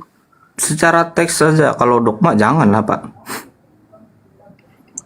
Secara teks itu tidak pernah ada menyebut konteks di 4 kitab karangan di awal yang kita gunakan itu terkait dengan Yesus ini diposisikan sebagai firman yang seperti apa begitu ya. Kalau kita melihat kitab-kitab karangan, karena kitab Perjanjian Lama setelah saya diskusikan dengan kawan-kawan yang ada di Israel, kebetulan ada beberapa kali kami ada kesempatan ke sana berdiskusi, terus diperkenalkan dengan teman-teman Yahudi ya yang non Kristen, karena yang kami kenal adalah teman-teman pendatang atau keturunan Yahudi yang tinggal di sana yang kebetulan beragama Kristen, tapi itu Kristen yang berbeda ya, tidak ada di Protestan dan tidak ada di Roma Katolik gitu. Jadi mereka punya gitu. Itu pun ditolak gitu karena ini yang kamu maksud siapa? Yesus orang Yahudi. Tidak mungkin orang Yahudi itu akan menghukum mati orang yang menyampaikan tentang tentang Tuhan gitu. Tidak mungkin melakukan perundungan ataupun penolakan terhadap orang yang memang itu pembawa pesan Tuhan kan, gitu kan. Selama ini kan tidak pernah terjadi di sejarah Yahudi kan seperti itu. Jadi tadi itu saya di koma sebelah belum sempat menjelaskan, udah banyak yang masuk. Ini mirip-mirip temanya gitu. Itu Bang, mungkin kalau kurang mengerucut bisa di to the point kan pertanyaan. Jadi saya agak pelan-pelan, saya agak tertahan-tahan sedikit supaya saya tidak menyinggung kanan kiri begitu Bang. Terima kasih. Ya, jadi poin yang saya tangkap tadi memang tidak ada Yesus itu sebagai atau sang firman itu sendiri. Ini sebenarnya Pak Rostrum itu yang mereka bawakan, teman-teman Pak Rostrum sendiri biasanya yang membawakan itu. Tetapi itu memang tidak tercatat di Bible. Begini. Jarang-jarang ada seperti orang seperti Pak Rostrum ini yang jujur gitu loh. Jadi kalau firman didudukkan ada dua hal ya. Firman itu kalau dari pengertian kami, saya dan kawan-kawan, maaf kalau berbeda dengan kalau di sini ada teman-teman Kristen, kita dudukkan ada dua. Firman yang semua ini kalau kita ngomong dari sisi filosofi dogma, semua ini kan kita ada karena firman. Kita semua ini dari firman. Nah itu dulu. Jadi kalau sudah ke sana, ya Yesus juga firman, kita juga firman. Betul. Kan begitu. Jadi itu. Kemudian dua, didudukkan firman itu dianggap setara dengan sang pencipta dan firman itu adalah sang pencipta. Nah, di dua poin inilah yang terjadi satu persinggungan terhadap sejarah dan sains yang sampai sekarang menjadi misteri. Nah, bapak-bapak gereja tidak mau mengakui itu. Karena apa? Di Katolik itu tidak boleh jemaat awam itu mempelajari Bible-nya. Ini kalau teman di sini ada yang Katolik bisa interupsi deh kalau kata-kata saya salah. Jadi seperti itu Bang. Kalau firman itu ada dua. Firman itu didudukkan pada konteks filosofi dogmatis. Ya kita semua firman, saya ulang lagi. Kita semua firman yang ada di sini. Tanpa dari firman Tuhan nggak akan jadi semua Adam Hawa ini kan? Ya betul. Nah, itu dalam konteks penciptaan ya. Betul. Nah sekarang kalau firman didudukkan ini ada satu yang naik, ada satu perubahan dogmatis yang diputuskan dengan legal dan dinaungi oleh waktu itu oleh Badan Hukum Negara bahwa sudah terbit kitab beserta dogmanya bahwa firman itu adalah Tuhan. Nah disitulah konsep ada Trinitas lah, ada apa lagi ya, oneness lah, Trinitarian lah, Unitarian lah, gitu. Nah ketambahan lagi kekacauan berpikir adalah teman-teman Kristen gerakan baru ini yang hampir 200 tahun terakhir kan, 2 abad terakhir ini sudah menyampaikan bahwa dogma mereka di gereja itu adalah semua Alkitab, kitab apalagi di Indonesia lah, saya ngomong konteks Indonesia lah, di gereja itu Alkitab ini yang kita pegang adalah kita imani sebagai firman Tuhan. Celakanya di situ beliau mohon maaf tidak melihat menarik ke belakang tentang sejarah dan konteks dan dari mana konteks kitab itu berasal. Baik. Gitu, Bang. Jadi poin yang saya tangkap ini Pak Rostrum ini tidak percaya dengan Yohanes 1 ayat 1 ya. Bahwa firman itu adalah Theos. Oh, bukan. Kalau berasal dari Bapak, iya. Nah, ya betul. Udah selesai kita Pak di situ. Kalau jujur kayak Bapak ini selesai, udah. Nggak ada lagi. Assalamualaikum warahmatullahi wabarakatuh. Bang Jibril. Waalaikumsalam warahmatullahi wabarakatuh. Assalamualaikum warahmatullahi wabarakatuh. Waalaikumsalam warahmatullahi wabarakatuh. Bertemu lagi dengan Abang Jibril ya. Kita terakhir sampai pagi itu. Aduh. Gimana Bang Rostrum, sehat kabar? Mantep ini Bang Rostrum ini. Jarang-jarang saya ketemu Kristen kayak Bang Rostrum. Lanjut Bang Jibril. Ya, saya anak asuhnya Pastor Opa Yakub Sulistyo. Terima kasih. Mantap. Gimana bang? Kemarin kita bahas soal transmisi kitab suci. Abang udah pelajarin? Udah sampai mana nih bang?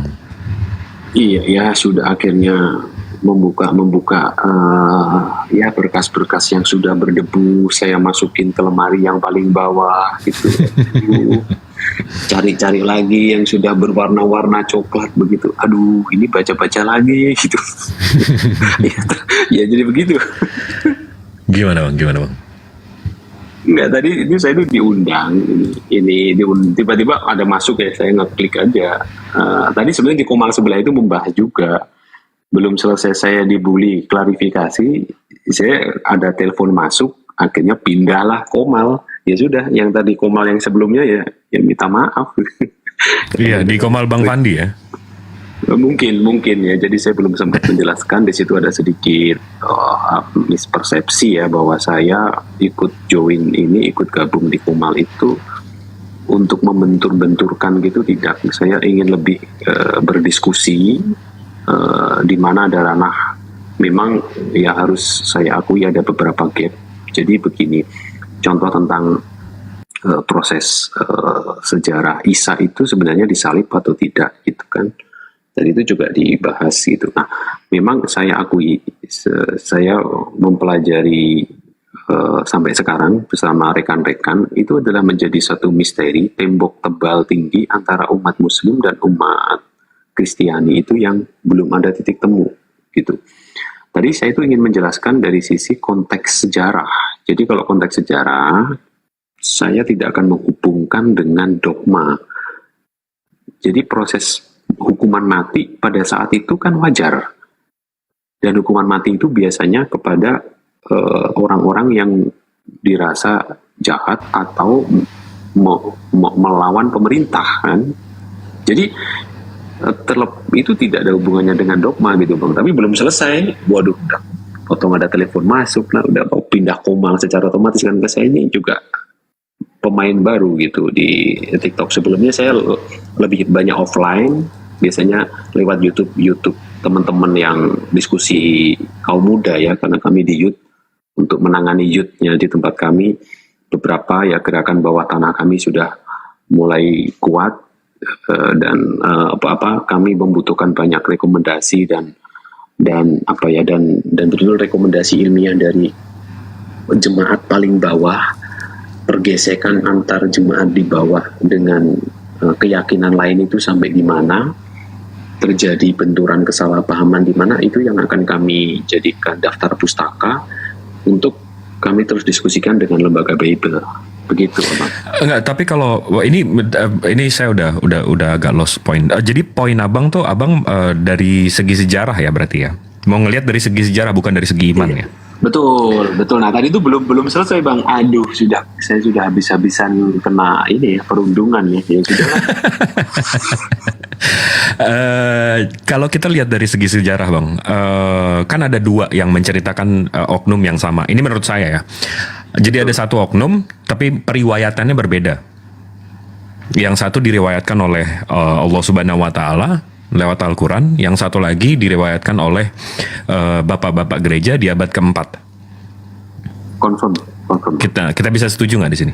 Oh, saya confirm. Oke. Nah, sebenarnya dari kalimat-kalimat yang ada dari, kita lihat dari sejarahnya ya, saya nggak ngelihat poin ayatnya ya, tapi dari poin sejarahnya. Menurut Abang, saya paham lingua franca waktu abad 1 itu, lingua francanya gereja menekankan bahwa lingua franca atau international language dalam abad 1 itu bahasa Greek. Setuju nggak Bang di situ? Ya, setuju Prof. Abang panggil Prof lah, karena betul-betul lebih menguasai rumah saya daripada saya mengerti rumah Abang. Siap gitu. Prof, lanjutkan Prof. Nggak gitu. Tapi maksud saya gini Bang, kalau ada yang ditekan oleh gereja, lingua franca abad 1 untuk Yahudi itu bahasa Greek Koine atau bahasa Yunani. Itu saya kurang setuju Bang, karena kalau Abang mempelajari lagi, kalau saya pelajari lagi, Abang tahu di Saveria nggak? Saveria ya, betul Saveria. Ya. Waktu abad kedua, Yunani ini mengumpulkan 70 Yahudi untuk bikin yang namanya Sanhedrin. Ya, ini atau materi pergumulan. S3, maaf kepotong. Ya, ini materi S3. Ya, silakan. Enggak gitu dong. Jadi di abad kedua Yunani ini mengumpulkan 70 orang Robi dan akhirnya namanya Sanhedrin. Nah, di Sanhedrin ini atau pergumulan dalam bahasa Yunaninya, dan mereka menulis kitab-kitab mereka atau cerita-cerita mereka di Sanhedrin ini. Sementara kalau kita baca original teksnya itu bahasa Ibrani, Bang. Jadi jadi begitu saya pelajarin lagi, berapa tahun sih Yunani menjajah Yahudi? Kalau nggak salah dari minus 46 ke 313, berarti kurang lebih hampir 350 tahun. Ya. Nah, itu kurang lebih sama dengan Belanda sama Indonesia. Kita dijajah 350 tahun, tapi lingua franca kita nggak berubah, Bang. Kita tetap bahasa Indonesia. Ya. Semua literatur kita tetap bahasa Indonesia. Nah, jadi kita bisa asumsikan, dan dengan Sanhedrin juga, catatan Yahudi itu tetap dalam bahasa Ibrani, Bang. Mereka nggak pernah pindah ke bahasa Yunani.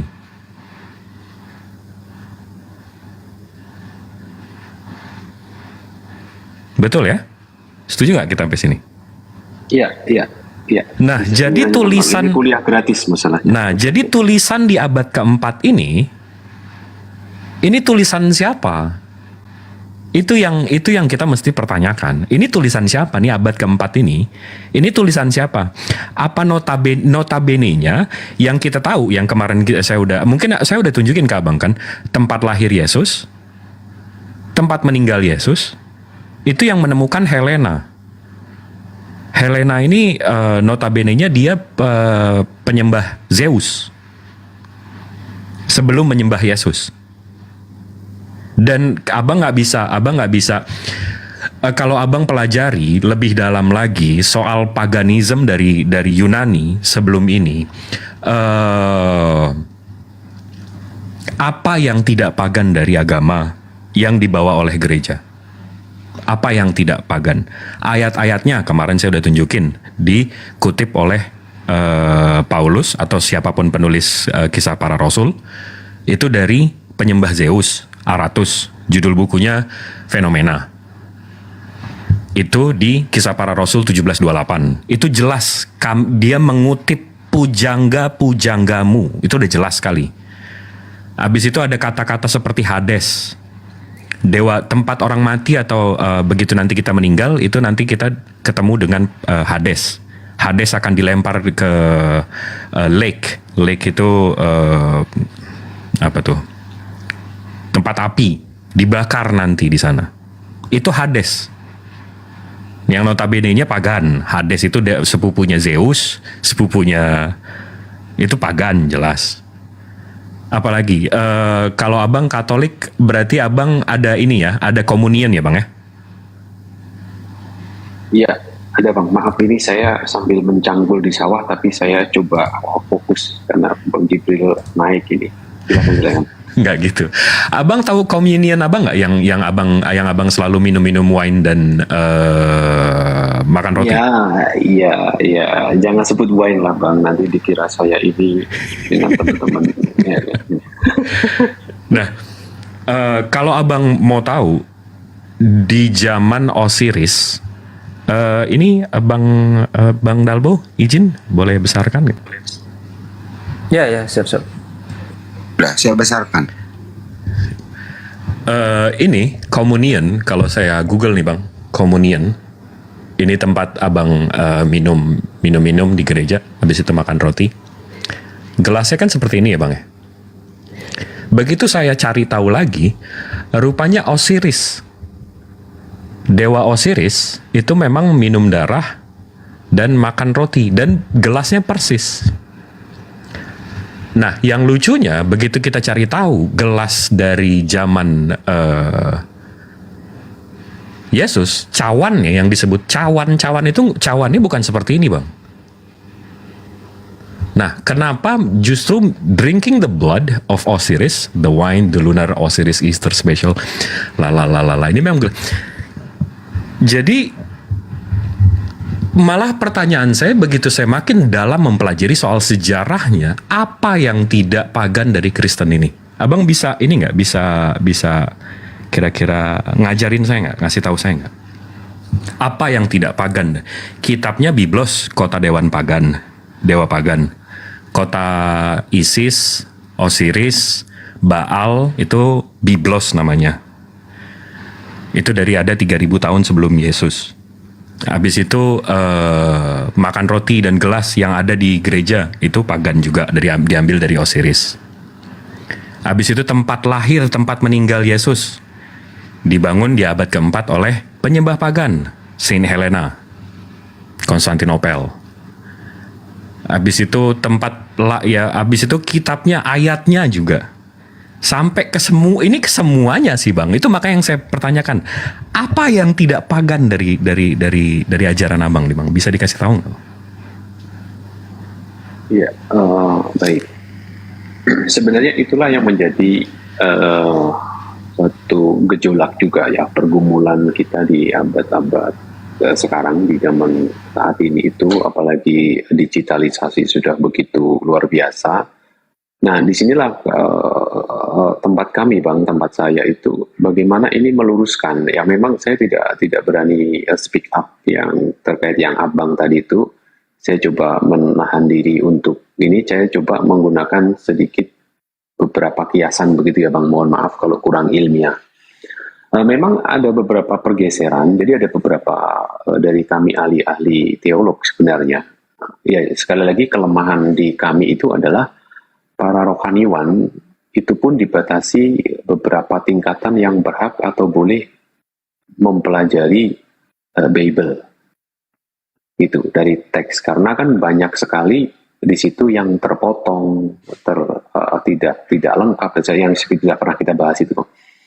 Jadi memang sebenarnya itu kan dihubungkan dogma kita menjadi liturgi itu yang tertampil di dalam Bible itu tentang perjamuan terakhirnya si Yesus kan. Jadi setiap ada liturgi komuni istilahnya, kalau di tempat Protestan atau Pantekosta yang gereja-gereja baru itu nama perjamuan kudus lah istilahnya. Itu kan selalu mengutip bahwa pada waktu itu bla bla bla bla bla, mengambil ini bla bla bla bla bla bla, itu tidak cocok karena kiasan yang digunakan atau lambang-lambang yang digunakan tidak sesuai pada tradisi Yahudi, kalau memang itu dianggap itu tradisi Yahudi yang sebelumnya ya. Kita ngomong tentang bahwa bangsa Yahudi ini kan bangsa yang waktu itu ya, bangsa Israel itu kan tidak ada di satu daerah yang menetap seperti sekarang ya. Jadi dulu tercerai-berai dan mereka memang suka berkumpul di hari-hari tertentu atau di event-event tertentu, itu mereka berkumpul untuk makan bersama. Gitu loh. Jadi sebenarnya konteksnya itu kalau dihubungkan memang itu betul-betul dogmatis sekali yang sudah diketok palu oleh bapak-bapak gereja. Nah, di saat kalau saya ngomong sejarah internal ya, saya tidak memakai sejarah luar, nanti dikira saya ini penyusup yang akan mengganggu rumah saya sendiri, enggak.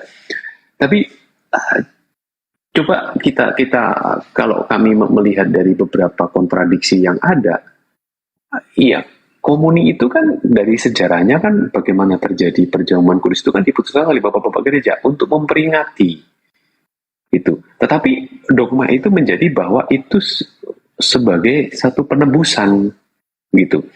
Jadi disinilah ada satu pergeseran tentang kejadian kematian itu dihubungkan dengan dogma komuni itu. Tetapi ayat yang diambil di saat komuni atau perjamuan kudus itu adalah pada waktu malam sebelum ini bla bla bla bla, mengambil ini mengambil itu hanya makan bersama, tidak ada hubungannya dengan suatu ritual. Ini sementara seperti itu ya Bang. Nanti mungkin 1 menit lagi saya sambil jalan ini. Oh, oke. Sebelum kalau abang jawabannya soal minum kudus dari cawan yang tadi kebetulan sekali gelasnya dengan Osiris sama, minum darah Osirisnya juga kebetulan sama dan seterusnya. Oke, kebetulan lah. Tapi bisa nggak bang kalau tiba-tiba kalau saya buka nih Matius 27 Matius 27 23 ke 54 Matius 27 52 ke 54 itu ada cerita di situ. Matius menceritakan soal ada orang-orang kudus itu bangkit dari kubur dan masuk ke dalam kota dan ke Baitullah dan lalalala. Kebetulan sekali bang, kebetulan nih mungkin abang menjawab akan kebetulan lagi ada acara yang namanya Antestria. Itu penyembah dewa Dionysius yang notabene-nya lahir tanggal 25 Desember juga. Dionysius ini dewa wine atau dewa anggur di zaman Saint Helena juga, dan Dionysius ini meninggal juga dan bangkit juga 3 hari. Dionysius ini punya cerita yang sama persis. Jadi ada orang-orang suci bangun di hari ketiga dan seterusnya. Ini kalau saya buka datanya ya. Bentar ya. Ini saya ambilnya dari The World History of Encyclopedia, The Antestria. Ini datanya dilindungi oleh UNESCO, PBB, UN. Nah, si Dionysius ini dia di hari ketiga juga.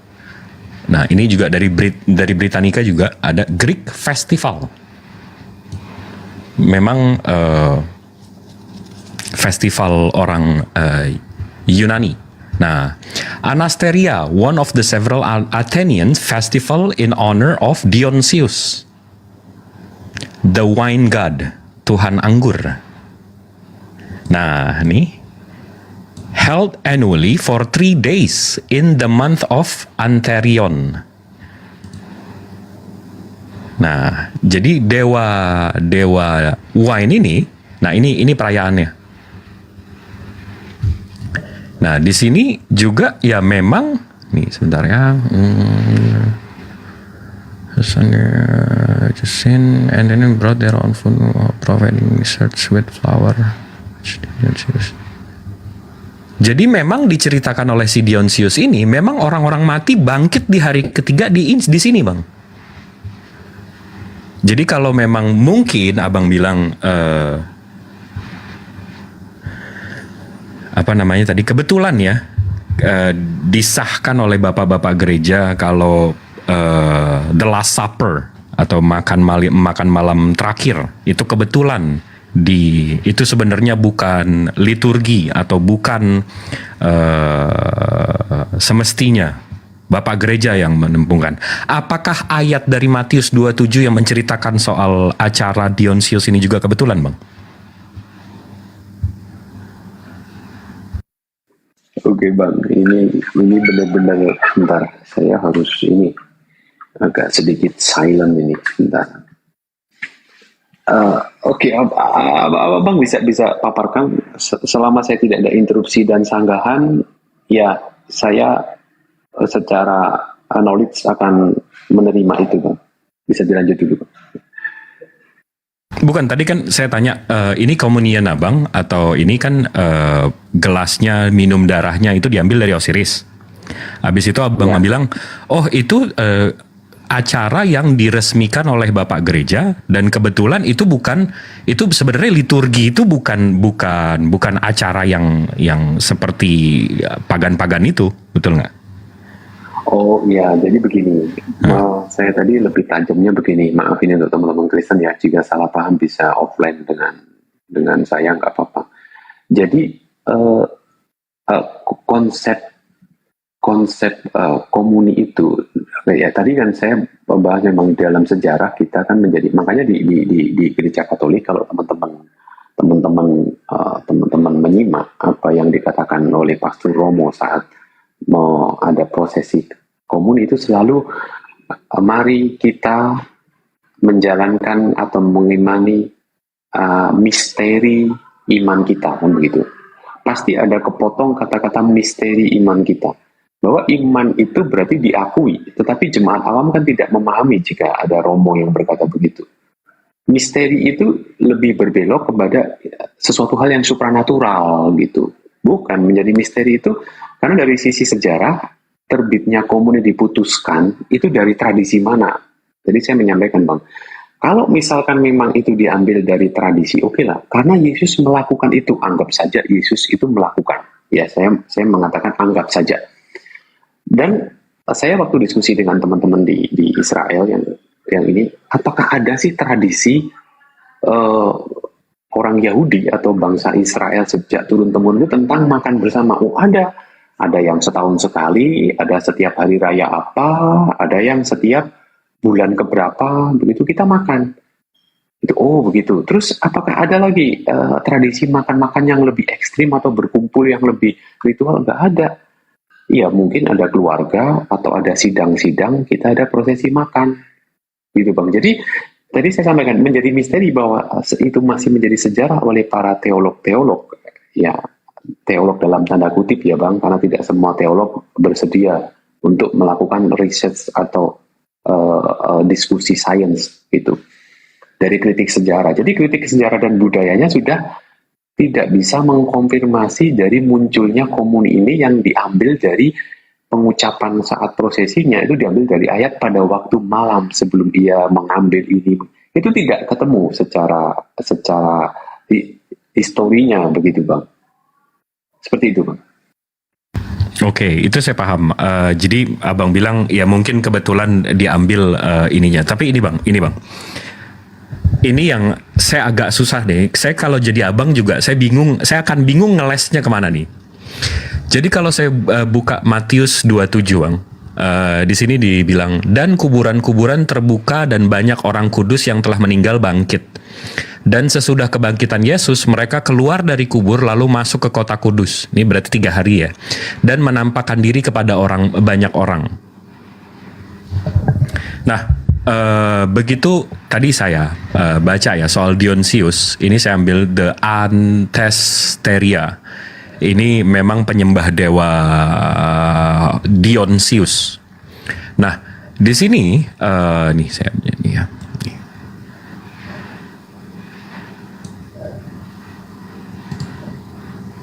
Saya translate.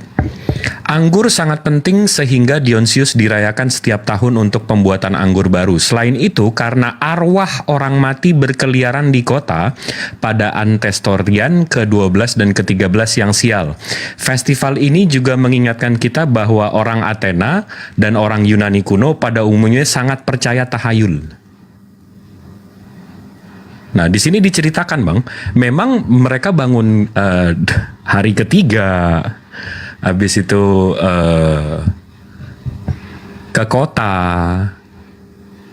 habis itu mereka menyiapkan ini. Jadi acaranya itu 3 hari, mereka menyiapkan makanan untuk orang yang mati nanti, orang-orang yang suci nanti bangkit ke kota itu untuk makan. Hari ketiga ini terjadi di ruang dalam, biasanya tertutup kecuali malam ini, di kuil Dionysius, dirawa dan detailnya dirahasiakan. Ini di hari Pot namanya, adalah hari terakhir didedikasikan untuk pemujaan orang mati. Jadi nggak cuma last supper-nya, nggak cuma makan bareng sama orang Yahudinya Yesus habis itu dapat anggur dan seterusnya, tapi di cerita kitab abang di Biblosnya itu memang diceritakan cerita yang sama persis dengan dewa Dionysius ini, yang notabene-nya Dionysius ini kalau saya mau buka lagi ya soal Dionysius nih, kita buka soal Dionysius nih, soal Dionysius. Ini details soal Dionysius atau Bacchus ya, ini ininya. Dionysius was born a virgin on December 25th. Ya, dia lahir tanggal 25. Habis itu kalau saya translate, dia adalah putra Bapak Surgawi, si Dionysius ya. Habis itu, nih saya translate lagi. Sebagai anak suci, Bacchus atau Dionysius ditempatkan di buayan tempat tidur bayi palungan di antara binatang buas. Habis itu ini Translate. Dia adalah dewa pohon anggur dan mengubah air menjadi anggur. Habis itu, nah nih. Dewa melakukan perjalanan ke dunia bawah untuk menyelamatkan orang yang dicintainya. Muncul dari dunia orang mati setelah 3 hari. Ini saya baca ini, wallah berasa dejavu. Bentar nih, translate lagi. Bacchus atau Dionysius dianggap sebagai bapak, pembebas dan penyelamat. Habis itu, nah ini yang paling ini. Dionysius dianggap sebagai putra tunggal, raja segala raja, dewa para dewa, pembawa dosa, penebus yang diurapi, Alfa dan Omega. Which is cocok, karena dia memang berbahasa Yunani. Lingua franca ini dia Alfa dan Omega memang. Nah, itu gimana itu Bang? Apakah sebuah kebetulan? Apa gimana itu Bang? Iya, baik. Maaf kalau ada noise di samping-samping. Ya, ya, terima kasih Abang, sangat santun sekali dalam memberikan satu telaah terhadap beberapa irisan-irisan daripada konsep-konsep keyakinan kami. Ya. Jadi disitulah ada satu. Saya juga sudah dan masih terus melengkapi dengan beberapa literasi tambahan begitu terkait dengan konsep ini Bang. Jadi memang kalau dibilang ada kemiripan, ya saya tidak bisa menyanggahnya gitu. Karena apa, dari tentang pemberitaan tentang ketuhanan, tentang Sang Pencipta ini kan terjadi istilahnya apa ya, terjadi missing gitu, sepersekian tahun kemudian muncullah satu karangan-karangan kan begitu. Nah ini dari teks ya, kritik teks dan kritik sejarah itu memang kami pelajari. Sebenarnya kalau teman-teman Kristen ada di sini, apalagi yang melakukan studi kan, pasti itu dipelajari gitu. Jadi ya kemiripan, faktor budaya dan prosesi atau ritual dalam keagamaan kami, dalam beragama gitu, menerjemahkan atau mengekspresikan tentang berbakti atau beribadah kepada Sang Pencipta itu terjadi perbedaan yang cukup jauh ya antara gereja-gereja yang muncul di Eropa, Roma, yang itu melahirkan Katolik yang begitu besar dan melahirkan satu konflik besar berdarah, yaitu munculnya Protestan gitu. Jadi memang itu secara sejarah kami mengakui Bang, maaf bukan kami, saya mengakui apa yang Abang sampaikan, ada pergeseran karena dalam konteks budaya itu terjadi pertemuan. Nah, kemudian jawaban saya untuk yang tadi Abang mengutip ayat itu, maaf ini saya lagi di jalan, mungkin butuh waktu 2 jam untuk saya bisa membuka data. Pernah saya sampaikan juga bahwa di Bible saya itu ada catatan kaki. Nah, maaf ini untuk mempersamakan, catatan kaki di sini adalah misalkan begini. Ayat Yohanes 1 ayat ke-1, Yohanes 1 ayat ke-2 gitu akan muncul di bawah, itu nanti ada catatan kakinya. Dari temuan itu ada potongan yang tidak ada, dan ini disepakati oleh Bapak Gereja ini sebagai pelengkap. Nah, jadi ada satu ayat pelengkap. Maaf ini kalau saya membuka, teman-teman Kristen Katolik kalau memang bergabung bisa offline gitu, dan mungkin ini Abang Jibril juga sangat jago sekali. Saya rasa cukup bisa dipertanggungjawabkan secara keilmuan. Jadi seperti itu Bang. Jadi arsiran-arsiran atau irisan-irisan budaya yang menciptakan suatu konsep ritual dalam berbakti atau mengekspresikan beribadah kepada Sang Pencipta ini betul-betul bertolak belakang gitu. Itu yang tidak terekspos antara kekristenan minoritas yang ada di tanah Israel sana. Seperti itu Bang.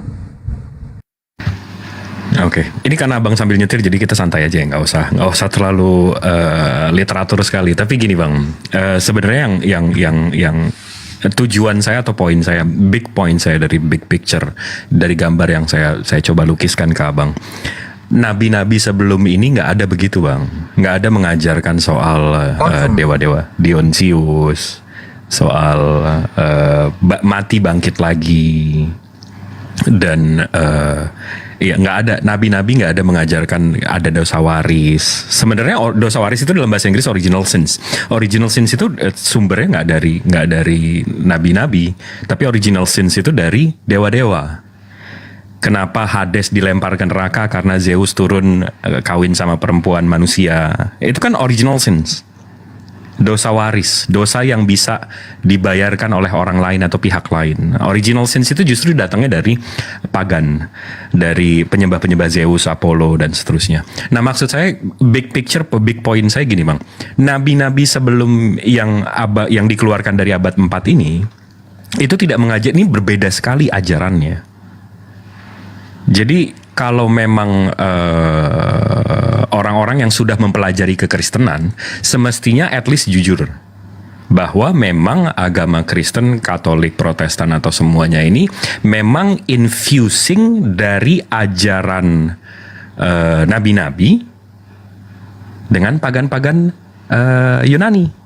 Infusing, memang diffusing, memang sama, memang ya itu. Dari nama-namanya, dari cerita-ceritanya, dari komunion-komunionnya. Nggak pure lagi ajaran Abrahamik. Sampai situ abang setuju nggak? Ya, jadi oke, confirm. Saya boleh menambahkan penjelasan abang? Silakan bang, silakan. Iya, jadi disitulah kalau kami jangan kami lah, nanti saya diprotes lagi, di email lagi itu. Kalau ngasih teguran nggak lewat online bang, saya di email bang. Official sekali ya. Iya, jadi karena memang itu nanti itu seperti yang dialami oleh senior kami ya, 2 senior kami, seperti Om Erastus dan Opa Sulistio itu juga gitu, disomasi secara legal begitu. Jadi memang kami secara secara histori, secara sejarah itu kami mengakui secara akademis bahwa ada pergeseran-pergeseran. Akhirnya di prakonsilian segala macam kita jadi menyinggung ke sana ya. Itu karena ada sekian banyak praktik-praktik yang tidak sama gitu.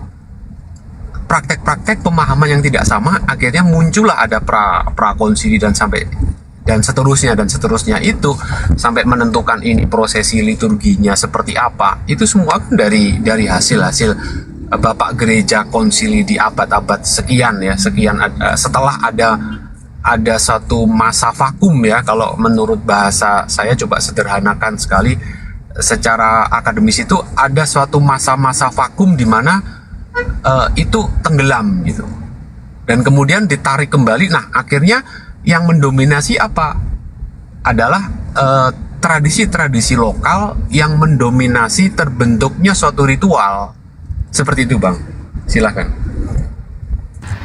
Nah kenapa setelah itu 200 tahun setelah gereja menciptakan Kristen, 200 tahun setelah itu di tahun 571 akhirnya turunlah atau dipilihlah Nabi Muhammad sebagai Rasulullah, sebagai nabi penutup. Nggak ada nabi-nabi setelah itu, nggak ada rasul-rasul setelah itu. Nah pertanyaan saya, abang udah tahu kan ajaran abang yang Katolik atau Protestan atau Kristen ini sebenarnya sudah tercampur ya itu tadi abang, liturgi-liturgi atau ajaran-ajaran yang memang bukan dari Yesus atau Yehosua. Sebenarnya nama Yesus aja bukan dari Yehosuanya sendiri, bukan dari pihak pertama. Kenapa abang masih menolak kebenaran nabi-nabi sebelumnya dan nabi terakhir ini bang? Ada apa? Ada apa bang? Ada apa? Oke bang, ini saya agak sedikit nanti maaf kalau para penyimak-penyimak setia ini ada saya sedikit nggak ilmiah, mungkin saya sedikit coba tarik ya, ada satu konsep-konsep filosofi. Maaf kalau agak noise ya Bang, ini pasti noise ini. Santai. Ada ini, ada sensor-sensor yang mestinya nggak ini. Ini kata teman-teman saya, abang di sini bahasa Inggrisnya bagus. Kalau abang takut oten-oten lokal, abang pakai bahasa Inggris aja bang, biar mereka nggak paham. Saya alhamdulillah, I speak English fluently loh. So I think it's safer for you.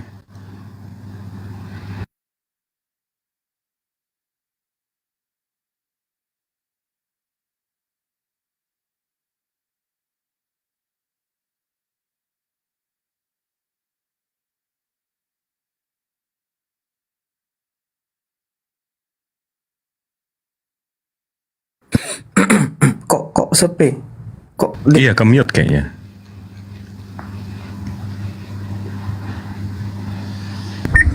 Oke, Bang, bisa minta waktu 1 menit saja. Saya ada sedikit online. 1 menit. Saya tidak akan pergi dari online. Siap, Bang.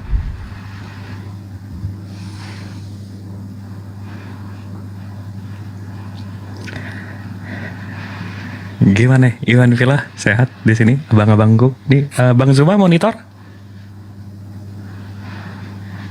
Bang Hendy monitor? Iya, ada gua monitor. Kemarin sempat ketemu sama dia bahwa ada Bang Hendy waktu itu ya. Tapi katanya waktu saya lagi di Kalimantan, beliau naik-naik ke rumah Bang Zuma, katanya saya nggak bisa naik. Iya, sering beliau ini sharing. Kalau saya sih kemarin tuh ngambil dari segi beliau ini masih ada kejujuran lah, bahwa yang ada dia punya itu ya mandiri dalam menerjemah, tidak ikut-ikut LAI gitu sih. Artinya semua yang berbentuk God atau Tuhan-Tuhan di Indonesia itu adalah Tuhan atau Lord gitu. Iya, saya sukanya yang terakhir saya sama ngobrol sama dia tuh dia jujur bang, itu aja. Kalau mau imani saja lebih nggak ada masalah sih. Tapi kalau kita mau ngobrol, at least jujur lah. Kalau nggak tahu bilang nggak tahu, kalau tahu bilang tahu. Minimal jujur. Kita kalau ngobrol nggak jujur udah susah bang. Lebih bagus kita ini main catur aja. Ya, beliau jujur. Ya, turun. Kalau sudah jujur kan kita nggak ada untuk menghakimi ya, karena ya itu iman lu gitu kan. Beda sama yang lokal gitu loh. Yang lokal udah nggak jujur, ngeyel, ngotot pula lagi muter-muter gitu loh. Iya. Kalau yang nggak jujur capek sih. Capek. Sampai kita tunjukin, insya Allah kita tunjukin ayatnya. Ini tulisannya apa? Dia nggak mau jujur. Itu yang capek.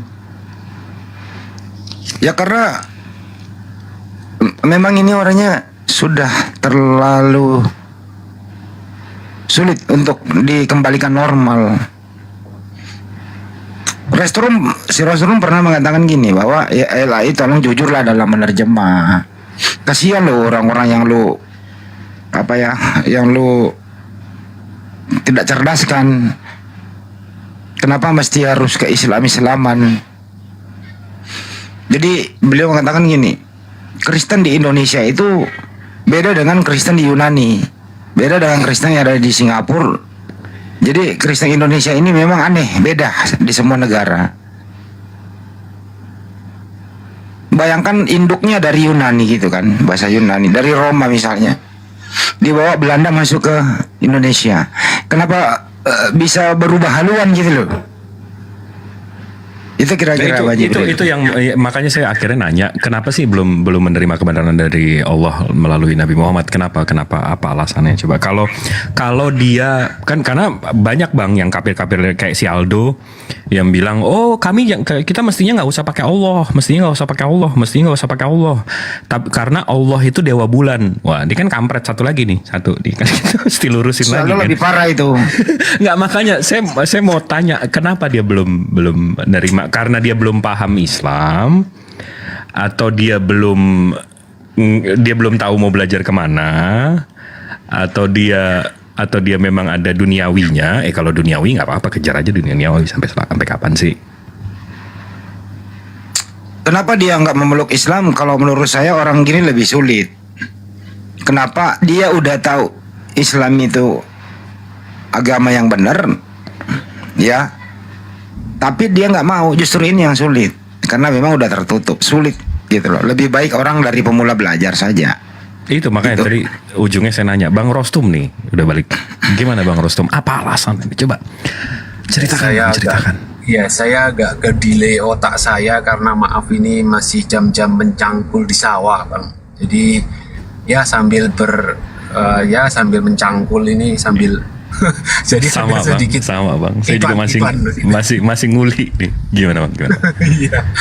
Oke, jadi inilah saya tuh sampai di kontak dengan beberapa teman gitu. Ya, jadi sampai teman-teman itu ngomong dasar, waduh saya di sini curhat boleh nggak ya sedikit ya, biar teman-teman yang suka nge-add saya itu enggak, ya menjaga sedikit lah gitu privacy kita gitu kan, gitu. Jadi memang Bang, saya dari keluarga yang kalau di Indonesia itu kan ada 6 agama yang diakui pemerintah ya. Kebetulan keluarga saya itu 3 atau 4 keyakinan itu kebetulan kami ada, bahwa saudara kandung saya pun juga berbeda begitu. Saya dari asal keluarga yang betul-betul majemuk gitu ya. Tetapi memang sayangnya tidak ada family saya itu yang muslim gitu. Jadi kalau saya mau bertanya-tanya secara muslim atau keilmuan muslim itu saya mesti minta main ke teman gitu. Saya nggak puas cari lagi gitu. Jadi memang ada kekacauan dalam berpikir karena konsep-konsep dogma ini yang sudah sekali lagi 200 tahun terakhir ini, yang sudah berapa generasi kalau sudah 200 tahun itu Bang? Sudah dari orang tua punya anak, punya cucu. Nah, 8. Kalau setiap 25 tahun punya anak berarti 8 generasi kalau 200. Ya. Dan itu sudah diputuskan oleh teolog-teolog dan bapak-bapak gereja itu bahwa Bible itu adalah 100% firman Tuhan, dan itu termasuk 2.400 salinan terjemahan bahasa. Di dunia sekarang ini negara ada berapa sih total negara-negara yang diakui oleh PBB? Nah ini ada 2.400 Bang terjemahan yang sudah diakui dan disahkan oleh Bapak Gereja, termasuk ini masuk ke Roma gitu. Roma mengakui gitu, termasuk di 2.400 ya. 2.400 sekian bahasa daerah bahasa. Juga mungkin. Mungkin daerah juga. Nah, itu karena total negara di dunia ini ada 193 sih. Iya, betul. Jadi itu setiap ada terjemahan itu dilaporkan kepada otoritas yang berwenang begitu. Nah, saya kembali ke konteks Indonesia deh. Nggak usah jauh-jauh, kita bertetangga dengan ada 2 negara yang bertetangga gitu. Nah, kebetulan saya ini terkadang ya cari sepiring nasi itu sampai ke sana gitu Bang. Jadi ya itulah nasib ya. Bukan nasib yang perlu diratapi, tapi saya syukuri gitu. Nah di situ aja sudah berbeda. Saya terjadi gejolak yang luar biasa di situ Bang. Ini kok ada perbedaan teks, perbedaan terjemah, bahkan ada beberapa teks Melayu itu yang tidak ada muncul. Melayu itu kan mirip bahasa Indonesia. Menurut saya Abang kalau mau mempelajari, Abang bisa bahasa Inggris kan?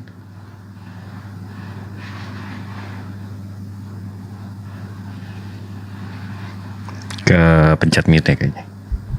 Oke guys, sorry kebalik.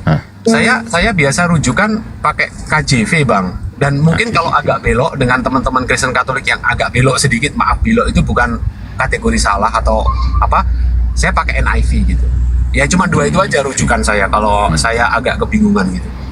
Bukan, maksud saya kalau abang bisa bahasa Inggris karena yang klaim mereka itu ada 9.344 manuskrip Alkitab atau Biblos. Sementara kita tahu dari 9.440. Kalau abang udah pelajari dari 9.440 itu, dari 9.344 itu 8.500-nya itu dari abad 9 Bang. 900 tahun setelah kejadian dan 200 tahun setelah Islam. Jadi kalau kita memang mau mempelajari kekristenan secara letter-let, secara fakta dan di atas kertas, itu cuma ada beberapa kodeks atau beberapa manuskrip. Dan dari yang semua itu memang ya agak ribet.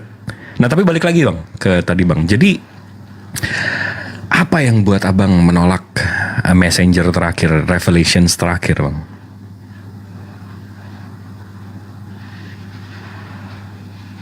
Oh, ini oke.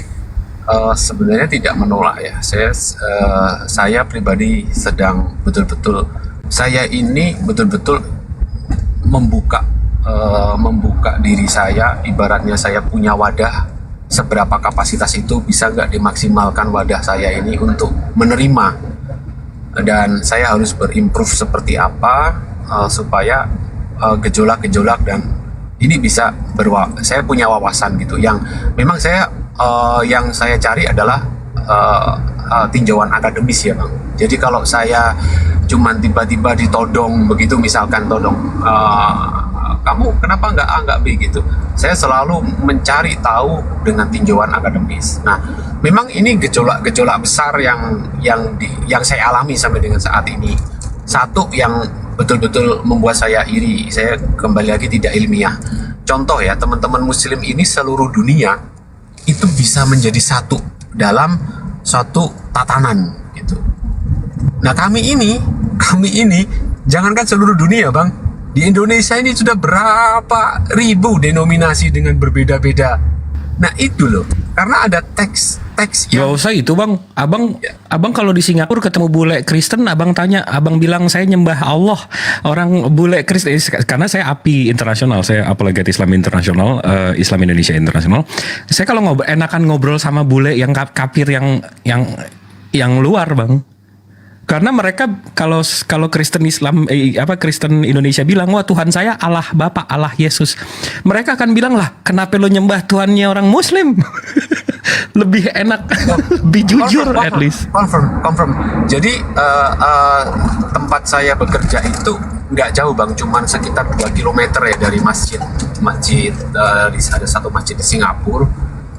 Itu cuma 2 km aja, jadi saya jalan kaki itu nggak capek lah di sana. Jadi betul, dan bahkan kalau ya di Singapura itu kan ada tiga istilahnya 3 bahasa besar di sana kan ya. Saya juga ngobrol kan di sana banyak wisatawan atau orang-orang pendatang yang atau cuman bekerja atau apa. Ya betul, itu terkonfirmasi. Jadi begitu kita mencoba ngomong Allah, itu mereka akan bertanya, "You are Muslim?" Hah? Muslim? itu sudah jadi bahan sehari-hari gitu. Makanya ini gejolak. Nah, kenapa saya kalau masuk ke diskusi di Indonesia itu saya dihujat habis-habisan gitu. Saya cuma ingin meluruskan teksnya aja. Saya nggak akan ngerubah gereja saya kasih kubah seperti masjid, nggak akan. Kembalikan dulu teksnya sudah. Sebenarnya simple, tapi kami lah terlebih, kalau ini betul-betul kami karena saya mewakili beberapa orang. Itu sampai surat resmi segala macam, dan kami ke lembaga Bible itu tidak diakui, tidak datang itu tidak disambut dengan baik. Ya lembaga Bible negara A, negara B ya, saya tidak menyebut lembaga Bible mana lah. Ya anggap aja lembaga Bible di negeri cerita dongeng sana gitu. Tidak diterima gitu. Kamu ngomong apa kamu lahir tahun berapa gitu. Yang ngerinya Kristen Salemba ini, saya nyebutnya Kristen Salemba karena mereka ngikutin LAI yang kantor utamanya headquarternya di Salemba, bukan di Vatikan kan. Mereka ini Kristen Salemba ini malah nggak tahu malu, malah membela, oh enggak, Allah itu ini lah, kenapa jadi ini kocak. Lebih bagus lo ketemu Kristen luar negeri deh, biar tahu.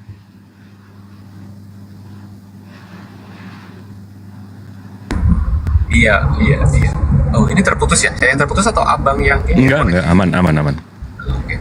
Iya kan kami ini kan ya berdagang, jadi kami ini bertemu dengan banyak komunitas gitu. Ya terkadang ya tergelitik untuk sedikit diskusi tentang konsep, ya sedikit bertanya gitu ya. Ada apa gitu kan, kami harus menghargai karena jika saudara kami ini, oh I'm a Muslim, oke. Berarti saat bekerja kami harus berhenti untuk menyediakan sahabat teman kami ini untuk Ya, melakukan pork. sholat gitu. Jadi sesekali mesti tersinggung itu menyinggung itu gitu. Jadi akhirnya ya terkadang ada percakapan kecil-kecil lah gitu. Seperti itu. No, but honestly though, why you still rejecting the idea of the last prophet, the last revelations, which is Al Quran? Why? You're not answering that. You keep avoiding it like it's like a bullet. You keep swinging left and right. Jadi begini ya, saya sekali lagi saya tidak menolak, saya tidak ada rejecting sama sekali, tidak ada. Jadi saya betul-betul menerima ini karena ada satu arsiran, kebetulan saya nggak tahu ya kenapa di terjemahan Indonesia itu ada mengambil di situ, saya nggak tahu kenapa, dan itu memang menjadi polemik di saya, dan saya tidak rejected akan itu. Saya sekarang sedang seterbuka-terbukanya gitu. Nah, bahasa guyonnya begini kalau bahasa Indonesia. Saya kasih tahu itu buat nipu. Udah. Apa, Bang? Menggunakan bahasa diksi-diksi Islam itu untuk menipu. Untuk menipu, Bang. Ya, saya kan akhirnya kan begitu duduk dengan para senior yang akademisi gitu, ya sudah kita diam-diam dulu lah. Ini kalau kita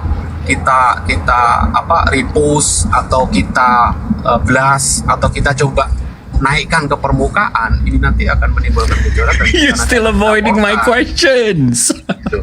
Jadi loh, ini true story yang memang kami harus berhadapi. Sebenarnya misi kami cuma satu, kembalikan ke teksnya dulu yang sesuai.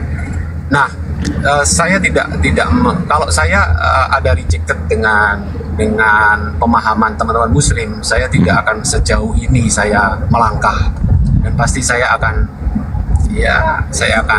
close semuanya seperti itu. Saran saya sih Bang, menurut saya Abang udah di posisi kayak gini, udah mempelajari ajaran Abang sendiri sejauh ini, pasti Abang sudah mempelajari keislaman juga. Saran saya sih belajar Islam jangan dari pembenci Islam, tapi belajar Islam dari yang memang benar-benar memahami soal Islam. Contohnya ada ustadz, kalau abang mau mempertanyai soal fikih, soal internal Islam, itu ada Ustadz Tahta, ada Ustadz Hanafi, ada Ustadz Wafi. Habis itu kalau dari perbandingan agama ada Bang Zuma, ada Bang Handi. Tapi kalau dari segi sejarah, literatur dan seterusnya sejarah Islam, ke saya, ke Bang Ardiansyah, yang kita ada spesialisnya, karena nggak mungkin satu orang menguasai semuanya. Jadi menurut saya, kalau abang mau mempelajari, saya yakin abang sudah mempelajari soal Islam. Dan either memang abang cover, ya silakan Bang. Nggak, maksudnya mempelajari masih sedikit Bang. Oke. Nah iya, maksudnya mau lebih dalam, untuk jadi abang bisa fair untuk karena abang kalau sadar, kita udah ngobrol sejam setengah minggu lalu, nih barusan 55 menit kita ngobrol. Abang kalau sadar saya nggak ada menyentuh iman saya sama sekali, saya nggak ada bawa-bawa iman, dan saya juga mau lawan bicara saya nggak usah bawa iman. Kenapa? Karena kalau udah imani saja, karena memang ada beberapa hal yang memang mesti harus diimani saja. Contohnya Nabi Muhammad naik ke langit bertemu Allah, itu imani. Memang itu nggak bisa. Mau kita mau ngecek ke NASA dan segala macam, itu nggak bakal bisa dibuktikan.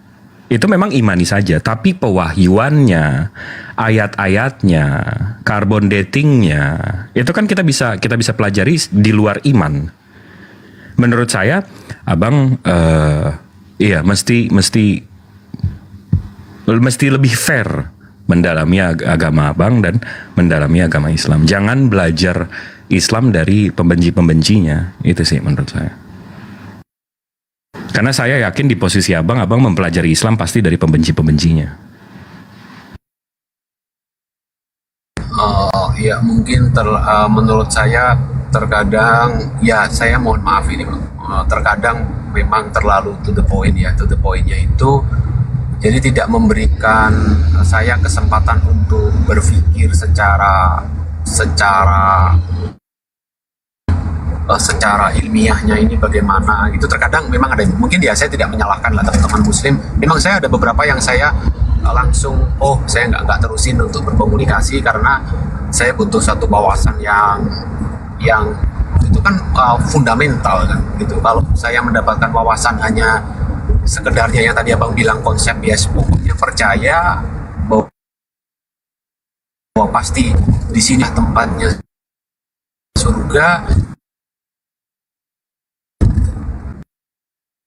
Waduh, kalau sudah terbuka dengan satu ide-ide, gagasan-gagasan yang berdasar pada satu konteks sejarah, kemudian dari sisi keilmuan, dan itu beberapa hal memang tidak bisa kita telusuri secara akademik, misalkan it's okay gitu.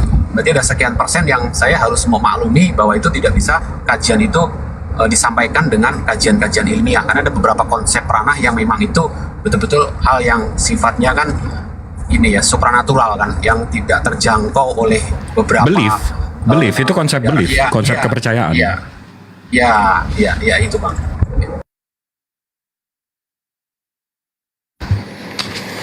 Oke deh, saya juga mesti jalan, udah jam 4.42, saya mesti. Bentar dulu Pak Jibril, jangan kemana-mana dulu. Saya mau nanya kalian berdua ini. Iya, gimana? Ya, sama Pak Rosrum juga ya. Apakah Islam atau Kristen itu ajaran pokoknya itu berbeda-beda di setiap negara? Usul ya pokoknya, bukan fikih, bukan cabang. Kenapa? Kalau iya, kalau enggak. Alasannya kenapa? Silakan. Oke, alasan berbeda-beda ya? Atau ada perbedaan gitu ya maksudnya? Iya. Iya, memang Bang kalau di tempat saya memang berbeda-beda ya. Dari setiap daerah dan wilayah memang berbeda-beda gitu. Nah memang saya sesekali ya, karena saya tidak paham Muslim, yang saya kenal Muslim itu kan melalui propaganda ya. Apalagi saya juga agak miris juga. Saya mendengar berita-berita ya di wilayah Indonesia gitu ya, itu lebih kepada propaganda. Jadi saya tidak berminat dengan propaganda ya. Misalkan Islam itu begini begitu yang kejam dan apa gitu, enggak, karena saya hidup berdampingan dengan teman-teman Muslim cukup baik, tidak pernah saya temukan hal-hal yang menjadi propaganda seperti itu, enggak ada gitu. Jadi saya merasakan sendiri. Tapi khusus di internal saya ada perbedaan yang saya juga bagaimana ini ya gitu, kok bisa berbeda-beda gitu Bang. Abang belum tahu penyebabnya apa Bang? Ya kalau di Indonesia ada satu lembaga yang itu salah dalam mengambil kata. Itu kembali saya ke sana saya sudah. Ya itu harus bertanggung jawab untuk mengembalikan, karena mungkin masa sekarang ini nanti akan berguna di 30 tahun, 40 tahun atau 50 tahun generasi ke depan gitu. Kembali diluruskan lagi kepada teksnya dan bisa seragam lagi gitu. Seragam dengan beberapa negara yang lain yang konsep poin utamanya itu sejalan gitu. Ini masih berbeda-beda dan nggak mungkin ketemu gitu. Mbak Jibril. Iya, kalau di Islam ya, saya kebetulan saya kuliah di luar, kerja di luar, sempat kerja di luar juga. Total hampir 7-8 tahun, hampir sepertiga hidup saya di luar. Dan di beberapa negara, nggak di satu negara juga. Alhamdulillah yang saya lihat Islam di berbeda negara juga tetap satu sih. Alhamdulillah dari masjidnya, dari beliefsnya, dari kepercayaannya, tapi betul yang Bang Rostum bilang, memang sebenarnya dari 400 tahun terakhir sih, 400 tahun terakhir itu Islam ini memang dipropagandakan, memang di black campaign kan, memang ya yang tadi Bang Rostum bilang Islam ini begini, Islam itu. Makanya tadi saya dan saya lebih, kalau nggak ada Islam saya menuhankan logika, itu aja. Jadi Alhamdulillah banget saya di Islam. Saya udah pelajari Kristen gimana, saya udah pelajarin Katolik gimana, saya udah pelajarin Hindu Buddha gimana, saya udah Dan alhamdulillah memang logically memang Islam yang bukan yang paling benar ya, cuma Islam yang benar. Karena ada dua, ada baik, ada benar. Baik belum tentu benar. Contoh ada pesundul, dia baik, dia menjual diri dia untuk memberikan makan anak-anaknya. Baik yang dilakukan, tapi belum tentu benar. Nah, Islam ini mengajarkan yang benar. Bukan hanya yang baik, tapi yang benar. Itu sih, lebih ke sana. Kalau Anda mengatakan tadi black campaign, media-media mainstream gitu ya, itu yang dikonsumsi, ini produk barat sebenarnya. Dikonsumsi lah orang lokal yang tidak ngerti asal usulnya dan tujuannya seperti apa. Terus orang kayak begini sebenarnya udah patah arang, sudah tidak bisa konsolidasi ke dalam. Terus kemudian daripada kita hancur di dalam, mending kita hancur sekalian. Apa motifnya seperti itu, Bang Jibril? Kalau dari dalam sih itu Bang, kayak black campaign sama ini campaign yang saya contohin ya. Ini campaign yang kita nggak ngelihat. Gimana Hollywood, ini contoh aja, gimana Hollywood menggambarkan kalau Rusia itu jahat dari film-film mereka. Contoh banyak banget, ratusan, ribuan film itu menceritakan bahwa jagoannya Amerika, habis itu musuhnya pasti dari Rusia. Orang-orang Rusia ini jahat. Itu black campaign dan 20-30 tahun terakhir kita bisa ngelihat kalau di film-film aja itu musuhnya teroris, ini itu. Kita nggak bisa melihat sebuah peradaban dari pengecualian, sama seperti kita nggak bisa bikin aturan dari pengecualian. Mereka menitik beratkan Islam di 1% ini. Kita juga sebagai Islam bisa menitik beratkan Kristen dari 1%-nya. Nggak bisa kayak gitu. Dilihat ajarannya, be fair, itu aja sih. Dari 2000 tahun terakhir nih Bang, dari 2000 terakhir. Ini saya nanya nih sama Bang Restum. Dari 2000 tahun terakhir, agama Islam mana yang menjajah? Agama Islam mana yang memulai peperangan? Agama Islam mana yang, coba terangkanlah. Ini fakta loh, ini fakta.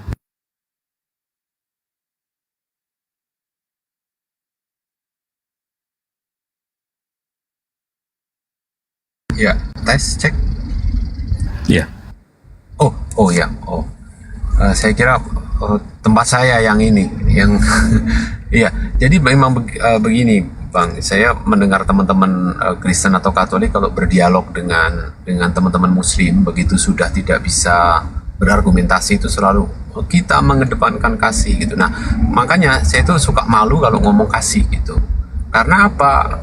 Kembali lagi kepada sejarah. Jadi sejarah itu tidak akan bisa kita propaganda gitu. Sejarah itu sudah terjadi dan ya bagaimana di museum-museum di Indonesia, peringatan-peringatan hari kemerdekaan itu bagaimana pidato Bung Tomo itu didengung-dengungkan, dan itu sebuah fakta sejarah kalau di Indonesia. Jadi saya juga tidak sepakat begitu kalau apa ya, begitu nggak bisa berargumentasi, kita harus ini ya. Saya mengakui bahwa perbedaan antara Muslim beberapa yang saya pahami dari konteks sejarah itu memang teman-teman Muslim itu rata-rata berdagang. Jadi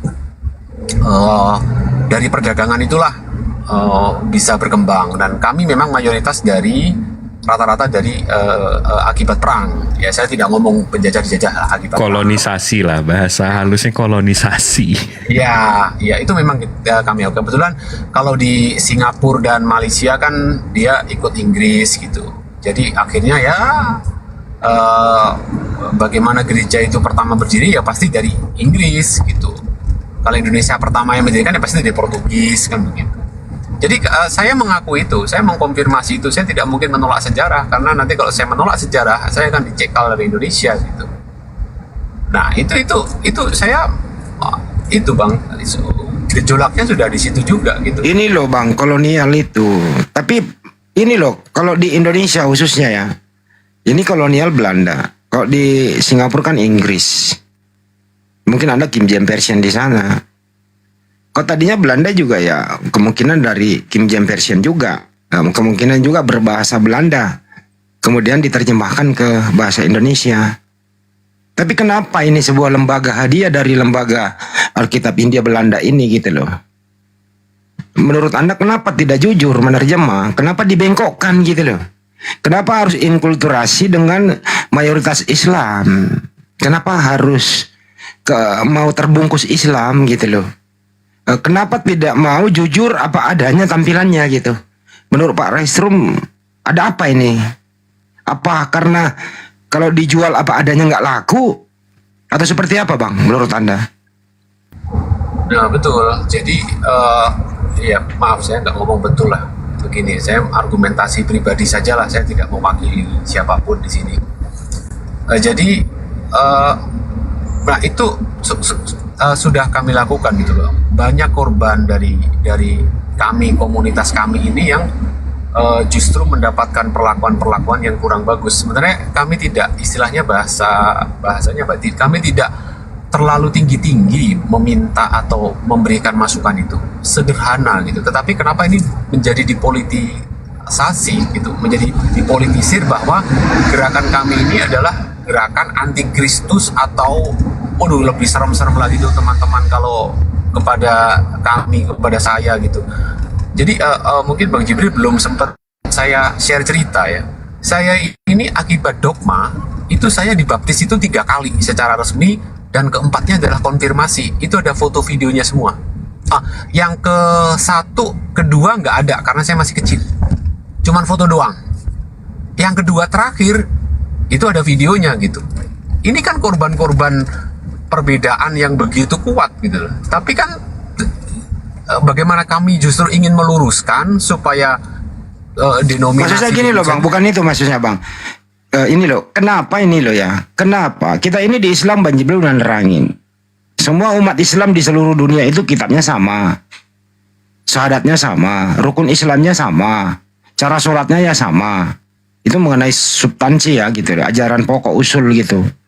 Kenapa ini Kristen ini di seluruh negara kok beda? Bahkan di dalam negara sendiri kok beda-beda gitu loh. Apa penyebabnya gitu loh? Apakah karena tidak ada tokohnya yang disegani atau karena kepentingan kelompok-kelompok? Menurut Anda yang mana ini kira-kira penyebabnya Bang? Silakan. Kalau di Indonesia lebih kepada kelompok ya, karena untuk merubah sekian generasi kan sulit. Yang kedua juga memang apalagi ya maaf saya ngomong ada kelompok-kelompok baru ini yang lebih lebih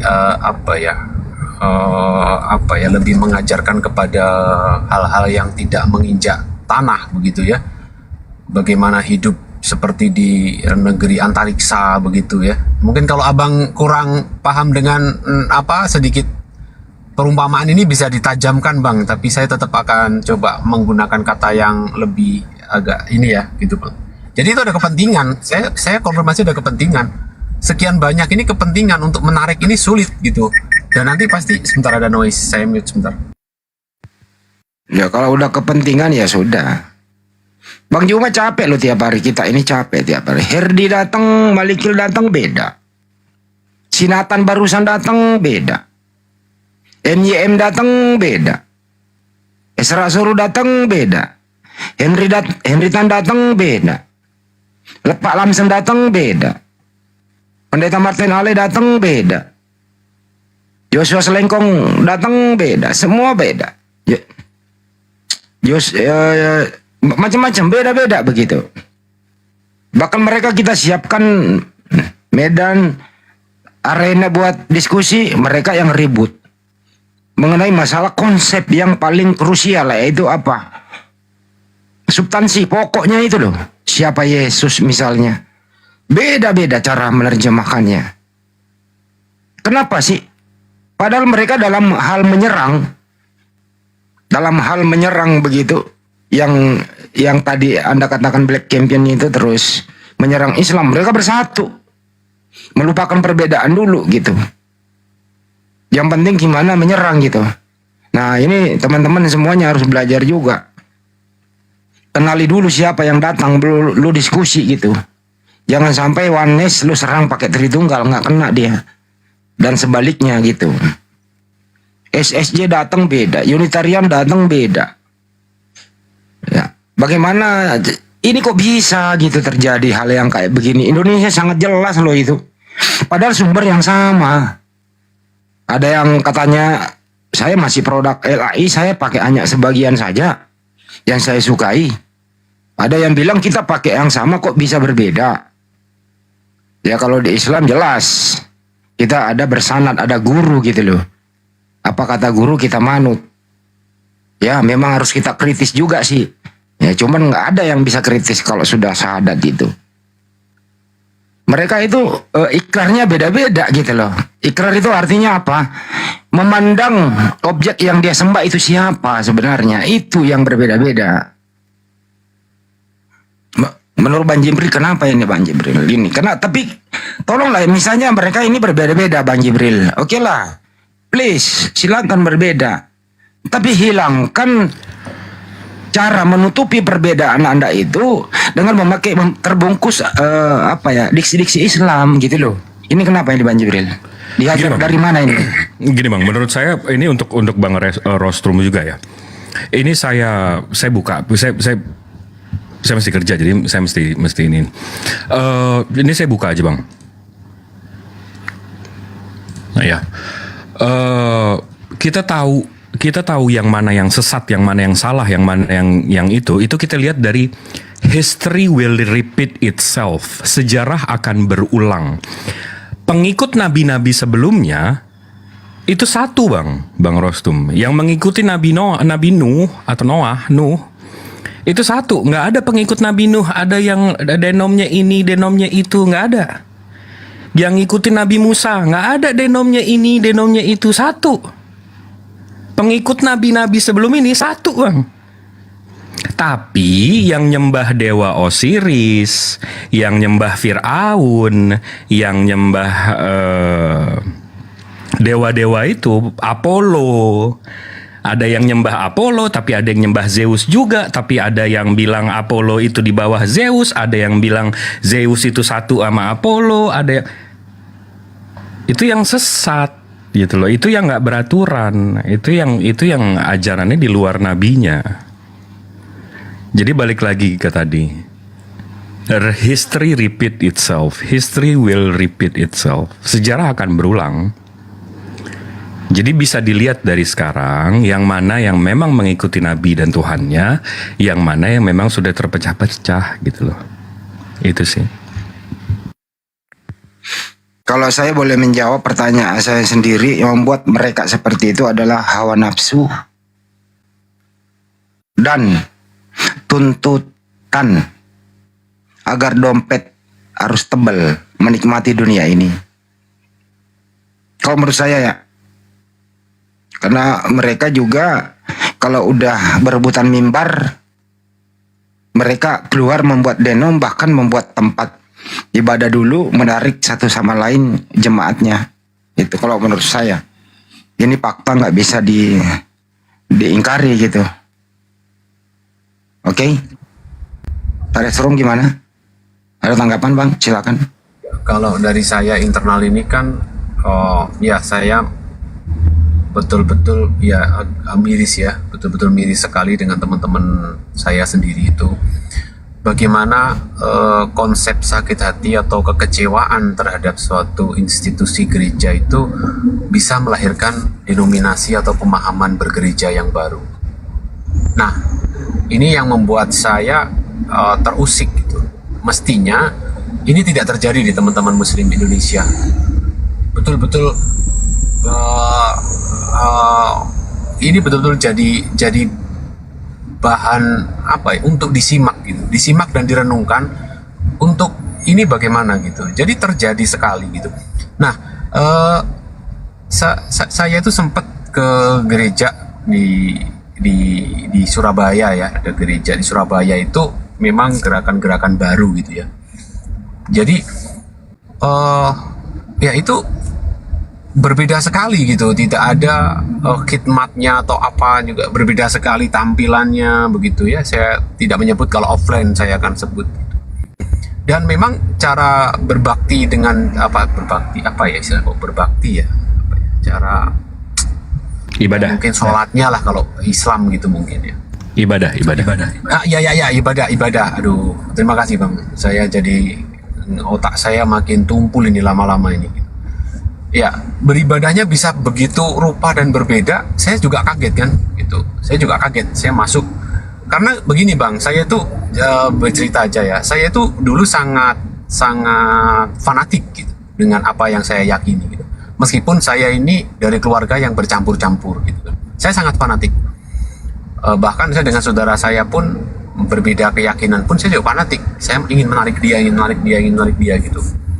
Tetapi setelah saya betul-betul dibukakan ada kesempatan untuk belajar secara ya baik itu akademis maupun secara ya ilmiah, bagaimana semua itu terbuka, yaitu aduh ini betul-betul membuat saya bergejolak sampai sekarang gitu. Ini loh Pak Asrum, kalau saya tuh ngomong nggak terlalu abu-abu gitu loh ya. Ya kebenaran itu, kejujuran itu ditutupi dengan intrik tertentu, dengan pemenuhan hawa nafsu.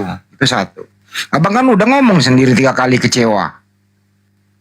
Saya belum pernah mendengarkan seorang muslim kecewa dengan pelayanan masjid kalau sholat berjamaah. Nggak ada itu. Saya nggak mau ke masjid itu lagi gitu loh ya. Pelayanannya nggak bagus. Kan gitu, nggak ada itu. Kami kalau berpesiar kemanapun, masjid yang terdekat mendengarkan azan, mampir di situ kita. Kristen coba berpesiar kemana? Ya kalau nggak cocok dengan itu, nggak ada gerejanya, ya nggak bisa. Pak Rostrum bener kan? Di Indonesia Anda sulit cari gereja toh. Kalau Anda pulang muterlah misalnya, Anda start dari Serang ke Surabaya lewat tol. Anda mau ibadah di mana? Kalau kebetulan hari weekend di situ, sulit kan? Di sini masalahnya Bang. Kenapa? Karena belum tentu Anda mau masuk di situ Bang. Karena udah kecewa toh. Nah sekarang saya mau nanya ke Abang. Kenapa Anda kecewa 3 kali kecewa? Pelabuhan terakhir nanti kemana Bang? Biar nggak kecewa lagi Bang. Silakan Bang. Ya ini Abang ini sangat tutup poin sekali. Nanti saya dikira barisan sakit hati yang gara-gara sakit hati jadi melepas satu. Saya nggak gitu ya. Jadi teman-teman yang mungkin yang non muslim di sini ya, jangan dulu ya, jangan ini ya, jangan menyimpulkan dulu. Ya kekecewaan saya lebih kepada kekecewaan korban dogma gitu. Kok bagaimana terjadi saya bisa dibaptis 3 kali gitu. Ini contoh nyata, teman-teman bisa offline yang non muslim bisa temuin saya tunjukkan bukti-buktinya gitu.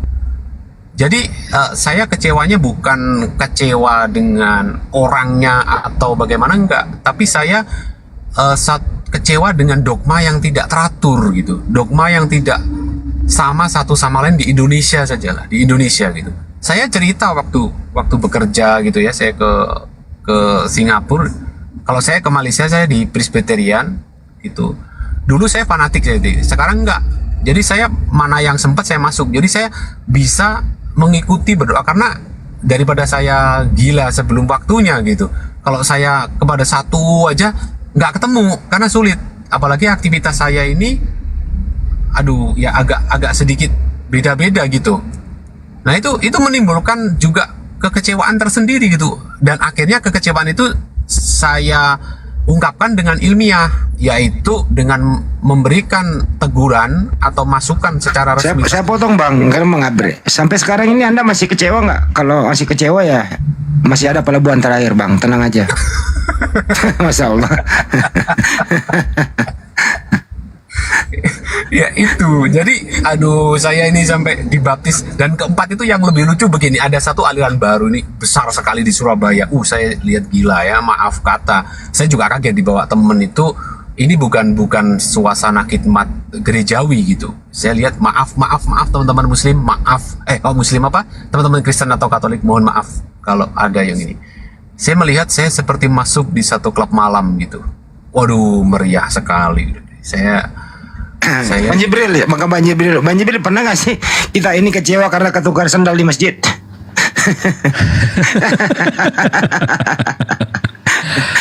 Ya alhamdulillah ya. Alhamdulillah. Yang saya lihat, masya Allahnya kalau ada mualaf, detik dia syahadat itu langsung bertambah saudaranya di mana-mana, langsung tambah rumahnya di mana-mana, langsung tambah tempat ngopinya di mana-mana, langsung banyak saudaranya. Bukan saudara ya, tapi saudaranya langsung di mana-mana. Itu yang saya lihat sih. Jadi sampai yang internasional pun begitu, sampai yang dari UK, oh gue pengen ke Bali ini apa segala macam, oh gue di Jakarta, ayo kita ketemu ini, malah jadi saudara di mana-mana sih kalau Islam ya, daripada perintilan yang kayak kita sholat di mana, wah itu sih udah ya namanya satu agama. Tapi ya mungkin Bang Rostom ini makanya ada kekecewaannya ini itu mungkin bukan di agama Bang sebenarnya, tapi lebih ke ormas sih Bang. Nah kemarin terakhir Banyuma izin lo ya. Kemarin terakhir Banyuma masuk ke tempat si RK itu karena ada si Taifuddin di sana begitu. Terakhir yang sangat memalukan statement si RK itu di area publik. Bahkan si Udin sendiri hampir menangis mendengarkan statement si RK apa itu. Kristen itu bukan agama coy, kata dia. Ya kalau bukan agama apa dong? Ngerti nggak sih arti agama itu? Agama LSM, itu kan LSM Bang. LSM ya, ormas atau koperasi. Ngerti? Dia nggak ngerti apa arti agama itu. Akan tidak, kacau. Supaya nggak ngaco itu loh. Jadi kalau bukan agama nih ngaco di dalam kan gitu. Nggak ada aturan. Agama itu kan mengikat. Ada SOP-nya gitu loh. Kalau nggak ada SOP ya begini jadinya gitu loh. Nah satu lagi, kenapa teman-teman Kristen itu nggak pernah mengeluh sandalnya ketukar, sepatunya ketukar? Berbeda dengan kita, mengeluh sih enggak, cuman biasalah hal itu kan. Kenapa? Ya karena memang ibadah ini mereka ini nggak buka sandal Bang. Beda sama Yesus sama Sia kan, buka kasut. Itu Pak Rostrum. Jadi Anda selamat dari sini masalah sepatu. Waduh, itu ya. kepagar lagi tuh Bang. Itu nanti kepagar lagi tuh. Iya nggak apa-apa lah. Ya, Yang penting kan- Yosuanya aja dikubur pakai ini kain linen. Ini tiba-tiba di dalam kotak ini pagan sekali nih, seperti dewa-dewa ini, seperti raja-raja Mesir nih di dalam kotak nih. Ya kagak apa-apa Bang. Yang penting kan sandal mas sepatu nggak ketukar di luar karena nggak ada yang dilepas, harus pakai gitu loh. Kalau kita kan biarin aja di luar. Gitu ya. Pak Rostrum sekali-kali dong buka sandal masuk gereja biar cobain ketukar gitu loh. Iya. tapi saya ini ya salam lah dari Pak Sulistio dan ini, bahwa kami itu justru yang membela justru saudara-saudara Muslim yang tidak seiman dengan kami gitu. Itu kami akui, kami betul-betul menyampaikan salut, terima kasih kepada teman-teman Muslim itu. Coba Indonesia kalau nggak ada teman-teman Muslim itu sudah hancur ini gereja. Saya sudah sampaikan di depan LAI pada tahun berapa, didokumentasikan foto dan ada singkat videonya. Beliau masih ada dan saya disuruh bertanda tangan di atas materai dilarang dipublikasikan video tersebut. Tapi saya menceritakan boleh, berarti kan tidak mempublikasikan gitu. Jadi saya akan ngomong 50 tahun ke depan atau 60 tahun ke depan setelah kita tidak ada, jangan harap kekristenan di Indonesia ini akan berkembang gitu. Karena ya ini saya sudah sampaikan ke TC. Satu, karena dari lembaga Bible yang diberikan kewenangan satu-satunya memonopoli penerbitan suatu kitab suci itu tidak mau berubah pikiran atau tidak mau menerima masukan gitu. Ada miris sekali ya bukan cerita ya, baru-baru saja masuk berita gitu, bagaimana teman-teman di Eropa itu sudah makin meninggalkan gitu, karena ya itu betul-betul kontradiktif gitu loh. Tahu-tahu teman-teman Muslim ini nggak ada hujan, nggak ada angin, tiba-tiba beli tanah gitu, gereja kami kosong dibeli. Itu kan teman-teman Muslim ini kayak mengejek kami gitu, dan itu saya sampaikan. Enggak Bang, enggak ada 2017 niat itu enggak ada niat mengejek. Ya, 2017 itu salah satu tempat ibadah kecil di Singapura itu dibeli teman-teman Muslim, dan itu diizinkan oleh pemerintah Singapura ya. Pemerintah Singapura kalau tentang keagamaan itu dianggap organisasi, jadi agak ketat. Kita kaget. Nah, saya ini sebenarnya cukup terbeban untuk teman-teman Kristen Katolik di Indonesia itu. Saya berapologet bagaimana saya mempertahankan keyakinan ini yang ya nasi sudah menjadi bubur, jangan suka berdebat tanpa dasar, luruskan konteksnya, luruskan teksnya, baru kita perbaiki. Biarkan 1-2 generasi ini punah dulu, nanti generasi ketiga baru bisa lurus. Seperti itu Bang. Jadi ini siapa tahu nanti saya dikutip-kutip saya di email lagi repot. Ya, jadi abang tetap mau memperjuangkan ajaran pagan ini ya bang ya, mantap. Bukan ajaran pagannya Bang. Itu kemarin si ada Bang Zuma kan juga Keras sekali itu. ngomong. Iya, saya menegur Bang Zuma itu. Bang Zuma, ya timnya Bang Zuma jangan terlalu kelewatan dong. Dikit-dikit ngomong sama saya itu kapan login Bang? Kapan login? Enggak. Gini loh Bang. Kali begitu. Ya ini bercanda. Enggak apa-apa Bang. Maksudnya kan masih ada pelabuhan terakhir kok. Kan pada awalnya kan semua orang muslim itu berserah diri kepada Allah. Ada pelabuhan terakhir. Ya tapi kalau selayaknya sih sebelum meninggalkan dunia ini ya berlabuhlah di Islam. Tapi gini loh Bang. Saya ingin tuh Pak Rostrum kalau punya daya upaya ya mungkin mencari temen gitu loh ya. Saran saya sih kalau ingin nggak terlalu banyak denom, konsili lokal aja Bang. Konsili lokal, undang semua tokoh-tokoh yang berbeda denom itu. Undang Ratu Sabdono, undang Yakob Sulistyo, Bambang Nursena, Ibu Rita Wahyu, penggede LAI gitu ya, Anwar Chen, Edwin Paskalis. Ya kalau jemaah yang kita dengar tiap hari kerocok-kerocok ini kayak gini lah, kan kagak bisa baca original teks yang gitu ya.